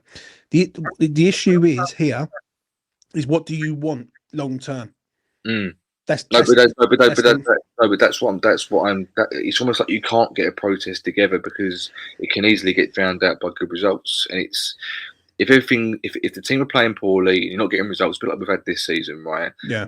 With like things like Arsenal fan TV and stuff, whenever they're doing bad, people will go over to their channel to go and look at they want to see the reaction, they want to see the meltdown, they want to see the swearing and the shouting and hollering, and no one really looks at them if they're doing well, because no one really wants to see people celebrating a team win, because it's that thing, we bounce off the negative sometimes, and in the sort of, how can I put it, the flow changes once there's an abrupt change in another area, in another direction. So if we start winning, and if we, like you said, like the Moyes era, Europe and everything like that, the amazing atmosphere, it gets drowned out because people realistically, really fundamentally, the fundamental of going football is to watch the game of football itself. There are so it's, I understand why when everyone's winning, they don't see the negative, or they don't want to see the negative because it's being drowned out by here he is. Hello, Luke. How you doing, mate? Hello, mate. I've just seen your messages. You should have messaged me. Yeah, definitely. Yeah, as always, we choose to ignore the messages I send you. No, I'm glad you're here because I've just been saying to James. I think I was watching this channel. I'll make it quick because I'm not going to give a live story again. But I'm all for the protest. I'm all for protesting. All for this. Everything you're doing is fantastic and brilliant. I hope it works. I always hope things like this work, not just in West Ham and football, but other things in life as well. I think it's all good for people to stand up for themselves, right? The only problem I have with it is if it fizzles out because of like good results and stuff like that, as we've had before, we've seen before. But I personally, this is. I think it's a good point. It's a good point because. I put it this way: I've seen it on a Claret and Booze live stream on a Sunday night when the callers call in and stuff, and other channels as well, where there's the Villa game in the cup. We've put this first game. We played so well. It was like the old West Ham was back because we hadn't won the game, but we played so well. And Scarves was playing. It was like the old West Ham we've all loved. Suddenly come back, and there was a few callers to come in, and they said, I found that such an exhilarating experience. Yeah. I'm thinking about getting a season ticket again. I'm thinking about getting some more games. And I suddenly thought, these people coming on, and I'm not blaming anyone because I'd be the same. We're all the same. We all want to enjoy the thing. We all want to enjoy the good things that West Ham give us. Is that, we don't want to go to that stadium while Sullivan's there. The experience at the stadium isn't very good. And suddenly all it's taken is one good game. What I'm saying is, but you're talking about one or two people. If you look at the wider stats, so look at it this way. So the overarching stats of the people that got tickets for the London Stadium when it opened, over 50% of them do not go anymore. Straight away, gone, dead. every year we're hemorrhaging more. We know that they put out the early season ticket offer this season with loads of good, loads of good perks. You could get extra tickets if you wanted to jump the imaginary fucking queue that there is. You could also get additional points as well for doing that, which is why a lot of people have done it, because they've got not a lot of people, a few have done it because the take up was fucking woeful. So I do think, you're going to get that. You're going to get the odd person. If you're unlucky enough to have not been over the London Stadium, and then the one day that you go to a game or something like that, and you have an exhilarating experience. Well, that was away anyway, wasn't it? It was away, but my point was in not having to go at people. But this is I don't have to. It's the mentality. It's the mentality. It's how it will affect, how it will look from like an owner's perspective. Because for example, like I've just been saying, James, for the 2018 protest within the stadium had a lot more effect than, from what I saw from the way the media reacted to it, had a lot more effect than any protest that happened outside. Yeah, but you have to start. I just want to say this: you have to start somewhere, though, Luke. Yeah, no, doing something is better than doing fuck all. No, I'm not. This isn't me going. There's no point. Don't this. I'm not disagreeing with you, by the way. I'm not saying, look, because I think it's football driven. Obviously, it's a football club, so the majority of people's moods are going to be driven by.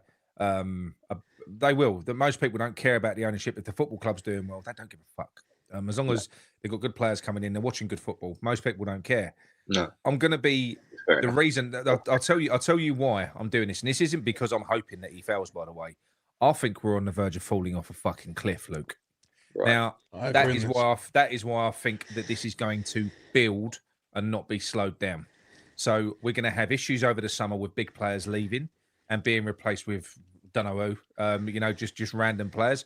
All good, all exciting, but then Luke, if next season goes the way that I'm pretty certain it's going to go, because I'm not overly enamoured with Potter. Maybe Potter would work if he had the perfect foundations, like he did at Brighton. If he had people feeding him the right players, the perfect players, maybe it would work. I don't see it. I think this is going to go catastrophically wrong, and I think that this is the perfect time to get these fuckers out, because it's always short-lived. So you're right, and it's frustrating. And James has been banging the drum for years about Sullivan, and it is annoying because people do lose sight of the bigger picture when we win a game. They do. All of a sudden they do, and because it is ultimately, most people are just there to watch a football. They don't care about anything else. It's fine. But the fact is, if that happens, let's just say you're right. If we have a brilliant summer and we go into next season and it's brilliant, nobody's going to be bothered about getting the ball out. That's true. The reason I'm pushing this is because I think they've taken us to the verge of going off a cliff, and I think next season, with the plans involved, I think they're actually going to fucking do it. I'm fearful that next season we're going to go down. I think we will. We can't get worse. I agree with you. Everything you said. This is an interesting. So first of all, I'm going to clear the air because I think I can't really be hypocritical where this is concerned. I wouldn't have a season ticket if we hadn't moved to a new stadium. My family members, right? So I can't slag it off too much because I'm one of the people that probably don't help that cause because I wouldn't be there in the first. No, you're a West Ham fan. I know, but I also don't help the fact that I've picked and chosen my games to go to the last few years because of many personal reasons and many reasons football related as well. Yeah. So I'm a little bit thingy there. The other reason is that this is a small thing, right? So I've said to James before, and I'm sorry, James, but I've literally had to put a pillow on my chair. My arse is fucking killing me. Go on. Clip that. His arse is killing him. Fucking hell, I'm sitting on a donut. Can I just side note? How long have you been doing this? Because I've had since 3 o'clock this afternoon. Since 3 this afternoon. I've had a West Ham detox over the last few weeks, and I haven't watched YouTube. I'm into my 11th hour. I've done just a little. I done a 12 hour. Not done 24 hours.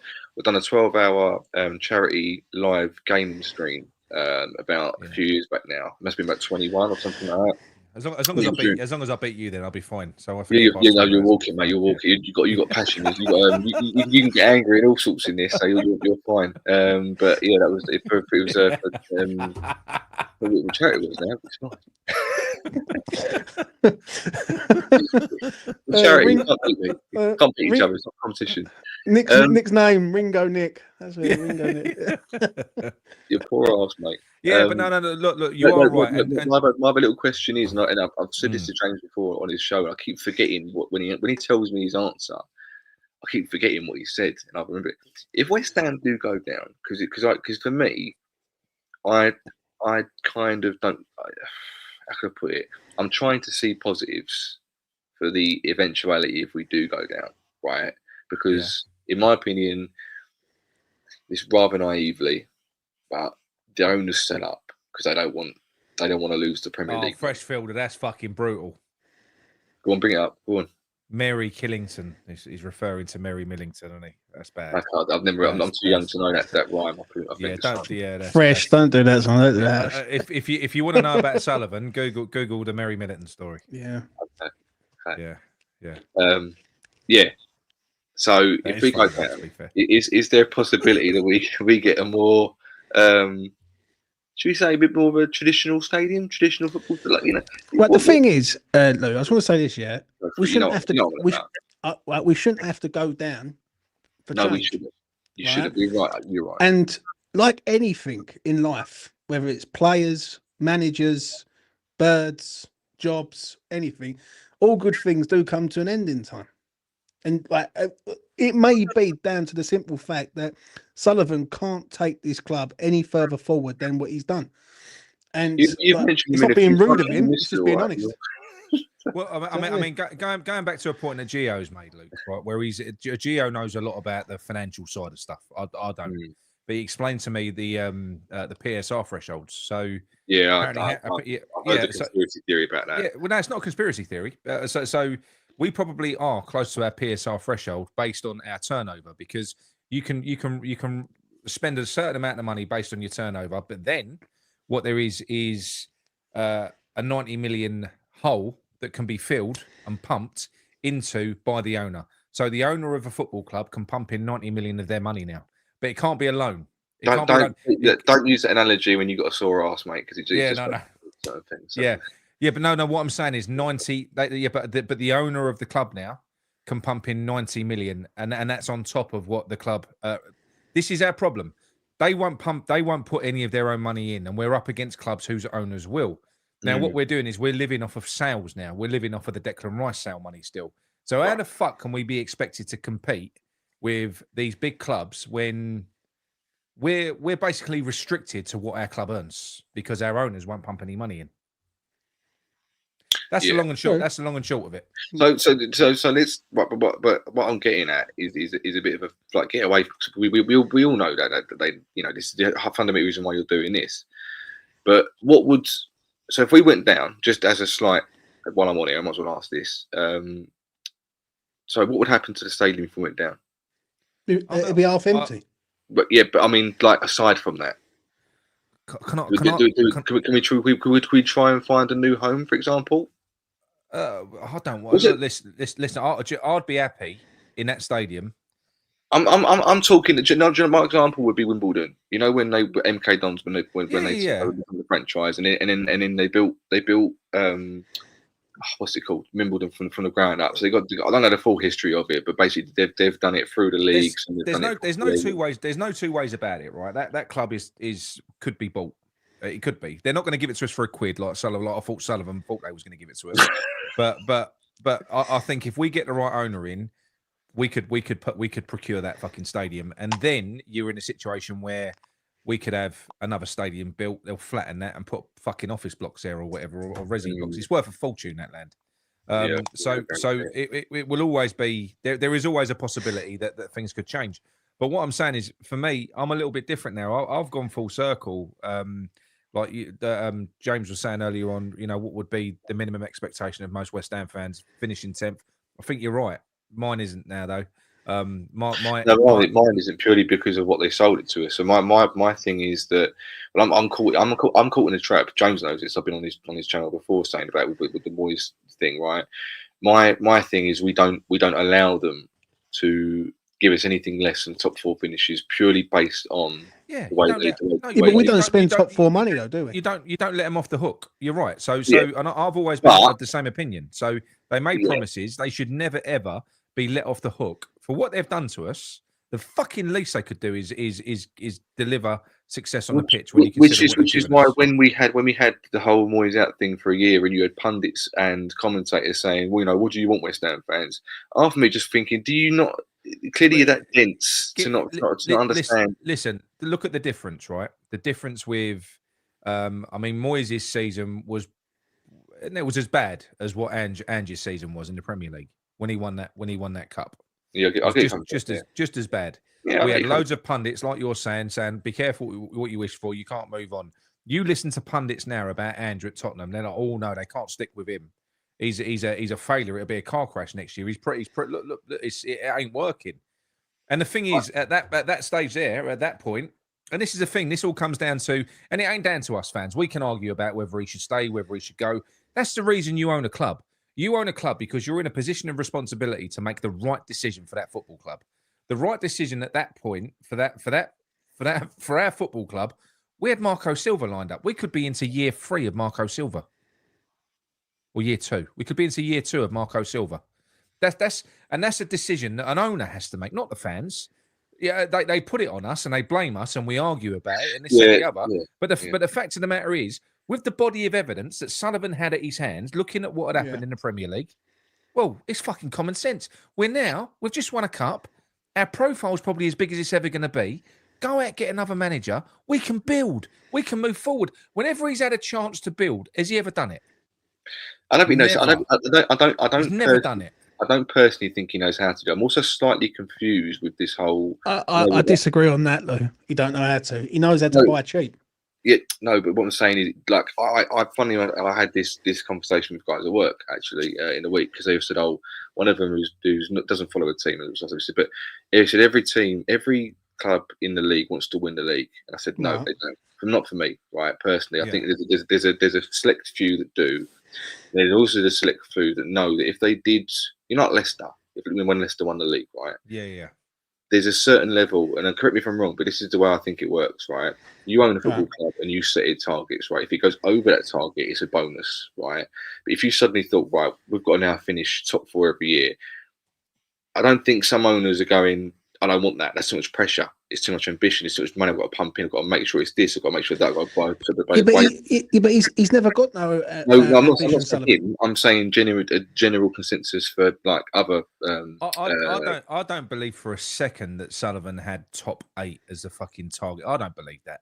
No, that's just been pumped out as. I think. Look, I personally think he's a chancer. I think he's a chancer that got lucky with Moyes when he never thought Moyes achieved more than he ever 100%. Thought he would. Well, based on Moyes' first stint, for what he did in his second stint was ridiculous, really. Yeah. Let's have it right. Yeah, Moyes come in and he was only in there to basically stable the ship. Because of Pellegrini, right? So the journey we went on, whether you believe it was good or bad or whatever. I especially now you acknowledge it in retrospect when you see him what Moyes was working with. I think he was a perfect man for this board because you had somebody that could polish a turd. Yeah, he could polish a turd. I looked at Moyes in the end the same way I looked at Gareth Southgate for England. I thought it was a breath of fresh air at the time. He was getting us to finals. He upped our expectation levels monumentally, and then basically was letting both himself and the team down, and not going for things when we could have gone.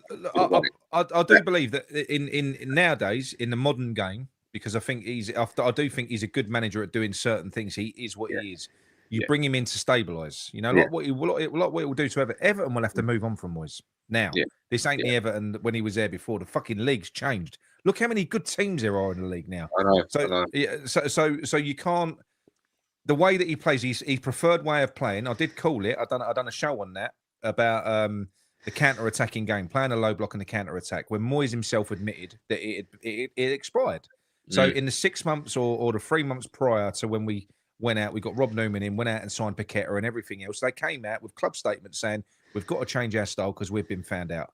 Basically, what happens is if you're a counter-attacking team that specialises in lethal counter-attacks, catching out your opposition, in the end, they'll just go, fuck you, I'm just going to sit back a little bit. All of a sudden, the goals dry up. Look what's happened to Nottingham Forest. Yeah, it's already expired. And I called that 4 weeks ago.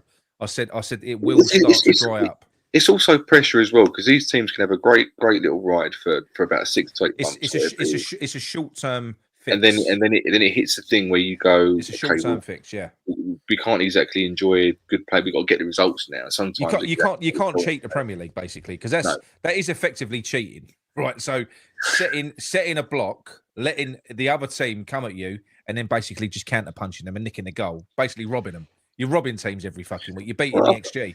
It's a viable tactic, but you can't cheat the Premier League for long. Not for a sustained period. You can't.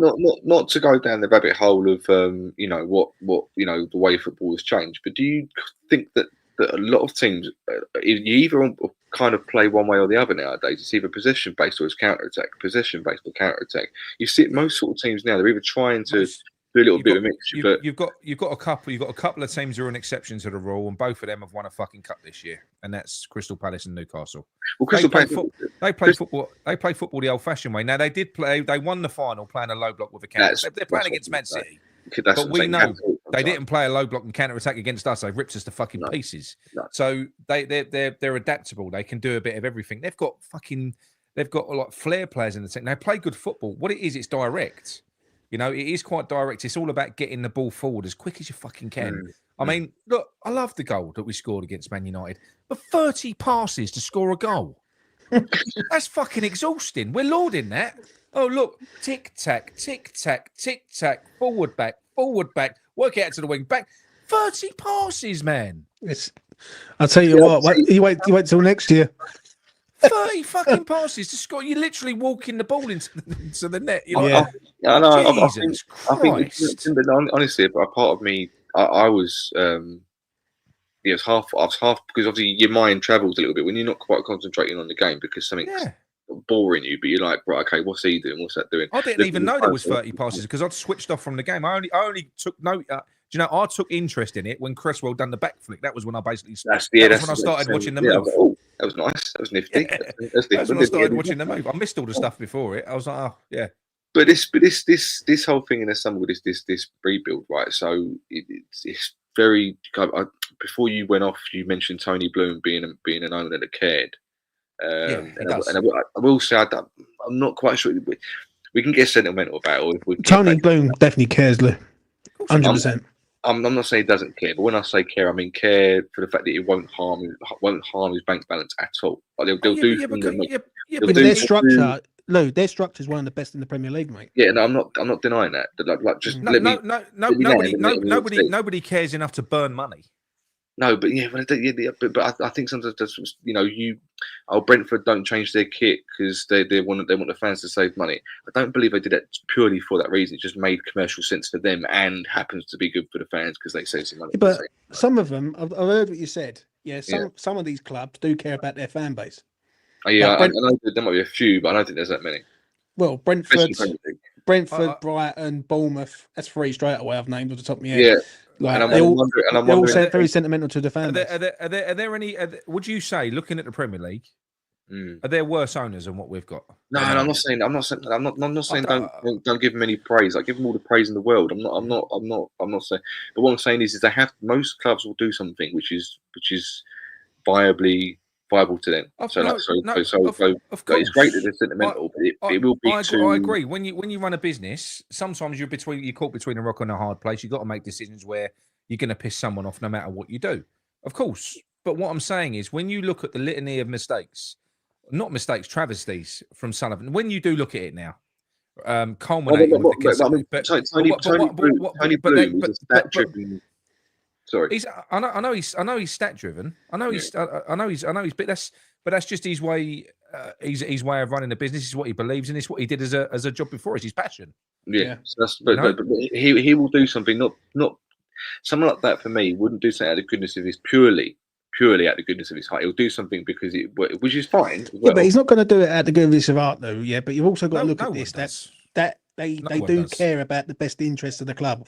No one can say right now that David Sullivan cares about West Ham's best interest at heart. And please don't think I am saying that. And if you go through the year of it, the whole year of West Ham this year, there's been moments where he's fucked about. He's so much fucked about with even getting rid of Lopetegui. He was forcing Lopetegui just to resign rather than sacking him. So that saved money. And like you've got to look at this on face value. Right, Sullivan is not the man to take West Ham to where we believe we should be. I agree. If you're going to move stadium, you've got to move for a purpose at the end of the day, and the purpose was to be as big as we can be. Now, whether people think it's top 4, top 10, whatever, at the end of the day, Sullivan is not the man for this, mate. He's just not. But my main point is that okay, you got people like Tony Bloom and stuff, which is where Potter come from, and that's a stat-driven kind of. They hire managers that work within the system. It's not based on the manager. So we personally, for me, we seem to buy managers that suit the manager we have at the time. Right. And when we don't really have that long-term vision where we go, what happens if this geezer doesn't work out? There's no long-term vision, and that is my main concern with our so we've brought Potter in, and we brought his mate in, who he relies on transfers and scouting, or whatever you want to call it, all that jazz, right? Now, what happens if Potter doesn't work out? We've brought all these players in to 100%. It sounds good. It's mental. So this goes back to something that I was calling out for when he came in. This is bullshit. When you consider that no other club in the Premier League let the managers fucking dictate what players come in, they don't, especially when managers are on short contracts. Yeah, I mean, you can feed in if you're a manager, but ultimately you should be buying players for the manager. Now, we've done this now. We've done it under Moyes. We did it under Lopetegui as well. I mean, we've got fucking Kilman for 40 million on a 7-year contract. There's an example. Why would you do it again? When you consider this geezer's got a bilateral 18-month break clause. He could decide to leave in 18 months. Is there a fear that next year that Sullivan doesn't sack him? And if Nick, and I do agree with Nick on this, I really do, right? That next year is so big for West Ham, it's unfucking real. No one can massive. Call it. It's either. I'll tell you, there's no middle ground. I don't think we're getting mid-table next season. We're either going to kick on and do well, or we're going to be fucked. Yeah, and I couldn't agree with you anymore on next season. And the thing is, whether it's going to go good or bad, and where there's a break clause in his contract next year, we're going to have the same situation that we had pretty much with Moyes to a point, where it's going to come to December. We're going to be floating around that mid-table bracket, or we're going to either be kicking on, and people ain't going to know where they land. This geezer Potter shitting himself in a dead rubber game against Southampton at home, going defensive. The game meant nothing. So how is he going to be? How is this man going to cope when he's got his own players and it's on him and he's being judged properly at that point, mate? He ain't got the character. I wrote an article about this. I mentioned it in I wrote for West Ham Network, just a little shout out to them. That basically, I think he has done something at the moment which we have to applaud him. Well, I'm going to applaud him for, and it's not everything, but it is one thing that he did. He has stopped the rot. I did invite the boys, Luke. By the way, I did invite him. Who? I invited West Ham Network. Oh yeah, well I'm here. So.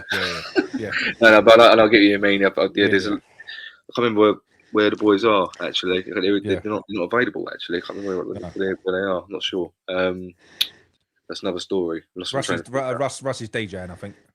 Yeah, and then Anton's doing so. I think he's got a lot on at the minute. No, he has. I ain't been on there for fucking yonks. No one wants me. I'm old news now. I don't get picked anymore. No, James didn't invite me on in a week. I should give him that. Yeah.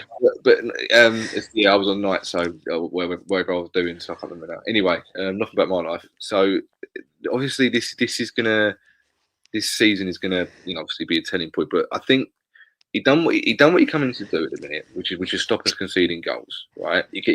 They're always going to give he ain't stopped us conceding goals, by the way. We just conceded less. Yeah, that's what I'm saying. We've conceded less goals, so he's stopped that for a start, which isn't the most entertaining thing in the world. I don't really praise him for it, but you know what? You got to respect the man for doing something like that, so to show that he can do it. Half though, there's something going in the background because when he turned up, all the players loved his instructions, and then all you hear after a few losses is that all the players there's blue murder behind the scenes, and they all want to kill each other. Alvarez don't like him anymore, and there's fallouts everywhere else. So apparently, what I've been told, Luke, is that he struggles to deal with big players, big egos. Now, that's fine. That's fine if that's the way you are, but that's the reason why when he was at Brighton, he didn't mind. When he got players in and they built their profiles up, and so true. He was like, sell them. You need, if you got big players and you want big players, you need a big manager. Well, I personally think that to me, the Potter model at Brighton is making Sullivan lick his lips, because if he's going to get players in for a minimal fee and sell them in for a fuckload of money, which is what Brighton were doing, then that's only going to go one way in line a certain person's pockets. So to an extent, it's perfect for Sullivan because he's not going to be looking at the pitch side until he disagrees with a player. Oh, yeah. But then he'll be at the door and we'll sell him for 3 times more than we bought him for. So but what I mean by that is that Potter might want a player for say 15 million, and Sullivan says I've got a player here for 10, and then. Because we've seen it so many times. That's what will happen. I mean, look, we all know we're all sitting here talking about because I think the only way Potter's got half a chance probably really is if he does get the players that he's identifying, because these are the players that he knows that he can work with. What he's proved is that he can't work with all players. He can't. So Sullivan ain't going to stand. Sullivan ain't standing down and letting him spend that money. Yeah. No, I'm not saying. But what I'm saying is, I think. From what I get from Potter is that he hasn't got to spend money to get the best out of a team. He hasn't got to be a Guardiola or a Mourinho to go. I disagree with that, mate. This is all based on the fallacy of Brighton. Just go back and have a look at that, mate. He's third season when he was there, which was a season before Chelsea bought him after a few games when they was top 4, after a few fucking games, which anyone can do. We've done that. We've been top 4 before in a few games. Basically, when he finished in his third season, it was about 9th or 10th or something like that. Before that, it was 16th, it was 14th. So he had his team.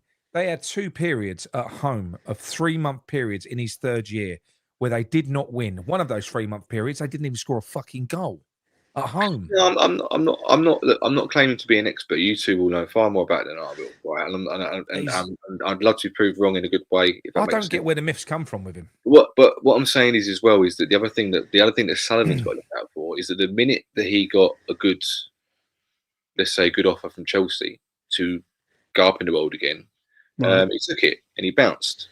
So if the, let's say, unthinkable happens, and Potter starts to strike goals for West Ham, we start really well. Yeah, but can I ask you something, Lou? I've got to ask you something, because it's grating on me, because I'm hearing what you're saying, and I just want to say something. What makes you believe in this geezer? I don't. Honestly, I don't. You don't believe in Potter? I'm not giving that impression. No, what it is, what you just said there in regards of how he gets the best out of players. He's been nearly half a season. He ain't even, who is? I know I put this to the chat and all on this late night edition. Who's he improved at West Ham?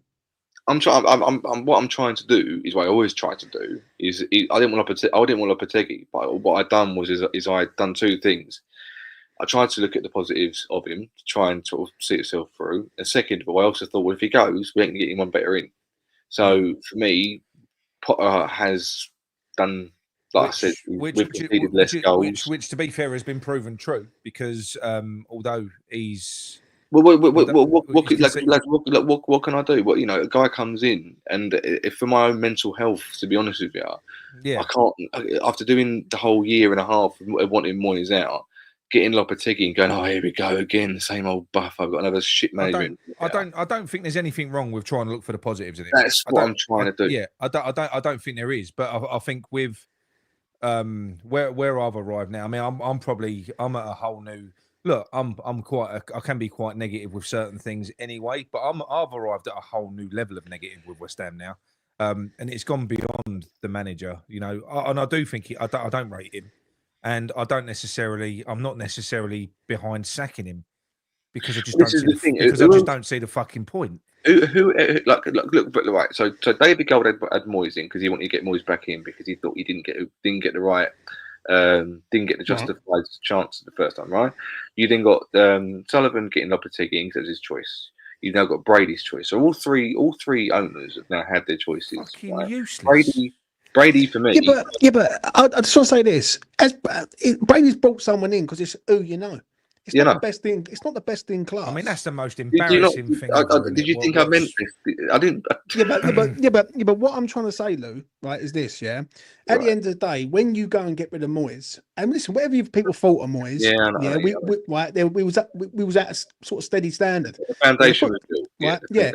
Right, and finishing ninth. If we would have went and got someone of quality last summer, like a Thomas Frank, or we would have bought someone out of a contract who was up and coming. 11 hours, mate. This is the 11th hour. This is the second I'm going to show. be honest. I'm going to be honest. Yeah, that's where we should have been. It all goes back to the summer. It all goes back to when we're all sitting there going, who the fuck are we going to get? Nick's doing his shows. I'm doing my shows. Right. I knew in January. I knew that Lopetegui was on his way. Like, and the thing is, it should not be like that.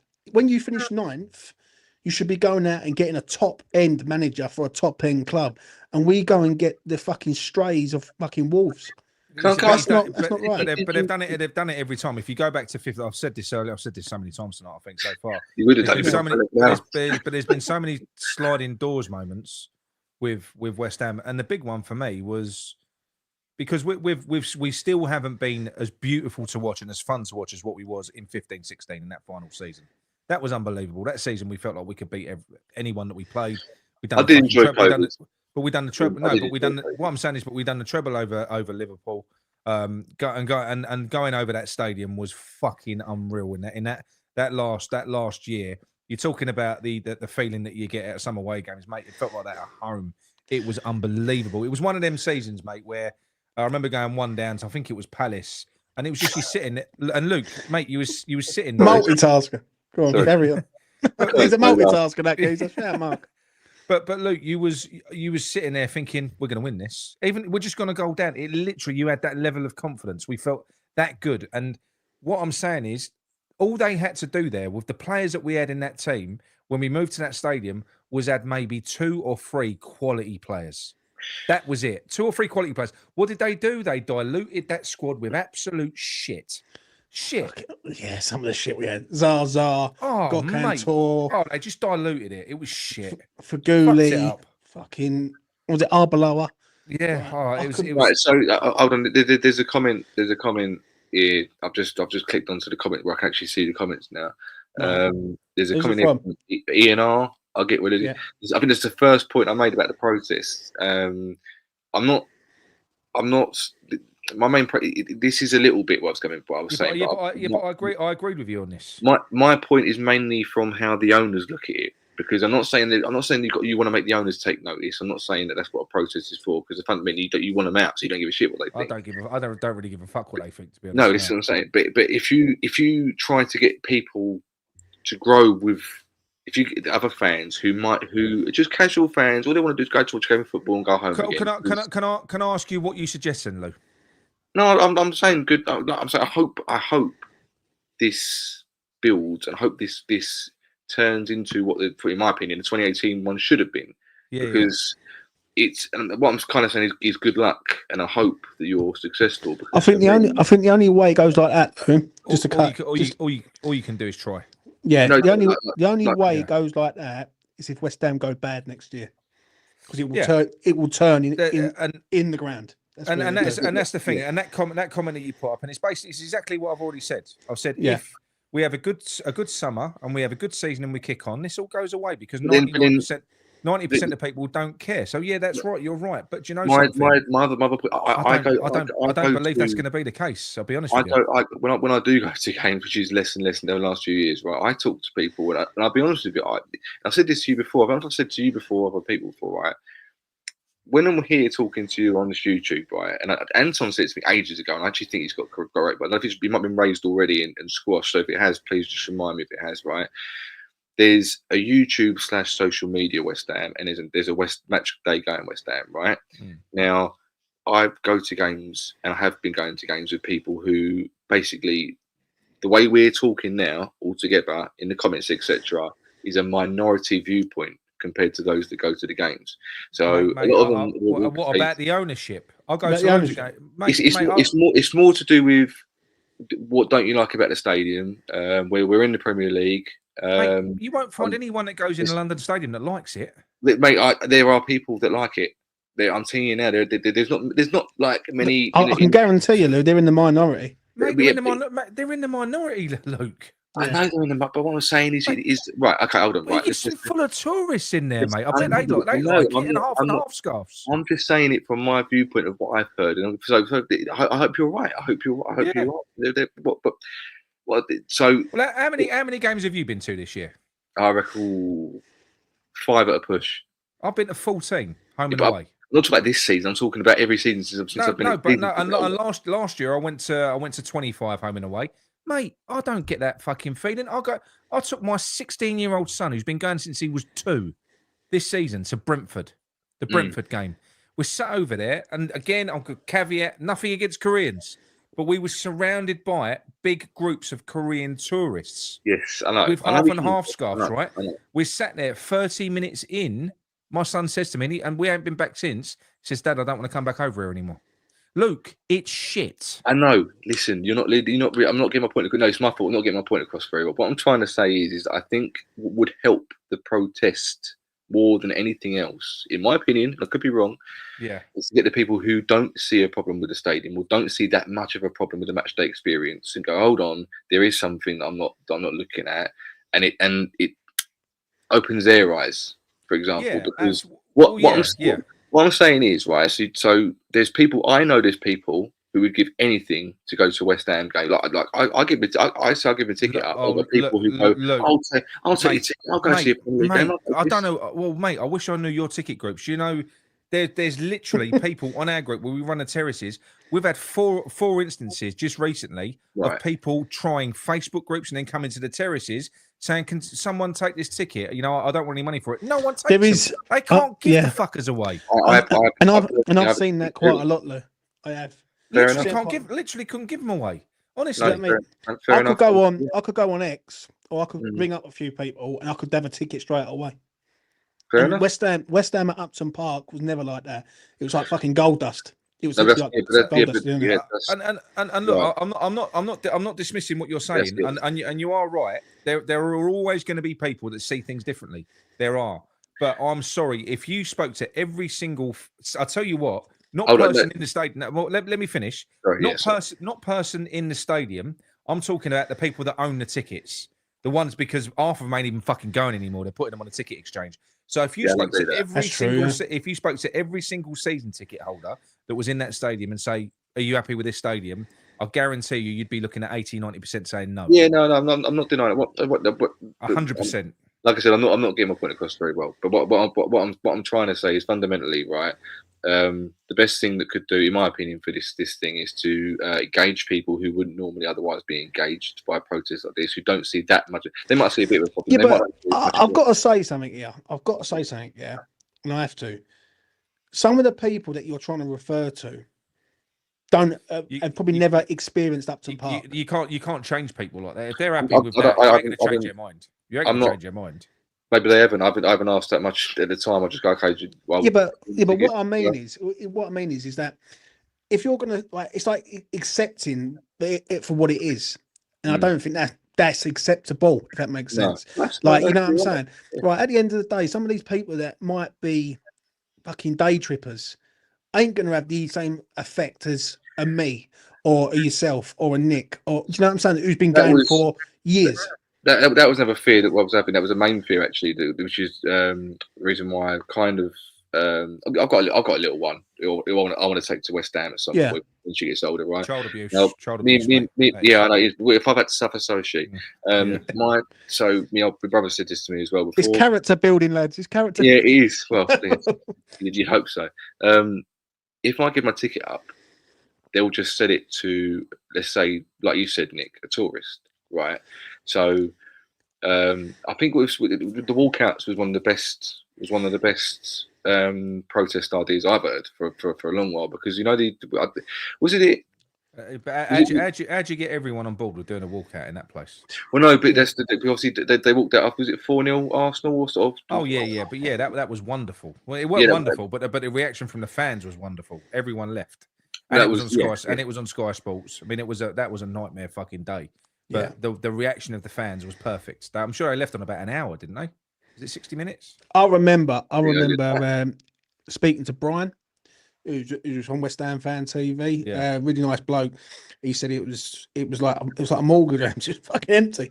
Like just people just evacuating like the LS, and that's the sad thing about it. At the end of the day, right, it has to take that to happen in regard to getting his numbers out. I don't think it's mentioned earlier. I think the other thing as well, which people get cross wires with, and it comes at it again, is because you take the Sevilla game, for example, right? The atmosphere was amazing and stuff, right? People say, well, West Ham fans can't, and I'm not talking about West Ham fans, but outside of West Ham, the people who watch West Ham and they watch Premier League or fans of opposition teams, and they go, oh, why do you think the stadium's shit when the atmosphere could always be that good? Obviously, it was good for a reason. It was special circumstances. That was why it was so good as well.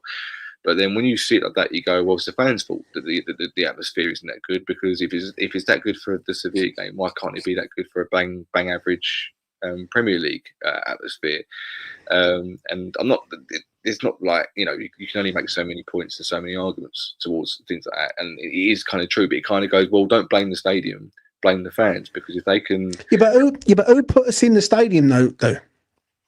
That's I'm only saying what I've heard. I'm only saying what I know. But the problem is with this is where people get diverted away and they have to come back to reality.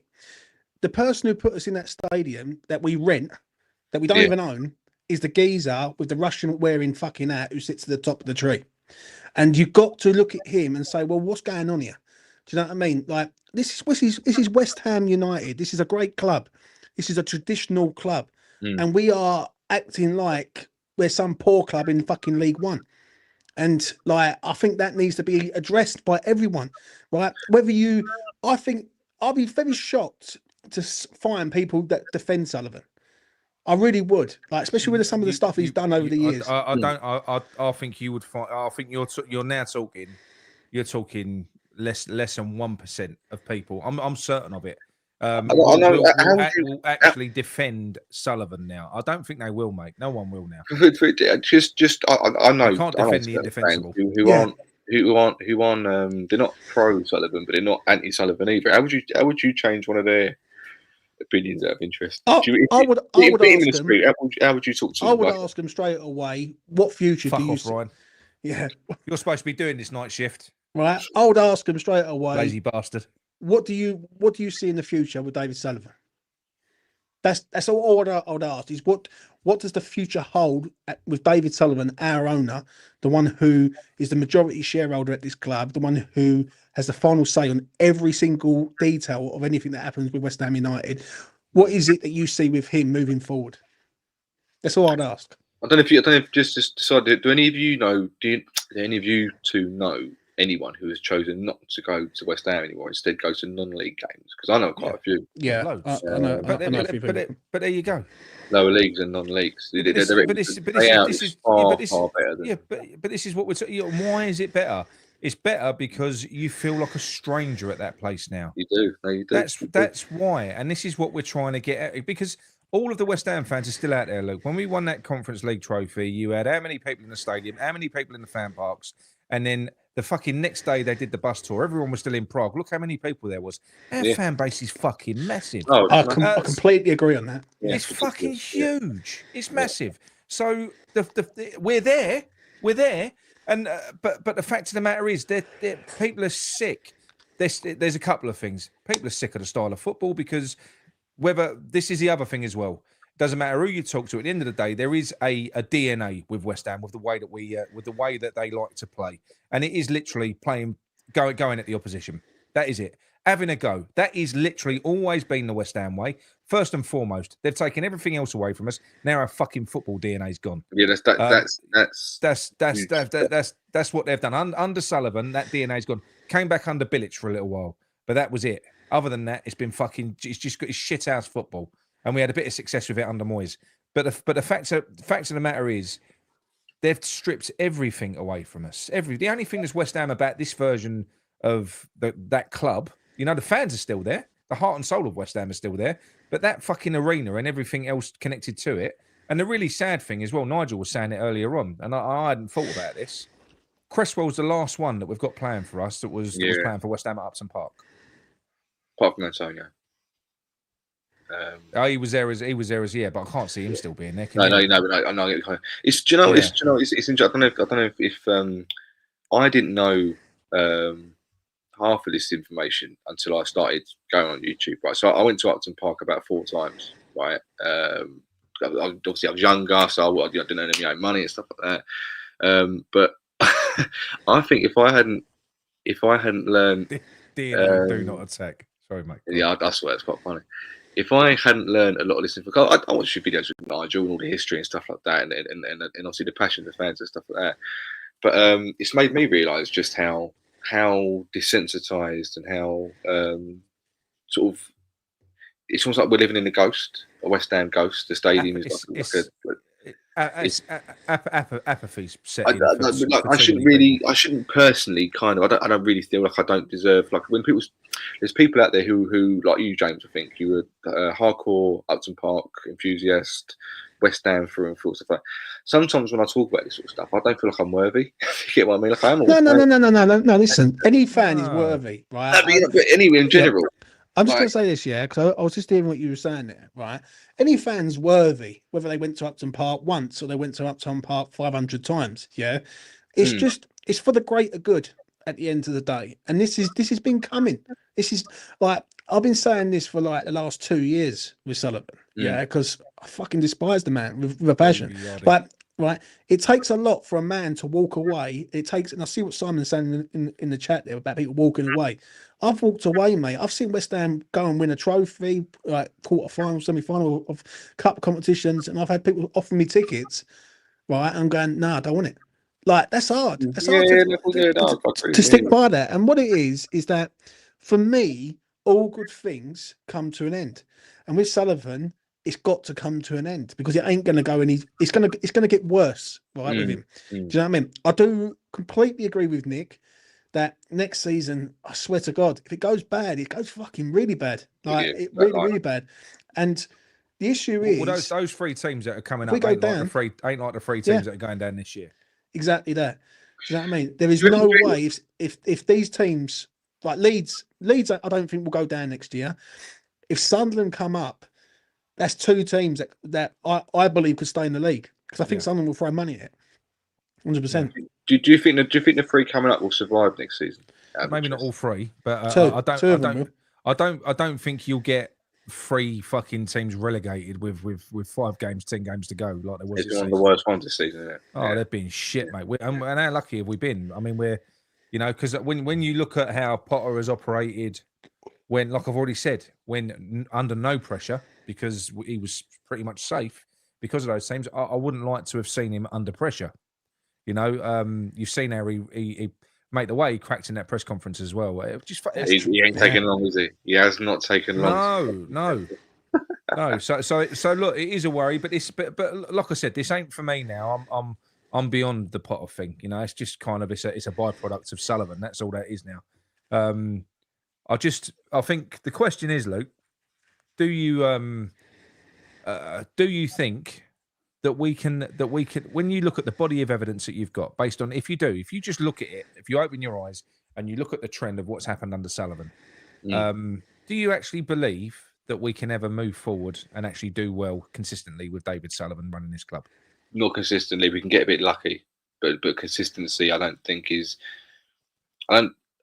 built for. Even if he wanted to, and I'm not saying he ever would do, but I'll say even if he wanted to, I don't think he would have the nous to be able to run it that way. Yeah, that's what I know he won't. You know, based on how he destroyed fucking Birmingham, based on what he's done, based on his 30 years in football. We've got no body of proof or evidence that this man has got any fucking clue what he's doing. In fact, I think it's got worse since Gold's passed away. It is getting worse. I'll just the only chance that we've got now as a club is to get rid of him. And going back to the point that you made earlier on about dropping down, I'm a little bit different to James on this. I'm more bloody minded. If you offered me another 2 years of being embarrassed in the Premier League or getting relegated, if that meant getting rid of Sullivan, I'd take getting relegated and getting rid of Sullivan. This is what it's so hard. I'll take it. I know. I'm bored of being a whipping boy in the Premier League. It's boring. It's very hard for me to. I know. Well, the reason why I don't really give a fuck about the Premier League. I've got to be honest. Right. Obviously, we all witnessed 2003 when we went down, and that was hard. You know what I mean? When we started losing all our players and everything. I don't like my attitude is it feels like he's won then. We're losing all our players now, though, James. I agree. I can't not disagree with you on that. Do you know what I mean?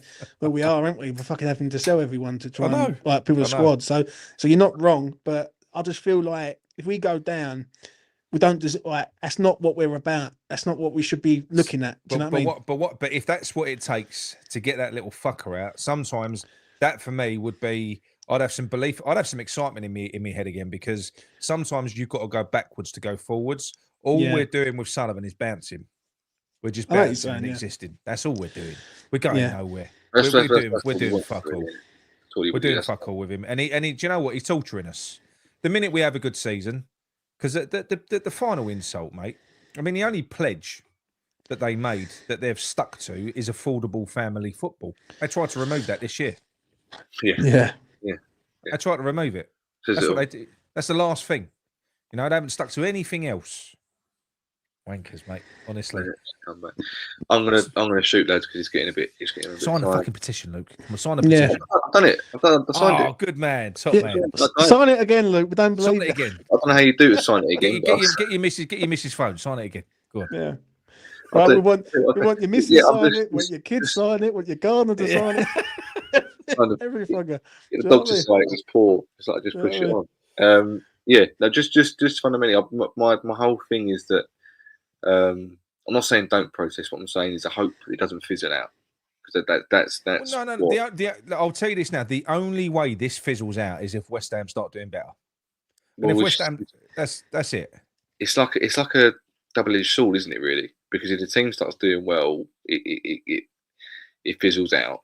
And okay, you got the one side thinking, okay, the team's doing all this we kind of want anyway. Really, that's the bigger picture, but it's not the bigger picture because this is the long run. It's not the bigger picture because it is short-sighted. Because we will end up back at this stage again. And do you know what? I personally won't do this again. And that's where that'd be it for me. If because it's going to take a lot of effort. This it is a bit of a campaign, and if it does build up, and then all it takes is for a couple of months of decent football for everyone to go, oh, do you know what, Sullivan's all right. You know, I'm not really on board with that now. Then do you know what? He's the fuck. We're idiots. We're just fucking idiots at that point. No. You got respect for doing it in the first place and for keeping with it to an extent. But what I'm saying is this is the problem, and this is why it's easy for them. This is why it's easy because all they know realistically. It's been easy. It's been easy, right? I think that is stopped. I think the easiness has stopped. Like I've already said, when you look at the strength of the Premier League now, when you look at how virtually every team now, the league literally doesn't lie this year. I think everyone above us is better than us, and they're further ahead. You know, you look at Bournemouth, you look at their training facilities now, you look at everything. They're just better. We're so far behind now. We've really dropped off. So. With Sullivan driving the transfer window, which he is, he's holding McCauley up as a fall guy. He ain't doing nothing. He's a prop like Stighton was. If this window goes terribly, McCauley will be blamed. Potter will be blamed. They'll be fucked off. See, this is the last point I'm going to make before I go, but this is what I don't really understand about the situation, right? So Brady works with Sullivan. She has done since she was, well, a kid, let's say, let's be honest, right? Since she was young. She knows all about him. She knows how it works. So if she's bringing in a friend, but he's not just any friend. This is a very, very close friend, right? So she's bringing Potter in. She is surely, and he's not stupid. He can't be stupid. They all know what the business is like. Potter's been around the Premier League for a long time as well. So surely he would know what he's getting into by when she sits him down, goes, "Don't worry about him. He won't be a problem." Surely there's going to be some sort of like, look, he might be a dick, but just are you going to take the job anyway? Or, look, just bring your own people in, and he won't put his foot in, or he won't put he won't stick his oar in as much as he should. There must have been some sort of agreement or terms met when he took the job to go, you will be allowed a certain amount of freedom within this. There must have been. Maybe I'm being completely naive here, right? But if you're allowed to bring in, no, the negotiation. So I was told, because when he came in, Sullivan only wanted to give him 6 months. Right. Sullivan bent to the level where he gave him a 2.5-year contract with some fucking weird 18-month bilateral. I mean, what is that? I mean, that alone, he's on the gentleman jack. With that, that alone, I can't drink. I ain't even drinking tonight because I've got. Do you know what I've got to do tomorrow? I'm breaking between 6 and midday, and I'm taking my son to football in Hatfield. And we're they've got a game, 10 o'clock kickoff. Got to be there at 9. So I'm doing that, and then I'm coming back, jumping on the stream from 12 to finish it until 3. Mickey's doing it tomorrow, so I can't even drink. I'm trying to keep myself fresh. Red Bull, the old Vardy, getting the old Vardy. I've had no caffeine yet. I don't need it. I'm fucking powering through, mate. Well, don't you mistook your fire a bit more. I will drink one for you, Nick. Right? Yeah. if I start drinking, I'll be done, mate. I've already started. I've had fucking San Miguel. I had Stella with a Ciroc earlier on. So literally, I've just raided the fucking fridge, mate. I just found that. I was like, right, that's me sorted out, mate. Me and Nick are going to talk about old history now. Right, I'll let you. I'll let you take it on a bit. Before you go, Luke, hang on 1 minute. Oh, mate, I've just lost it now. Where's it gone? This I like the idea of, and this is something I'm going to propose to all the channels as well. You're already on here, James, but this is a great start, Nick. But if each channel does a different event similar to this, and we all support each other, it will keep building momentum. Everyone, that's a good idea. I like that. That's a good idea. Everyone can take ownership of it. Then it's a fucking petition. Everyone's involved. I'll join and help out on anyone's stream if anyone wants to do the same thing. Anything that builds momentum on this, building towards a common goal that shows the fan channels are united, and the fans. And I like Nigel's idea as well, because as he said, an awful lot of people don't do social media. Like a lot of the older generation, they don't do it. So at some point, you do need to go to a game, and you need to do physical. I saw a comment while you were on with him, right? And he says, and there was a comment that highlights something very, very might even be more convenient than he said handwritten, didn't he? Handwritten signatures. Yeah. QR codes. Mate, everyone uses.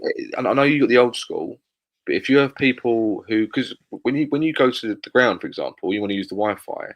You have to go on your phone and connect to a Wi-Fi via email, stuff like that, right? It takes 2 seconds, but you're in, right?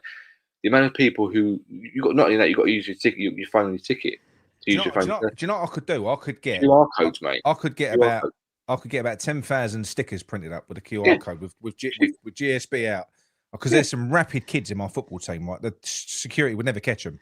No. I could pay them like 50 quid each just to fucking whiz around that fucking stadium. They'd never catch them.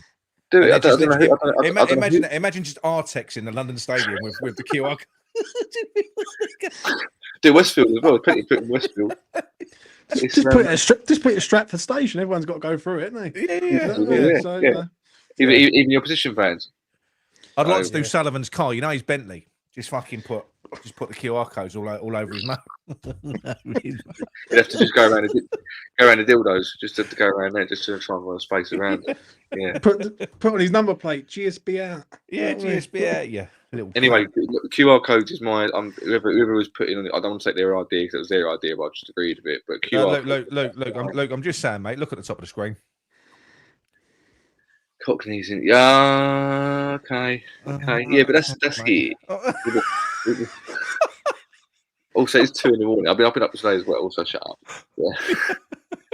I've had your mug in the top right-hand corner of the screen, not the QR code. So do me a favour. I know. But anyway, Luke, well done. Cheers, mate. Well done. All the best. And well done for jumping on, mate. Making me get me blood pressure up like you always do. It's good. You've woke me up for a little bit more. That's good. Well, just have to provide a service, isn't I? So answer your fucking WhatsApp messages from now on. All right? Yeah. Well, I'm busy, aren't I? I'm on. I mean, as in like once a week, I'll text you West Ham. Sorry, mate. Mate, you know what the main problem is? Can I tell you? You know I do the phone-in shows, and my phone number is up on the screen. Do you know how many fucking WhatsApps I get? I don't. But I don't text you during that. I can't. There's no matter. I get them all week. Oh, Mr. Popular. Oh, sorry. No, look, hang on 1 minute. Where is it? I've got 157. Where is it? My heart bleeds. You can't. 157 chats in there. You can't go. I can't go through them all. Get the violin. I've got none. Yeah, it's bollocks. Right, I'm off. Yeah, all the best. Up the hammers. See you later. Take care, though. Yeah, all the best to you, mate. Cheers, mate. Right, hang on. What's this one? I hit Sullivan's car up the arse last week, but we both got. I'm not happy. Oh dear. Right. Kingy. Can you do from 2:30 to 3? I think he's in the chat. Yeah, he obviously never checks his messages.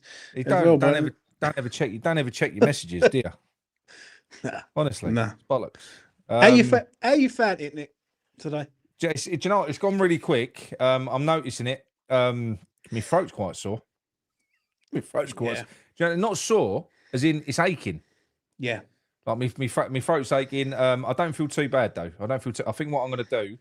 I'll probably leave it till about 3. I'll get Kingy on, then I'll dump him in it like I have with you for about half hour. I'll probably go and jump in the shower, freshen up, go and make myself a coffee, and then I'll be all good for the last few hours. I'll be all right. Power through.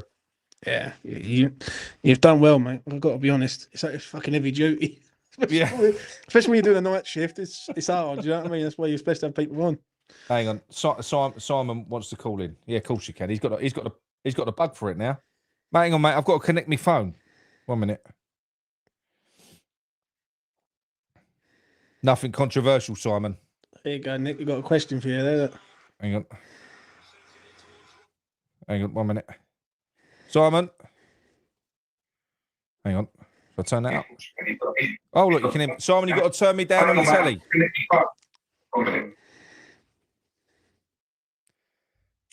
Went through this earlier. You know me, son. Simon. You hear me? Yes, have you turned me down on the telly? Yeah, gotcha. Yeah, that's it. Hang on, wait. I just got to put how'd you put the volume up on this fucking thing? What, on your phone? I don't know. Can you hear me?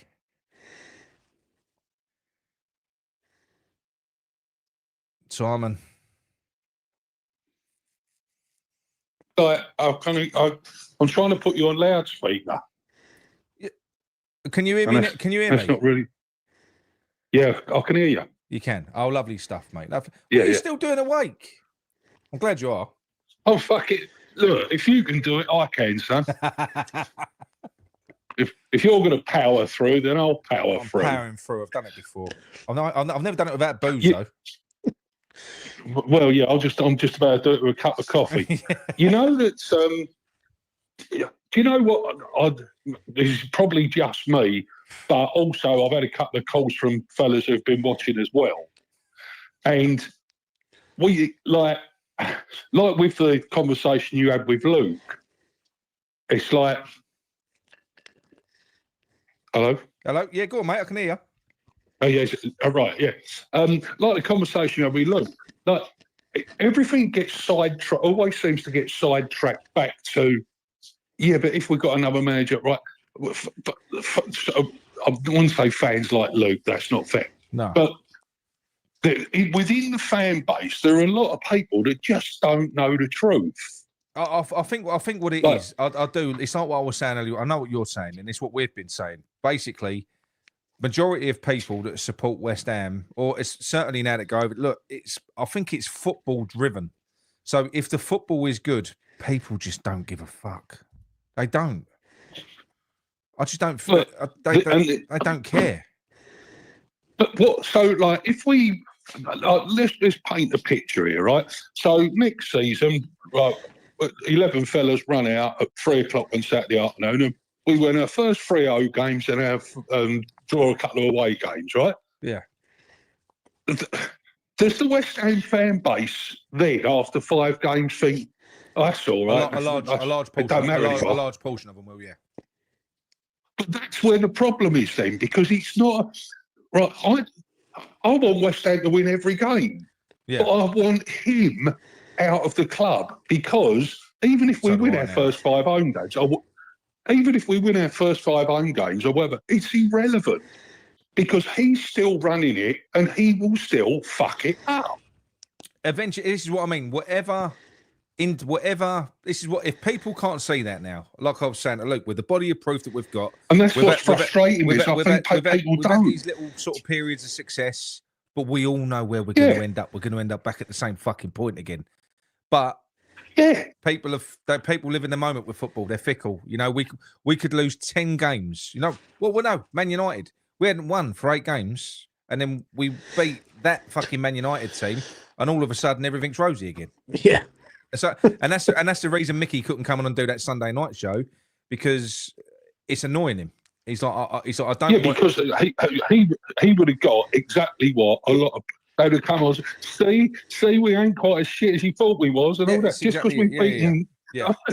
I mean, does nobody look at the? It's where I get my frustration from, and when people do the speech about it, and it's all about, they drag it back to, well, what if we've got this manager in or that? It doesn't matter. No, it shouldn't. The manager is not the problem.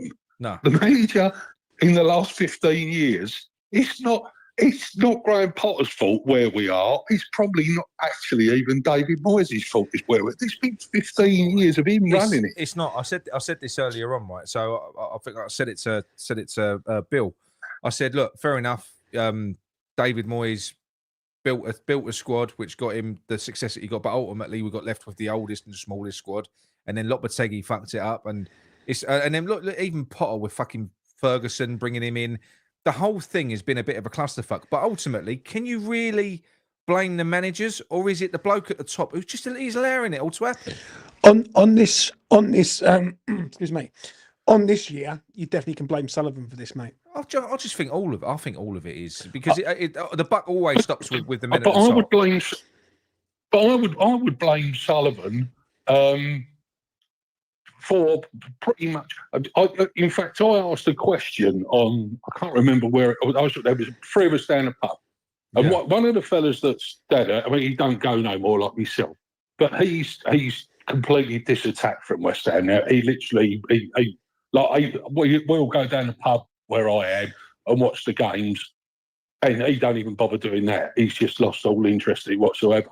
Yeah. So I said to him, I said to him, before you stopped going, which was about 4 years ago, was you enjoying it? He said, no, that's the point. I stopped going because I wasn't enjoying it. I said, right, okay. So over the 11 years, because obviously it was 4 years ago, over the 11 years that David Sullivan has been at the club, name one positive, long-lasting legacy thing that he has. Like, if he died tomorrow, name me one positive legacy thing. And he went, And he sat there, honestly, for about 2 or 3 minutes. And I was like, fucking, so I go for a fag. And he went, I can't think of one. Well, I'll tell you what Sullivan would say. Your first trophy in 40 years.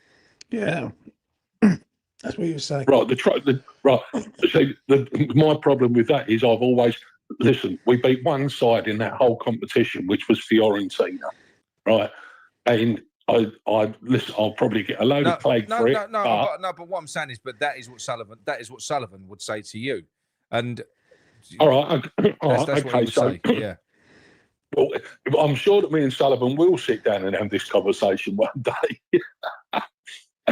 If I've got a revolver down the back of his throat, and if I say to him, right, Simon, come on. Yeah, sorry. Go Yeah. So if me and Dave are sitting down one day having a conversation, and he's sitting on 3 cushions, yeah. I'm sitting on and one. He says, got taller. Yeah, but yours is medical. His is just dwarfism. Yeah. So, other dwarfs are available. At the end of the time, he'll say, right, okay, so we won us a European final, or you got us to Europe, or whatever excuse he comes out with, right? That is not a long-lasting legacy of the club, of 15 years of work. Whereas I can tell him that in the 15 years that he's been here, he sold or remortgaged the training ground up to the hill. He sold the football ground. He rents the porter cabins on a 2-year rental basis in the training ground. We don't even own the fucking porter cabins. We do not own the porter cabins. They're rented on a 2-yearly rollover. And that is, and I swear, I am telling you that now. Don't even bother. I'm telling you that's the truth. Yeah. And in fact, I think Sean actually put up a post about it in November or December last year, saying that we'd agreed another 2-year rollover rental on it. Yeah. And I was like, I remember posting back to him saying, look, you're not even taking the piss because I know this to be true. And people thought he was winding everyone. He wasn't. We rent the porter cabins. We own nothing, right? The only thing that we do own are the players' contracts. Yeah. And we're just about to sell them all. So after that, there's nothing. No, well, that's the thing. That's my big concern. Is going and getting rid of all of our big saleable assets now in this window. That's what for me. I remember when you did that show. Yeah. Remember when you did that show? Yeah. And you said it's asset stripping. I said no, it's not. Yeah. Asset stripping's been done. This is a fire sale. Yeah. Yeah. There's nothing left, and this is what I don't think West Ham supporters get. Right. I think a lot do. A lot do, and the thing is, I do believe now. I mean, look, if by some miracle he can dig his way out, because I think we're in the shit. I really do. I agree. I think we're in the shit now. If somehow he can luck his way out of this, then do you know what? Fucking fair play with the shit that he's dug himself into. That he's dug himself. I don't think he's going to be able to because he ain't got a fucking clue. He's the reason we're in this mess. If I said to you that the previous director of West Ham has left the club last week, and what we're bringing in is David Sullivan to come in and repair the damage after you'd seen what he's done for the last 15 years at another club, how would you feel we're going to get on? Yeah, but we knew about this though, Simon. We knew what we was having when we got Sullivan involved with West Ham. Because Birmingham fans were telling us for a long time, don't have this geezer here because he's going to ruin your club. But I mean, I don't know if we were chatting earlier on, and I mean, did you? I know you don't go over to the ground anymore, do you? No.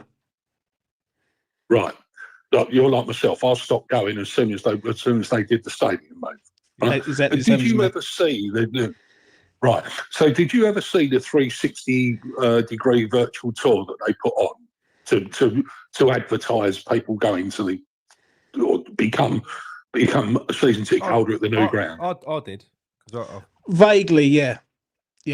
I ain't gonna say like 100%, but yeah, I remember it vaguely. Yeah, it's basically what it was. Right. It was a showroom. When you went over to you went and picked your seat at the stadium. They showed you a virtual view of. Is it like was it like a virtual sort of like seat plan? Is it? No. It was a seat plan, but what it was a view. So from your seat, this would be the view that you've got, and everything else. It was like a 360. Yeah, but it was an actual virtual tour, like when you put one of those headphone things on, you can look round, not one of them, right? So when they did that, I actually bought into it, and I thought, I'll tell you what, that don't look too shabby. That looked fucking good, didn't it? Let's face it. Yeah. Put it this way, it the bollocks. It did look good. Yeah, it did look the absolute nuts. Yeah. And so I get why a lot of people bought into that, because if you saw that, which is what was sold to the supporters, you'd have gone, I'll tell you what, I'll have some of that, and it's only costing me, I don't know, £100 to take the little. Do you know what it was on par with, Simon? Do you know? Have you seen? Do you know when the Bernabeu has been redone? I know it would not quite the Bernabeu, but you know, like, have you seen like the graphic of the pitch, the way it retracts and all that sort of thing? And how it was a little bit on par with that, like in terms of the effect that you had. You literally come from Upton Park, you went over there and you're like, fuck, that looks brilliant. And it's I mean, don't go on. No, go on, mate. Go on. Sorry. Because we'd all been to Upton Park, and then you saw that, you thought, fucking hell. And when you get the spiel of, look, if we get 60,000 people coming in here, and there's only one way we can make this club bigger, and blah blah blah blah blah. So the spiel and everything like that, I don't blame anybody for going over there. And I said to Nick earlier on, the only reason I didn't believe a word of it was because of the Nathan's Pie Mash story. And that stopped me from believing anything that they said. But then when 4 of my mates, who all got season tickets, who I used to go with at Upton Park, the first game they went over there for, which I think was either a Betway Cup or something like that, they went over and they went, it's like a building site. Yeah, but the only thing I will say to that, Simon, is that no one had any reason not to believe Sullivan back then. Because one thing with this geezer. Well, no, you've just contradicted yourself though, because you said that we should have known because of Birmingham. Yeah, but the thing is, at the end of the day, right, when we moved, no one was going, oh well, like we've got no reason to sort of worry about him because he's doing it for the best interest. You put this thing out there to go all this stuff to sort of glamorize the move to the London Stadium. The issue is that absolutely over the last 9 years since the move, there's been a lot of stuff that's happened where people have questioned it big time. It's everything. It's the stadium, it's the dealings with transfers, it's dealings with managers, it's a collective, and you've got an owner in charge who doesn't really care generally about West Ham. He cares about the pound note, and when you've got a man who cares about the pound note, that's when it becomes a problem, because all his interest is that what he's earning rather than what he's. See, I don't mind. I don't mind any person walking into West Ham, owning it, and not caring about the club that much, and caring about the pound note. Because as long as they're running the club, as long as they're running it well. That's right. So, but he doesn't care about the pound note, as in he's already got. He's probably going to exit this with. He's going to have 30% of the sale. Let's say it gets sold for. Let's call it 900 million for the maths. So he's going to walk out with 300 million quid. Yeah. Right. And he's 76 years old and he's already got $1 billion. So he's going to be 1.5 billionaire by the time he walks away. Okay. Yeah. So what West Ham, whether West Ham finish 5th, 8th, 12th, or 17th, he really doesn't care. It's of no consequence to him whatsoever. Is it Premier League stability for him then? Is that all it is? It's not. No, it's not stability. It's just survival. Yeah, that's because what I'm saying. All he needs is the team. Yeah, he needs the team. He needs the TV revenue of let's call it 150 million pound a year, which is going to go up quite a lot in the next few years. When obviously Netflix or Amazon and all that get involved. You're so bang on there, mate. Honestly, I completely agree. So he's got 150 million pound a year coming in from that, and he's got the ticket sales, right? So those two things, he is hoping that the club will be self-sufficient on that, all right? And the club should be able to be self-sufficient on that because Bournemouth do it with 15,000 and Brighton do it with 20,000, 25,000. The trouble is that he hasn't got a clue what he's doing in the transfer market. Not a clue. So all our major losses, everyone moans about Danny Ings being on 125 grand a week and costing us 15 million quid, blah, blah, blah, blah, blah, blah. In the great, huge scheme of things, that is nothing, all right? There's a lot of players that are playing for other clubs that have all been bought for 15 million quid and they're sitting there at 100 grand a week. Yeah, but look at Man United. I know that there's a difference in revenue. There's also players sitting down at lower end of the league who are on money and they're sitting there doing nothing. So that's not the problem. Our problem is that any time we spend anything over 15 million quid, any time we spend over 15 million quid, we either buy an absolute dud or he just can't be asked and he wants to go back to the country that he's come from after about 3 months. Every single player that we've ever bought, try and think of anyone that we've bought for over 40 million quid that has been a success for longer than 3 years. Think of one. Yeah, look, it's been a fucking mess. I mean, But that's where we've done all our money. Spending badly. They're fucking useless with no direction. I mean, some of the players that we've bought. I mean, Vlasic. That one killed me. We brought him. Fucking waste of time, mate. But we brought this player in, right? He'd already fouled out on the left wing. What was it, Everton? He used to play for, and he even said, absolutely useless. He even said when he came in, I'm a 10. I don't like playing out on the left. Where does Moyes use him? Out on the fucking left. And why did we buy him though? Yeah, but no. So we balanced that out because although Vlasic wasn't a great buy, we did get Hugo. So there's 40 million quid. That was a hooky deal on Moyes' part. That was he's fucking when his brother or something was the agent. His brother was an agent. He's now banned. That was a payday for Moyes. That was, I reckon, that one.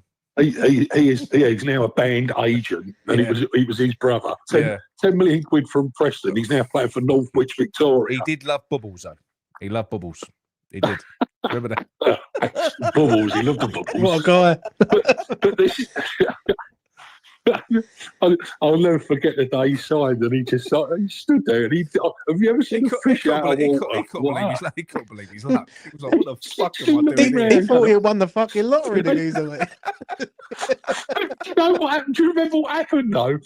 After about a year, he fucked off. Right, he fucked off and went to Norwich. Right, that's it, yeah, and I think he only kicked a ball for us, right? So we ended up selling it to Norwich for about 3 and 6pence.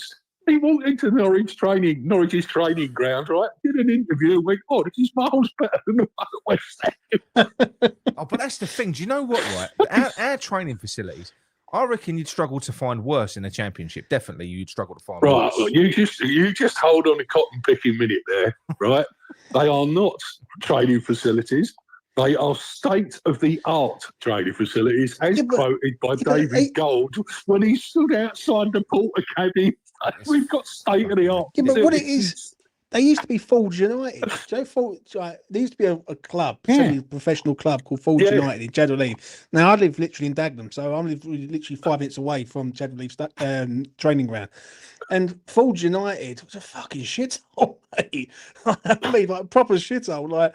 And when I look at it, I think this is West Ham United. This is like you should have better facilities than this. And then Bournemouth just reopened a new sort of training facility. Fucking West Ham, mate. West Ham's facilities are like League Two or Conference League. Do you know what I mean? Although this is, I mean, it's laughable because it's painful, right?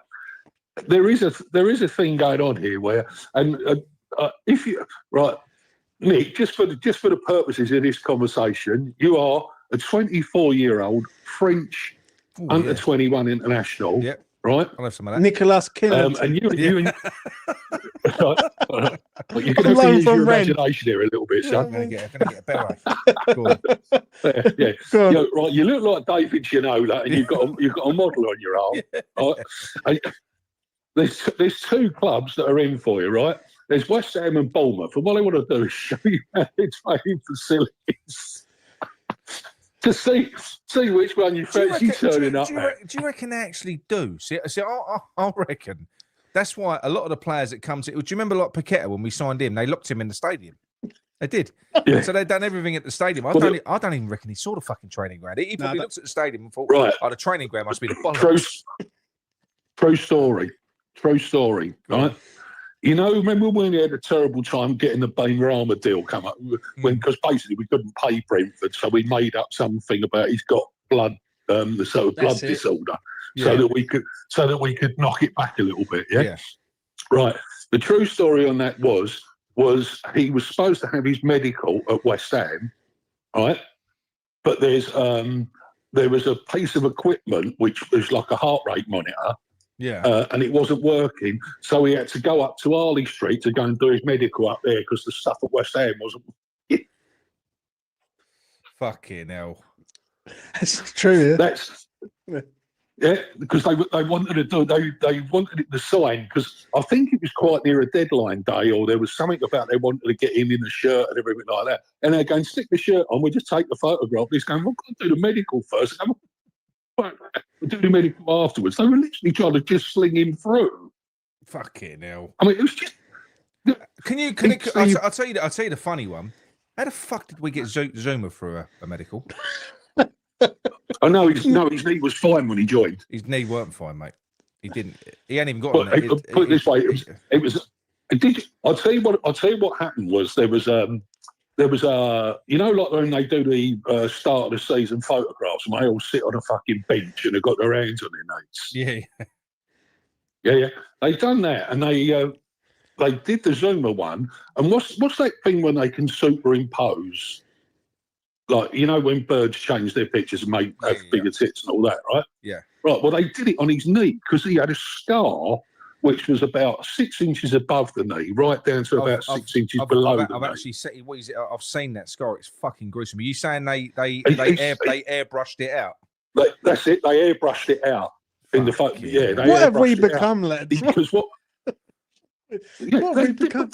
Sort of looking.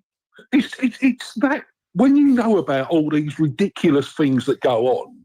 That is so true. It's when that's when. Like when Luke was on, and he's a lovely lad. I've never met him before in my life and whatever, but he seemed quite apathetic towards it all. And when people like us know stuff, like obviously Nigel, I mean, how Nigel holds his shit together is beyond me. Yeah, and honestly, that guy knows some shit as well. He does. He really does. Yeah, I mean, I just don't know how he does it. I mean, as I say, I don't go anymore, and it still winds me up, but it winds me up that people don't know. Yeah, and they should know. Yeah, but Simon, they should know what this bloke has done. Yeah, Simon. But what made you? What was the catalyst for you to say, you know what, I am not setting foot in that gaff? But okay. What's the main thing? I've told Nick the story earlier, but I'll tell you because obviously that was about 9 hours ago. So. You know the Man United last game at home at Upton Park? Yep. Right. So I went up there. I got up there really early, took a day of work, and I went into Nathan's. And I'd been going there for 10, 15 years, every home game. Right? So I got in there, all the girls were behind the jump, and there was nobody, not a soul in there. It was 12 o'clock. So sat down, and Nathan was in there, and all the girls were sort of like standing there like, oh, how you doing? I got on with them really well. Yeah. So I sat down and I said, well, what's happening then, Nate? Like last sort of like last game and all that, you coming over with us? And he went, there's a bit of a problem there. And I went, oh, come on then. And he said, he said, we got a visit last week from Brady and 2 other people came in. And what they've done, and as I said to Nick earlier, they just put out the promo video with David Gold walking around Green Street, shaking hands with all the local shop owners and everyone going, yeah, this will be all fine. Everyone will be coming over with us. Yeah. Brady had done a video on the website saying that all the local businesses will be looked after and anyone that wants to come with us on our journey in Stratford, they're more than welcome, da-di-da-di-da. So I'm sat down and I'm talking to Nathan, the governor. I said, so what's happening then? So I said, right, what they've done is they've offered us a porter cabin over on the site at the ground. And the porter cabin hasn't got a kitchen, and you can seat 24 people. So I said, right, okay, well, that's not going to work, is it? Because obviously you've all been in Nathan's, right? There's probably, 12 tables in there, all with 4 to a table, so there's 48, right? Yeah. So Nathan's knew how many they could roll over in an hour. So a 24-seater porter cabin was never going to cut it, right? And also what they had to do was, because there was no kitchen, they'd have to cook it all at Nathan's, the shop, and then transport it over to the porter cabin, and then up you go, put it on your plate, out you go. So what they gave them, or what Brady offered them, was 3 hours before the game and an hour after the game. So you've got a 4-hour window, right, where you can have the porter cabin. Before that, West Ham would only charge them £8,000. So you've got £8,000 for a porter cabin for 4 hours, where you can only fit at the most 24 people in at any given time, right? So you've got no turnover. So he said, I did the maths, and it took me about 10 seconds to work out that once I'd paid the staff and got the stuff cooked and over to there, and I've got a 24-seater porter cabin, I'd be losing about 1,500 quid. That was Brady's offer of moving Nathan's Pie Mash, which we all know was an integral part of the community on our match day. Right? That was her offer to Nathan's Pie Mash. So that, when I had my pie mash, and I walked out there and I thought, that don't smell right. They really do not. There's something not right about that. And that's where I got my doubts. And then I didn't sign up for the no season ticket. My mate did. He went there for the first game of the Betway Cup or wherever it was. And he went, mate, it's a fucking joke over there. It's a building site. It's an absolute joke. You're miles of the pitch. You can't see anything. You can't hear anyone. Like, if you could have 40 people singing, you can't even hear them. I just went, that ain't really for me. So I watched a few games on the telly, and I was just thinking, have I put the sound up? And I kept putting the sound right up. I was thinking, man, there's no fucking noise in there. And obviously it's gone on and on and on and on from there. The lies that they've told, I don't know how people forgive them. But there again, when I say how they forgive them, they probably don't know the lies, and that's what I think people should know. And that people don't. But honestly, as you know, there's obviously some things you can't go near. You just can't. And I know you yourself. It's very frustrating. But mate, hopefully everything comes out in the wash and it will all be sorted out. But I just want certainly following our conversation. The lies that are within the club. Yeah. The lies that are within the club. Everyone, or they just public knowledge. Yeah. The stuff that I know obviously isn't, right? Yeah. But the lies that are in the club are. We're going to make you a world-class stadium, a world-class team, and we're going to have retractable seating. Yeah, but do you know what? Yeah, but do you know what? They're lies. I don't blame fans for sort of believing the hype, if that makes sense. No. I don't. No, I don't. You know what I mean? Because when you are being sort of influenced into that sort of mode, like, you're going to believe it. You've got no reason not to believe it. Do you know what I'm saying? I understand what I'm saying. Think, go on, mate. You wouldn't think that somebody can actually lie about a stadium. And that's what they did. Yeah. Do you know what? I'm that fucking tired. I'm gonna Google where Aruba is. Hang on. Aruba's here. Let's go. Hang on. Where's that's in the Caribbean, isn't it? Is it? Yeah, I wish I was there. It's out south. It's where all the All-Americans go on holiday. It is, isn't it? The one thing I will agree with you on, Simon, why Nick Google's fuck Aruba. me, they got flamingos. Yeah, other flamingos are available. Fuck me, I'm slurring my fucking words. What's going on? Listen, one thing I will say is that it looks lovely. I completely agree with you, mate. Right? Is it lovely, you soppy cunt? Oh, mate, no, it looks lovely. Yeah, Aruba does. I want to fucking go. It's the best. It's probably the best holiday destination in the world, you nutbot. Well, that's why I don't know where it is in. Because I only go fucking Benidorm. Book tickets, mate. Claret and Booze on tour. Yeah. You know? That's it. You know what I mean? I can imagine Nick at the airport. You know what I mean? Yeah. He's daily ramble. Fuck me out. He's on tour. In me budgie smugglers. Don't you think we should get an all-paid expenses trip out to tell the boys from Aruba all the lies? Yeah, yeah. Well, you can probably do it out there. Yeah. Yeah. True. Yeah. But no, look. I do think that. I think this has been brilliant tonight. I mean, when you look at the amount. I mean, now I'm looking at that's 6,500 shares now. So I do reckon that'll jump up. We'll be up to around about 2,000. One thing I'm going to say to you, Nick, be proud. Be proud of yourself. Oh, mate, no. I am, but this is just a start. Like I said, for me, Nigel, it weren't Nigel. Nigel was very negative. So it was Bill. It was Bill. It was Bill. Bill. It's a start. It's literally what this is. It's a start. It's Nick, you know the fucking score. Like you got to start somewhere, mate. Yeah. We have to with this. And look, at the end of the day, what I'll be able to say to myself, to a degree, you run with this. If this type of thing doesn't go, I mean, say for instance, things don't improve and it continues going to shit. If this don't catch fire, then that literally does mean that West Ham fans have walked away and I don't give a fuck anymore. I think that will be the proof in the pudding. That's what that will mean at that stage. And then there's nothing left to save them because West Ham is the people. If the people are gone and they've got no interest in coming back, I think it'd be the final nail in the coffin.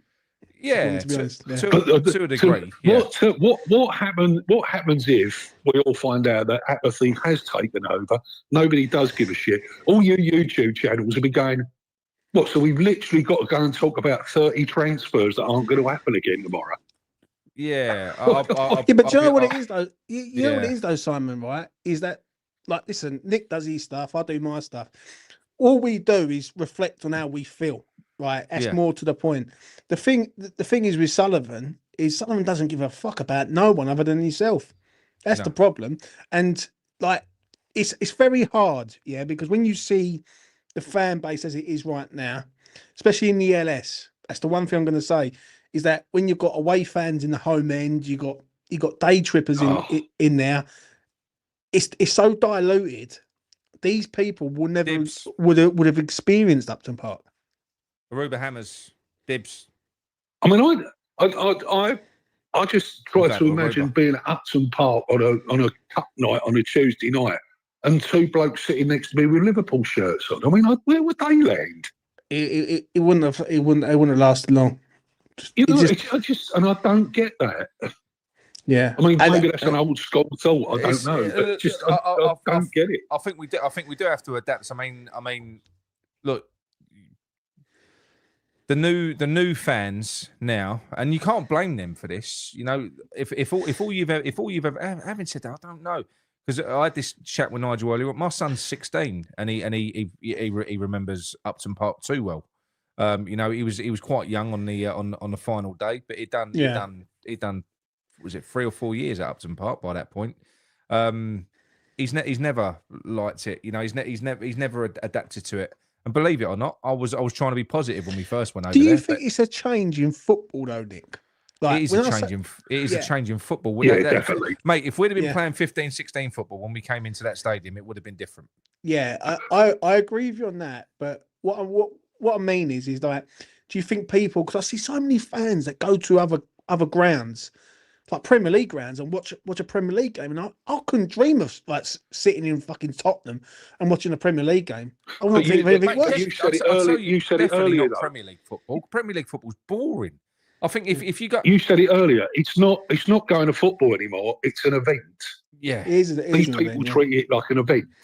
Yeah, and it actually is, Michael. And that's what you get. It's literally like going to the pictures. Yeah. Like, and if you make a bit of a noise, it's like, well, you shush. Yeah. I mean, I just don't get it. Well, they do sell popcorn there, mate.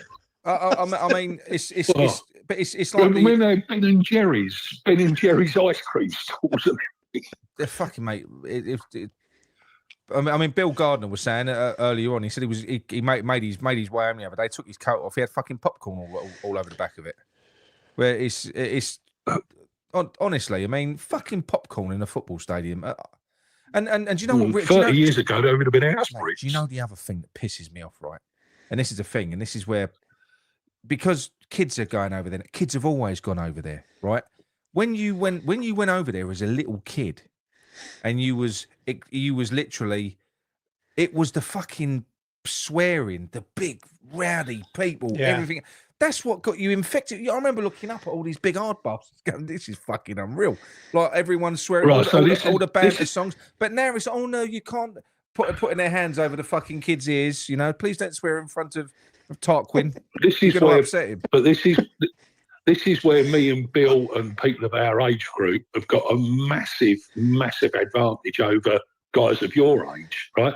So I first started going like West Ham home games when I was 13. Yeah. So 73. Yeah. Right. So in 1973, I'm walking round. I'm following Cass, Gardner, and Bunter. You're fucking old, you are, Simon. Oh yeah, yeah. So but vintage. Cass and Bill were probably about 6 or 7 years older than me, right? Yeah. So I'm 13. I've got me. Remember well, you wouldn't have saw it, but you used to have your scarf and you used to have to knot it round your wrist, right? And I'd just follow them round wherever they went, like 10 yards behind them, making sure I was all right. And so like you'd all go in the west side and get in the west side and get in behind them and all that. And honestly, you grew up pretty quick in there. I mean, and then I started going home and away when the old man let me. So that was 75 when I first started going home and away. So I got the 2 cup finals and went to Europe and all that stuff. So I had all of that and that's my memory of West Ham is sort of 73 through to about, I don't know, probably about 95. And after that, I just used to go over there. There's nothing else to do. I'll tell you what, we've got 6 minutes left on this stream before I change over, because I have to, because it's 3 o'clock. We have to change over. So I'm going to pitch an idea to you lot, right? I had this conversation the other day when I was absolutely pissed. I think it's the best idea in the world. Oh, it's going to be a great idea if you were asked something. Seriously, right? If you want to improve football, how boring is Premier League football now? Tell me in the chat if this wouldn't make football more exciting. You know the current point. You know they like to change rules, add VAR in, do this. Everything takes away from football. Football now is all defensive. It's boring. You know, it's about not scoring. How about this? How about you keep the same point structure? You get 1 point for a draw. You get 3 points for a win. But then you get another point for every goal that you score over the win. So if you win fucking by one clear goal, you get another point. It would encourage teams. You imagine that towards the end of the season, it would encourage teams to fucking go and try and score fucking goals. Goals are fun. They are. Football should fundamentally be about 11 men going against each other, trying to fucking beat each other. That's what it should be. Hold on. So when we get beat 6-0 at home to Arsenal, they get 9 points. Yes. Yeah, no, I'm telling you. No, seriously. But what that will do, that will increase the entertainment value in football. You know, full well Potter's putting the fucking 10 players on the goal line to stop teams scoring. You know, he'll count 1-0 as a win. No, but what I'm saying is, at that point, could you imagine if you had a Premier League full of teams that were playing like Barcelona and Inter Milan, just trying to outscore each other? It'd be fucking amazing. Tell you what, it'd be entertaining. But it would be entertaining. It would. Yeah. This is what I don't get about the Premier League now, right? So everyone followed Pep as soon as he started playing the old ticky tacky and the keeper has to pass at the bloke in the 6-yard box, right? Yeah. I get it that he did it. But why do Mansfield and Southend have to do it as well? Absolutely beyond me why they think. Mate, it's happening in grassroots football now. They're playing this stupid fucking tippy-tappy what is that all about? About goalkeeper? Like, if you're shit, which I'm guessing a bloke who plays centre half for Basildon, right, he's probably going to be fairly average. I'll leave that. I'm going to give it to him on his 6-yard box. I'll tell you, Keith Knight's talking about it. They're talking about the inedible meat pies at Upton Park. Do you remember them fucking Balti pies? What never cooled down? I used to pop the lid off, mate. They get fucking burnt tongue every time. Like they was heated up in a nuclear reactor, mate. You take them off, fucking right. They they was either like a McDonald's apple pie, mate, that was fucked. Or that was so still dangerous. Or they was still frozen. But can you imagine? But can you imagine selling them over there now? They'd say you have to take the top off your pie before you go in now. Yeah. You have to. That's a health. You might throw that. You might throw that over the wall. You have to sign a disclaimer before. Why am I signing a disclaimer before I want to buy it? Fucking no, it's Sullivan. He'll charge for the steam, mate. That fucker. Do you know what I mean? Yeah, look, West Ham United 58 says that's a brilliant idea. Fucking bring the fun back to football. It's what the Premier League. I'll tell you what. I'm telling you now. It's a great idea, but something needs to happen to the Premier League, and I'll tell you why. Right? Because if you look at the football that's currently being put, you look at that game. The Inter Milan Barcelona game, the football that's being played in some of these countries. I tell you what, the reason that the Premier League at the moment is the most lucrative is because it was the most entertaining. We're running the risk of becoming the most fucking boring league. It's the way it's going to go. The money will go elsewhere. It will. But the only problem that you've got with that goals. The only problem that you've got with that is that a lot of people think that the Premier League is all about England and English TV. It's not. It's all about India, China, Indonesia, the Philippines, all over there, and the rights. And I'm telling you that a geezer who lives in a mud hut in the Philippines. I'm looking like I'm from the fucking Philippines. My eyes are closing. Well, you go to Aruba, son. You got to power through, son. You got to power through. I'm powering through. I'm doing it. Gentleman Jack. I can't believe that all I've done is made a phone call at 3 o'clock in the morning. I've ended up going to Aruba with you, son. Yeah. Fucking hell. Right, but anyway, Simon, I'm going to let you go, mate. I'm going to say goodbye to James. Lovely to talk to you. If you want to call us back, we're going to be back on again in a minute anyway. So I'll speak to you in about half hour. I'm cracking on through, son. Don't you worry. Good lad. All right, in a bit. Rice tater. Oh, James, you're a legend, mate. Thank you very much for doing this. It has really helped, mate. I had this vision of doing a night shift, right? Because I thought I'm going to be on here between 12 and 6 in the morning, speaking to about 3 people. Nah, listen. There's even people in the chat. Look, so many people have been following it the whole way through. Thank you so much, honestly. Nah, listen. It means the world. At the end of the day, right, we're all West Ham fans. Yeah. That's the first thing, yeah. And like we all help each other. Yeah, I mean, like 100%. Listen, if you'd have said to me, Jay, can you just do an hour and I'll fucking have a kip or something, I would have been like, no worries, mate. Yeah, you know what I mean? Because I understand what you're trying to do. I think my worry is I think if I stop, I won't want to start again. Yeah, and that's what it is. What it is. You've got to keep going. Keep fucking going through, because if you stop or chill or anything like that, it's just going to end up looking in tears. Do you know what I mean? So let's get that off for you. Do you know what I mean? Mate. I'll just get that off before I leave.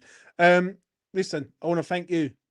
Right, listen, anyone who's sort of following Nick, everyone does, but follow Nick on his shit, man. Do you know what I mean? And I really do appreciate you this week, mate. Do you know what I mean? Cheers. And same with you, mate. Same with you, and same with you. E20's own TV. Go over, follow. He's put the late session in for me. He's really helped me out. He ain't let me down. Kingy's trying to redeem himself now. He is. He's I'll leave it at Kingy, mate. He's Australia. He's kangaroos have like raided his ass or something. But yeah, James, thank you very much, mate. So look, no worries. Everyone, once it's done, there's going to be another show starting, part 3. So straight away, I'm going to spark it straight up. James, top man, mate. I'll speak to you soon. No worries. Take care. Cheers, mate. Cheers, everyone. Right.